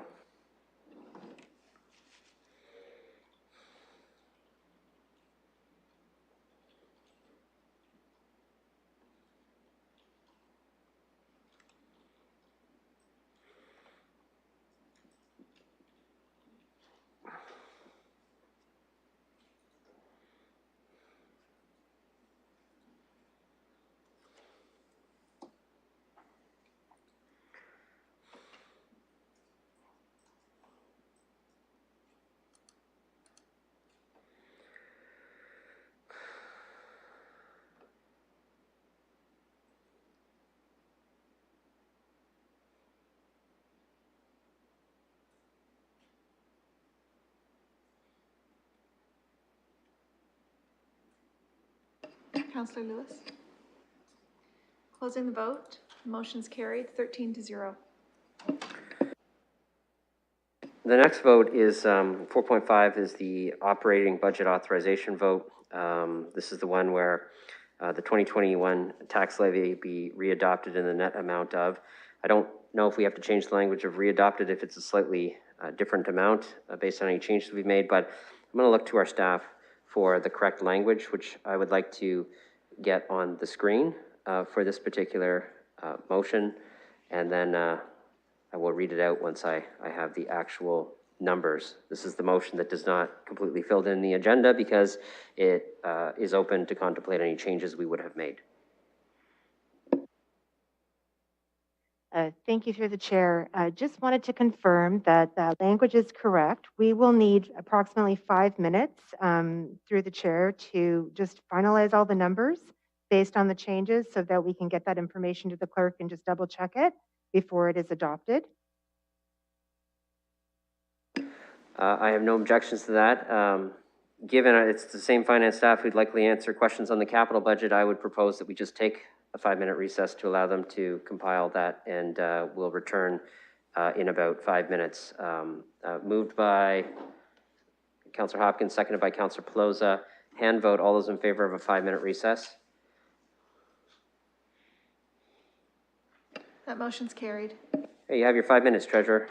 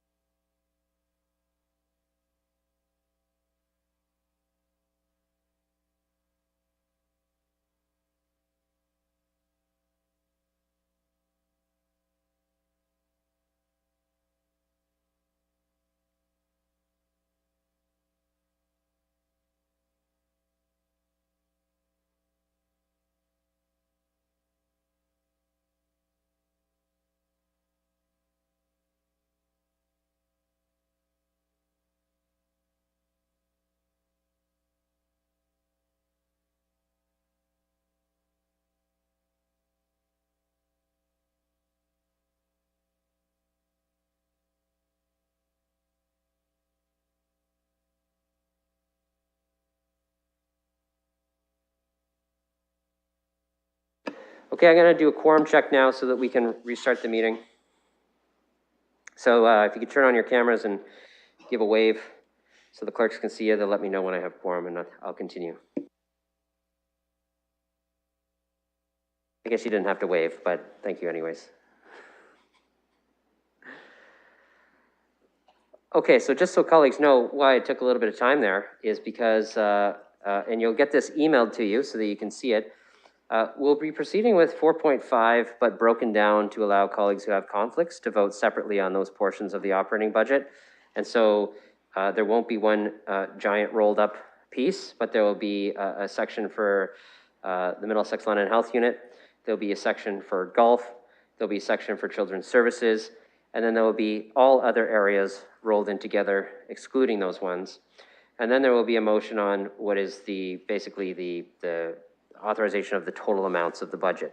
So I would say the easiest thing to do is for us to proceed with the votes on each of these. And if there's any commentary on the overall total budget, we could do that at the kind of the last vote, which is really the overall authorization, if that makes sense to colleagues.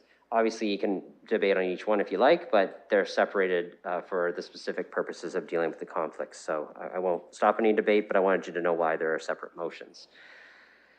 So 4.5 is the operating budget. The first motion we're going to have is on the Middlesex London Health Unit, and it is that the revised 2021 budget for the Middlesex London Health Unit be approved in the gross amount of $6,095,059. And the net amount of $6,095,059. B, the revised 2020 to 2023 budget for the Middlesex London Health Unit be approved in the gross amount of $13,409,130 and a net amount of $13,409,130. Is there a mover and a seconder for that? Moved by Councillor Helmer, seconded by Mayor Holder. Any discussion on the Middlesex London Health Unit budget?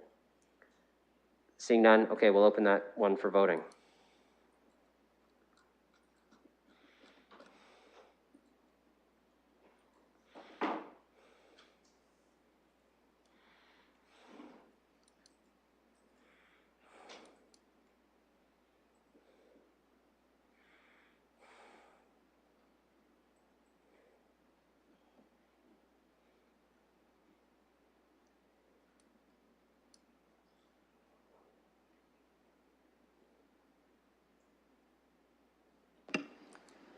Closing the vote, the motion's passed 14-0. In case you're wondering why there wasn't a conflict there, Councillor Turner's not on the call, but we wanted to vote on it separately anyways because he is expected to be in attendance at council, so it'll have it delineated at that time as well.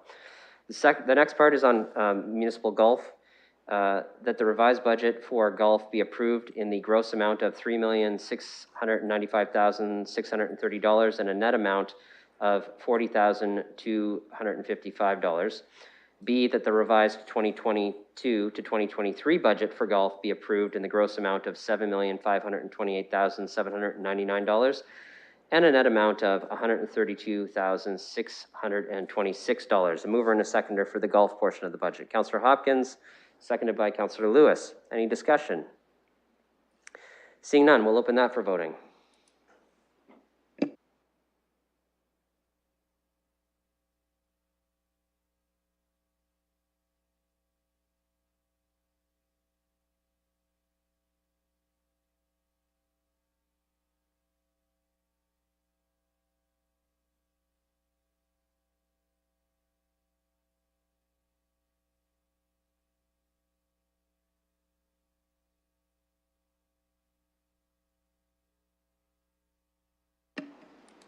Closing the vote, the motion's passed 12-1 with one recuse. Children's Services is the next vote, that the revised 2021 budget for Children's Services be approved in the gross amount of $60,972,901 and a net amount of $9,902,857. B, the revised 2022 to 2023 budget for Children's Services be approved in the gross amount of $123,500,000 $174,350 and a net amount of $20,073,508. A mover and a seconder for Children's Services. Councillor Lehman, seconded by Councillor Cassidy. Any discussion? Seeing none, we'll open that for voting.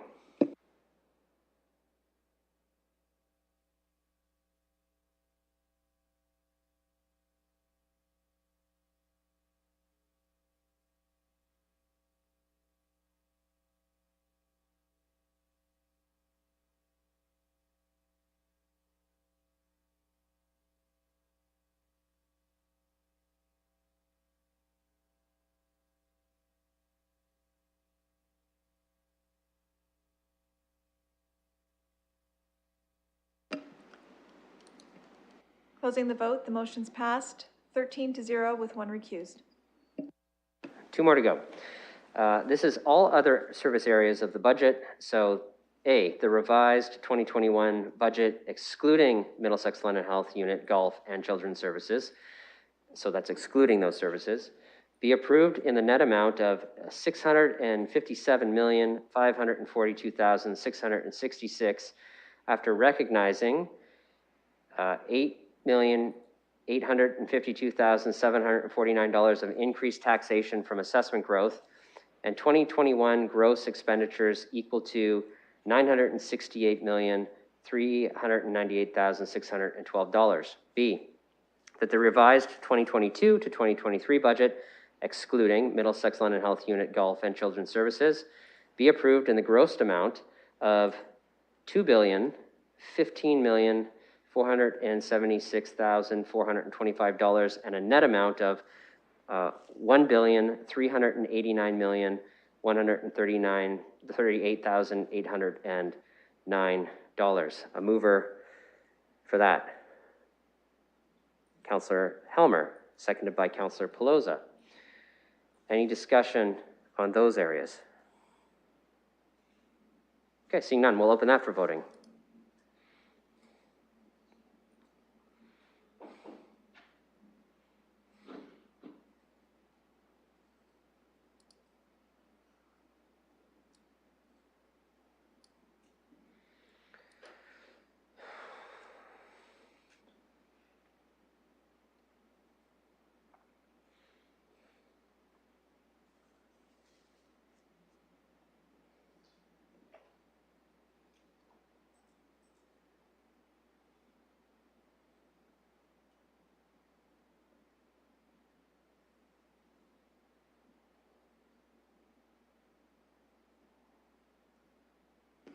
Councillor Hillier?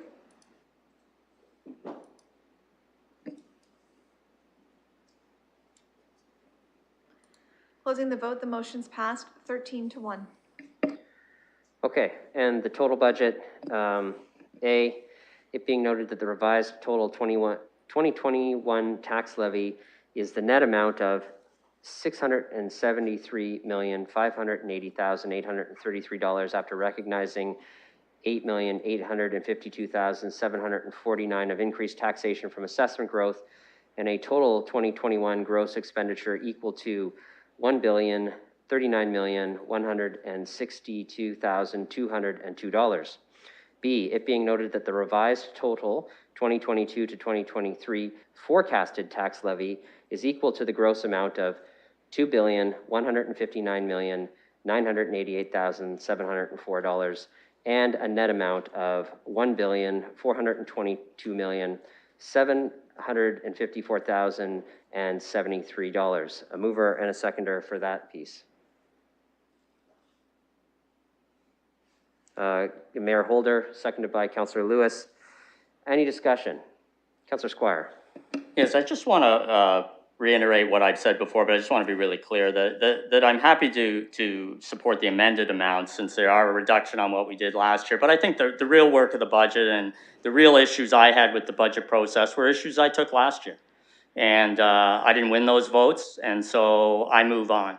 And so I'm really committed to doing what we can right now to help the people who need help in our city. And I don't think that meant making massive cuts this year to to budget areas. I just don't think that would have been the right thing to do this year. So that's the approach that I'm taking. Unhappy a year ago, content today. So I think that's a reasonable approach, and that's the approach I've chosen to take. Other speakers? Okay, seeing none, we'll open this item for voting.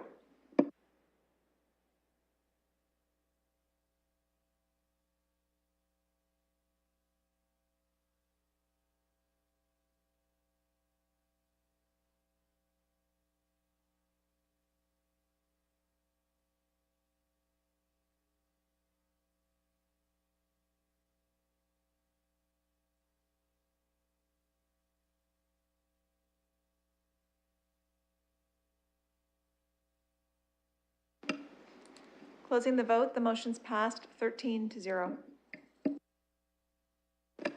Okay, now 4.6 is the capital budget. This is the point where Councillor Hopkins had a question, and our staff said it was most appropriate to deal with it here. So over to you, Councillor Hopkins, if you could reiterate your question, since it was a while back when you first asked it. Thank you, and thank you very much for helping me out too, Budget Chair, because sometimes you just don't know where to ask the question, and if this is the appropriate time, and since this is the capital budget and we are adopting the capital budget here, I would like to speak, make a comment and an inquiry to staff on the item, which is DC 14PR0074. This is this planned CPRI lands. We're adopting $1.6 million here that we're taking from the 2023 DCs. And as we move forward, the capital plan is to support the planning and management of open space lands at CPRI. And I understand there are further details and plans for these lands that are to take place. And I understand that this work is going to be advanced to 2021 as well. And this is an area in my ward. It's along the river. The TVP is not only important in my ward, but it's important to all Londoners, how we move and how we connect. Our trails is something of interest to all Londoners. And it's not, and also to the community. And my question is around where we are. So we know plans really can't take place. And this is what the community asks me all the time is, what does the plan look like? What are we proposing? But an environmental assessment still needs to be done here. And I understand that it's going to be coming forward soon. And I guess through you, Mr. Chair, to staff, just a better understanding about the timelines, given that this environmental assessment is going to be, from what I understand, just for the CPRI lands and for this project. There are other projects going on in this area as well. I know we'll be looking into the Bowler Bridge, reconstructing that as well in the near future. So just trying to coordinate these projects, and exactly what we're doing is an opportunity here as we go through the budget to have the community understand a little bit more about this project in particular. So if I could ask that question about the environmental assessment and when we can expect it moving forward as we adopt this project. Okay, I'm not sure who that's going to land on, but I'll look to our staff to answer. Thank you, and through the chair, I'll defer this question to my colleague Andrew McPherson, who works intimately with the project. So Andrew will give some details to do his best to try and put some timelines and answer that question for you. Thank you. Through you to the chair, Councillor Hopkins, thanks very much for the question. It is a really important project and the community has been waiting some time for it. It's a very similar project to the one we just finished at the north end of the city between Richmond and Adelaide. Quite a large process, and it was a detailed planning process. And we are right in the middle of developing an RFP for a consultant to help us with that. Of course, that's a fairly major project in itself to get that out and get the right consultant on board and get that started. And there's many steps to that process, as you know, but we do expect that there be a chance for public comment later in 2021. But the normal process these days is to start up a page on the city's Get Involved website, so that the community is fully aware where we are and what we're planning. So we'll be looking at that probably through January and February of 2021, and then opening up some discussions with the stakeholders. We started those discussions with the province because some of the options include the CPRI lands. So there's lots of work to carry out, and of course, as you said, there hasn't been a decision on the actual route or the actual river crossing that might happen. One of those options may be a widening of the Wooler Bridge, and we of course have already talked to the Transportation Division about whether that's even feasible. So that's part of our process, and we'll engage a lot of stakeholders through 2021 and 2022. Thank you, Mr. McPherson. I really do appreciate your comments. I think it's information that it's good to have, and I'm glad to hear that there is some coordination between these two projects as well. It's quite a large project and an undertaking, and the importance of these trails and how they're going to come about. And obviously the EA will give us some guidance, so there really isn't a form or a route already in place, and that will come. And I'm hoping that when the EA has been, goes out and comes back to committee, that we can take each step along the way to understand how this is all going to work within this, not only in the community, but how it fits into the environment. There's a lot of challenges along this corridor, and it's something that is going to be important, I know, to my community, how that's all going to work. And really appreciate having this opportunity to get more information and pass it on to residents. So thank you. Great, and colleagues, I just want to make a correction. The clerk asked me to identify that it was indicated that that last vote on the operating budget was 13-0. It was in fact 13-1. It was recorded properly in the system. It just wasn't verbally communicated clearly. So there you have it. Sorry for all the media who tweeted that out already.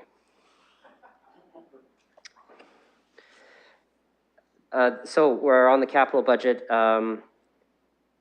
We have a recommendation ready. I'm not sure if there's any discussion or debate, but I guess what I first need to ask is there anybody looking to make any adjustments to the capital budget before I go through the longly worded motion on this one? No comments, no changes to the capital budget? Okay, I'm going to read out the motion and we'll have it circulated to everybody. That in accordance with section 291(4)(c) of the Municipal Act 2001 as amended, the following actions be taken with respect to the capital budget, Appendix B, it being noted that 2021, 2022, and 2023 budget figures reflect the exclusion of the Master Accommodation Plan as approved via the Master Accommodation Plan Update and Procurement Process Report at SPPC on November 17th, 2020, which was agenda item 2.1. This be approved at the council meeting and was approved at the council meeting on November 24th, 2020. A, the amended 2021 capital budget be readopted in the amount of $228,419,000. B, that the amended 2022 capital budget be readopted in the amount of $290,668,000. C, that the amended 2023 capital budget be readopted in the amount of $392,039,000. And D, the amended 2024 to 2029 capital forecast be approved in principle, in the amount of $1,546,794,000. Do I have a mover and a seconder for the capital budget? Councillor Pelosa, seconded by Councillor Lewis. Any discussion on the capital budget?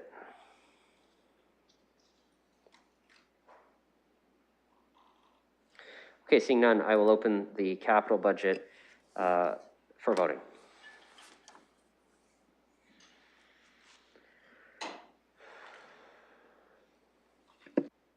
We're voting on the capital budget.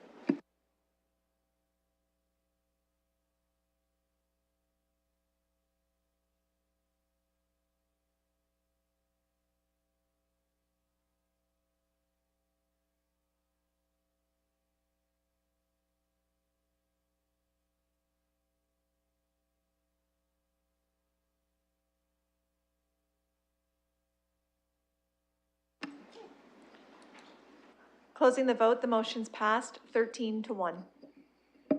Okay, thank you, colleagues. I now need a motion to bring forward the necessary bylaws regarding the tax levy. The recommendation is that civic administration be directed to bring forward any necessary bylaws regarding tax levy, the operating and capital budgets for introduction at municipal council. I need a mover and a seconder. Mayor Holder and Councillor Pelosa. Any discussion? Seeing none, this will open for voting.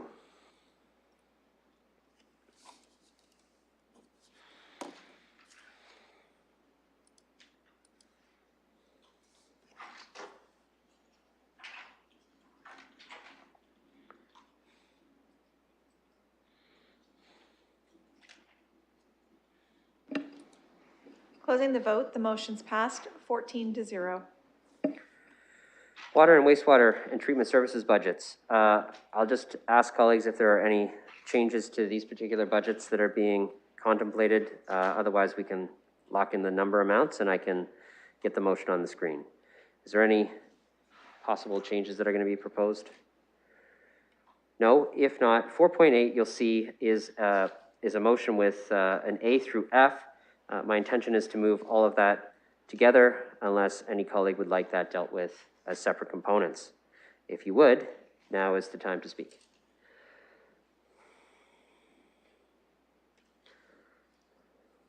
Okay.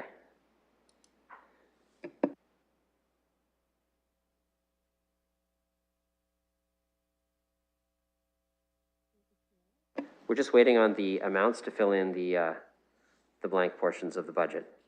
So it'll just be a moment.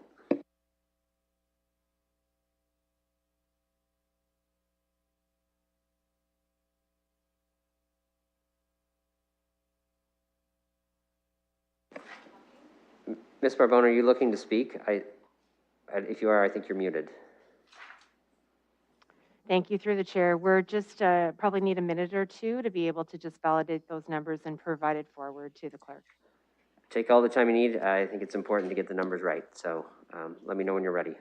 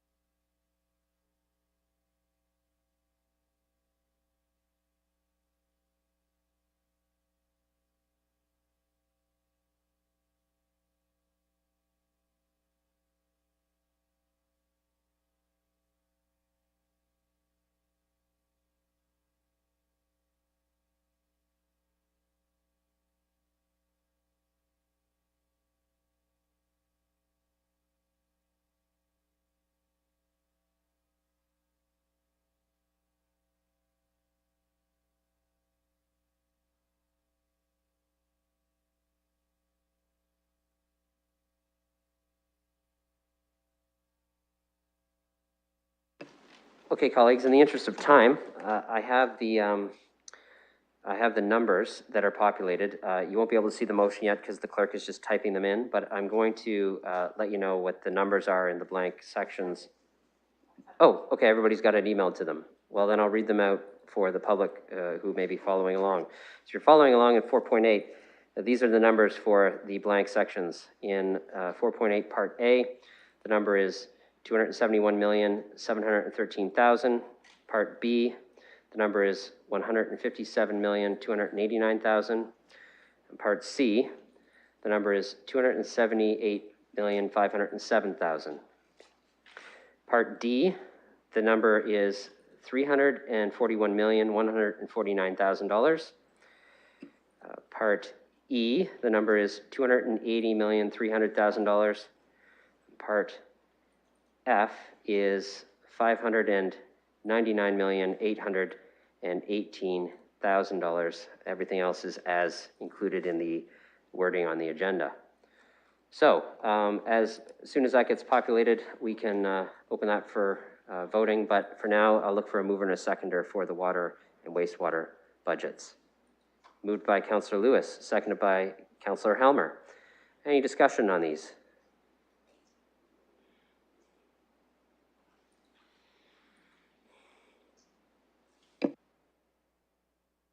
Okay, we're ready to open that for voting then.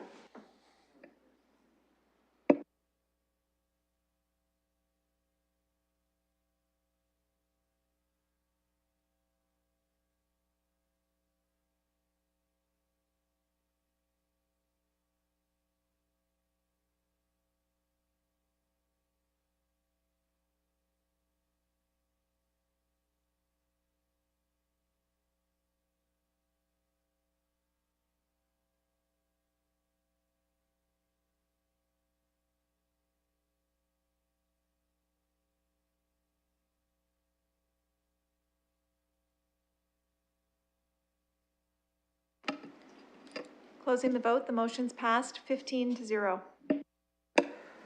Thank you. And now we'll do a couple of what our staff call as housekeeping motions, although we'll do them separately because that's the way they're formatted in the voting system. 4.9 is a recommendation that the following 2020 to 2023 multi-year budget overviews be received for information. A, the reserves and reserve funds overview for water, and B, the reserve funds and reserve fund overview for wastewater and treatment. A mover, please. Councillor Helmer, seconded by Mayor Holder. Any discussion on 4.9? Seeing none, we'll open that for voting.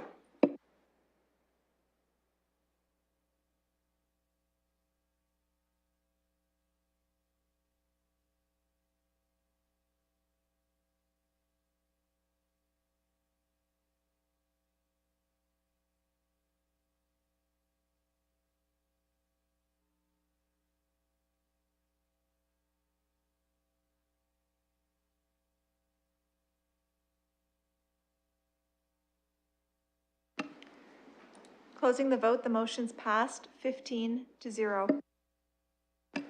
And 4.10 is a recommendation that the reconciliation of the tabled budgets to the Public Sector Accounting Board financial statement be received for information. Water is Appendix A and wastewater and treatment is Appendix B. A mover and a seconder for receipt of that. Moved by Councillor Lewis, seconded by Councillor Hopkins. Any discussion? Okay, we'll open that for voting.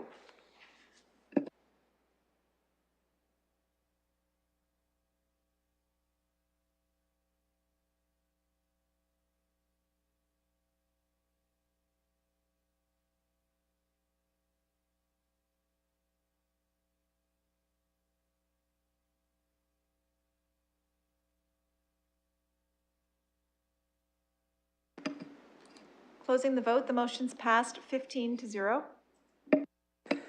Okay, on to 5, deferred matters and additional business. The way I'd like to proceed with this is there are a number of additional budget submissions. I would like to get a motion to receive those first, and then we can certainly entertain any other motions that colleagues have, either based on those or anything else that would be additional business related to today's meeting. So I need a motion to receive the additional communications as outlined on the added agenda. Councillor Pelosa, seconded by Councillor Lewis. Any discussion or? Okay, we'll open the receipt of those additional communications for voting.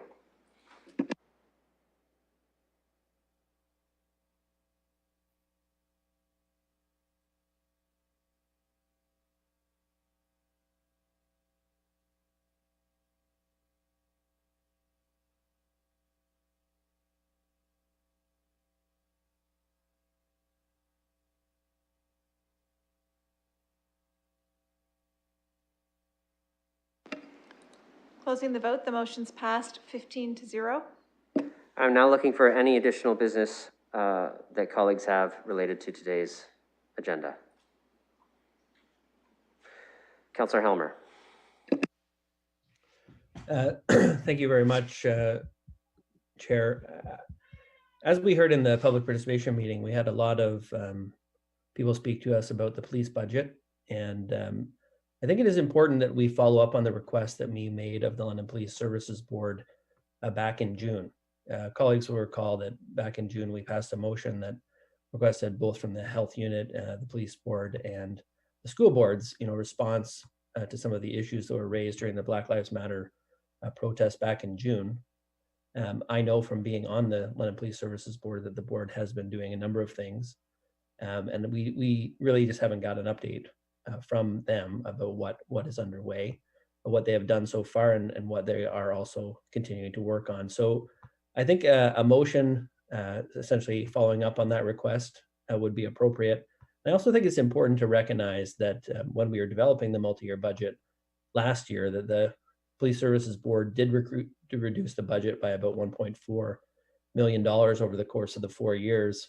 And then even as recently as this June, supported the deferral of a couple of assessment growth positions, 3 positions in total, all the way into 2021, and suggested that that funding be used for other purposes. And Municipal Council did reallocate that money to homelessness prevention. So I think the motion I'm suggesting is essentially a follow-up on that request to hear from the London Police Services Board, and also to recognize the work that the board has done already in terms of its budget in the multi-year budget. So I have circulated that to the clerks and also to the budget chair. I think Councillor Salee has indicated to me that he's willing to second that motion, and I hope that colleagues will support it here today. Councillor Salee, can I get a confirmation of your seconding? And it looks like you have your hand up. So if that's a yes, then you may as well speak. You may as well speak. Confirmed and ready to speak whenever you will allow. You go ahead. You're first on the list. Thank you, Mr. Chair, and thank you, colleagues. I want to take an opportunity to thank Black Lives Matter London and the hundreds of Londoners who reached out over the past couple of weeks and in the past to us to express their perspective.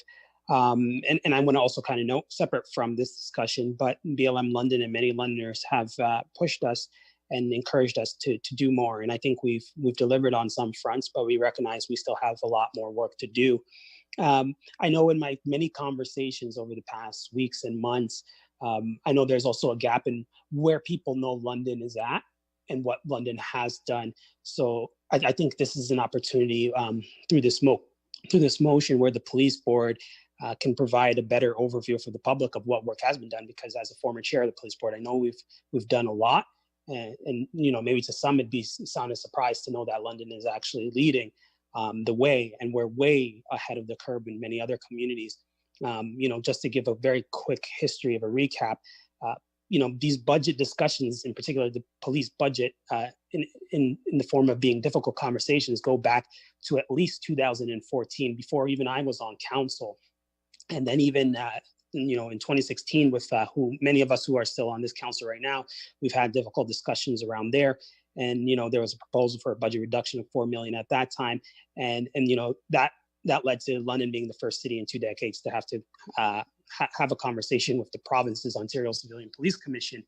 And, just this week, on December 8th, where Stats Canada released a report, and you look at where London is versus other municipalities per capita, the number of officers per citizen, You know, the national rate is 183. In London, it's 142 per 100,000 people. And that says a lot. It says that obviously the men and women in uniform are doing a lot with less, but at the same time says London is doing things differently and we're more efficient and we're finding ways to provide a service to our community. But at the same time, recognizing that, you know, we're trying to find savings in our community. And also to address some of the concerns that have been raised. You know, in 2019, the police board, you know, led by Councillor Helmer as the budget chair at the time, we were proactive. We took steps to find ways of what we could do, and we worked with the service, and what it resulted was almost $1.4 million in savings in 2019 because of a budget reduction at the time. And then, you know, we've had those conversations in 2020 and the conversations again in 2020 about police budgets. So I think it's important to stress that while there's still a lot of work to be done, it's important that I want Londoners to know that this council isn't just sitting on its hands, that this council and the police board has done work before, you know, some other communities are starting to have the conversation. And so I think, you know, this is an opportunity for us to check in, to ask the police board where they're going. You know, I have confidence in the police board chairperson that they'll be able to update us and provide us with information that will provide some assurances to the public. But I recognize that there's still more difficult conversations and there's still more difficult decisions that need to be done across the board in different services and institutions throughout the city.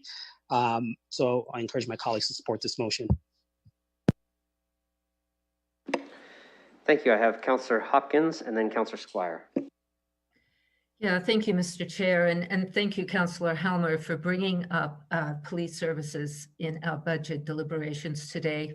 I think we've all heard from the community how important it is to take a look at what is happening with the police budget, and very supportive of a report coming back to us. So we too understand what is going on and how that will be communicated. I would suggest that a delegation come to committee and have from police services. I'm not sure what the intent of the motion is, but I would definitely ask that this should be a fuller conversation so the public and council can have a good comprehension of the importance of the police budget to our community.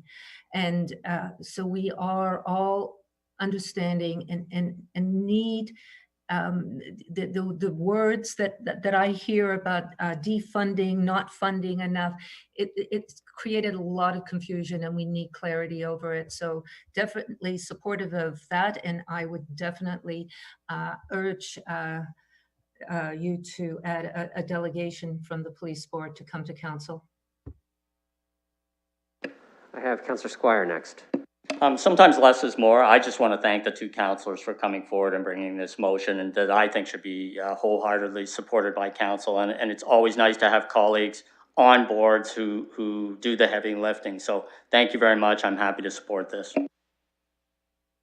Any further comments? Okay, seeing none, I'm going to open this motion for voting. I believe everybody has it in front of you. If anybody doesn't know what the motion says, let me know. I'll ensure that that you can see it, but I believe Councillor Helmer read it out, so it should be covered.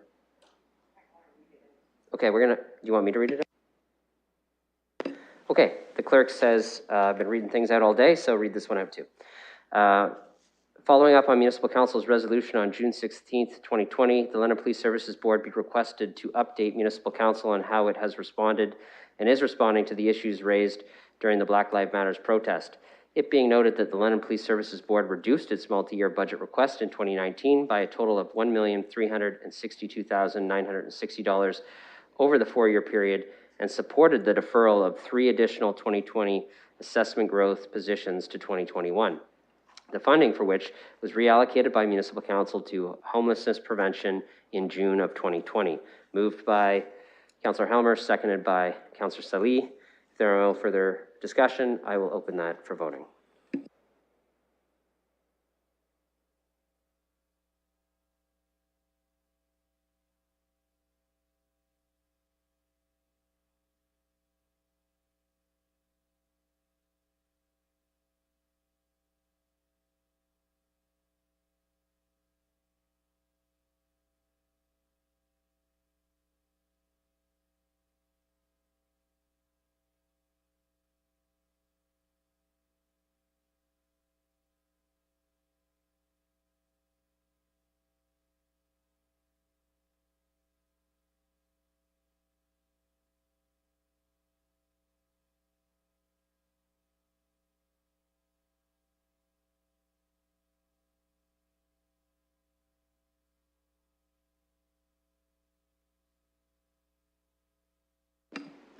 Councillor Cassidy?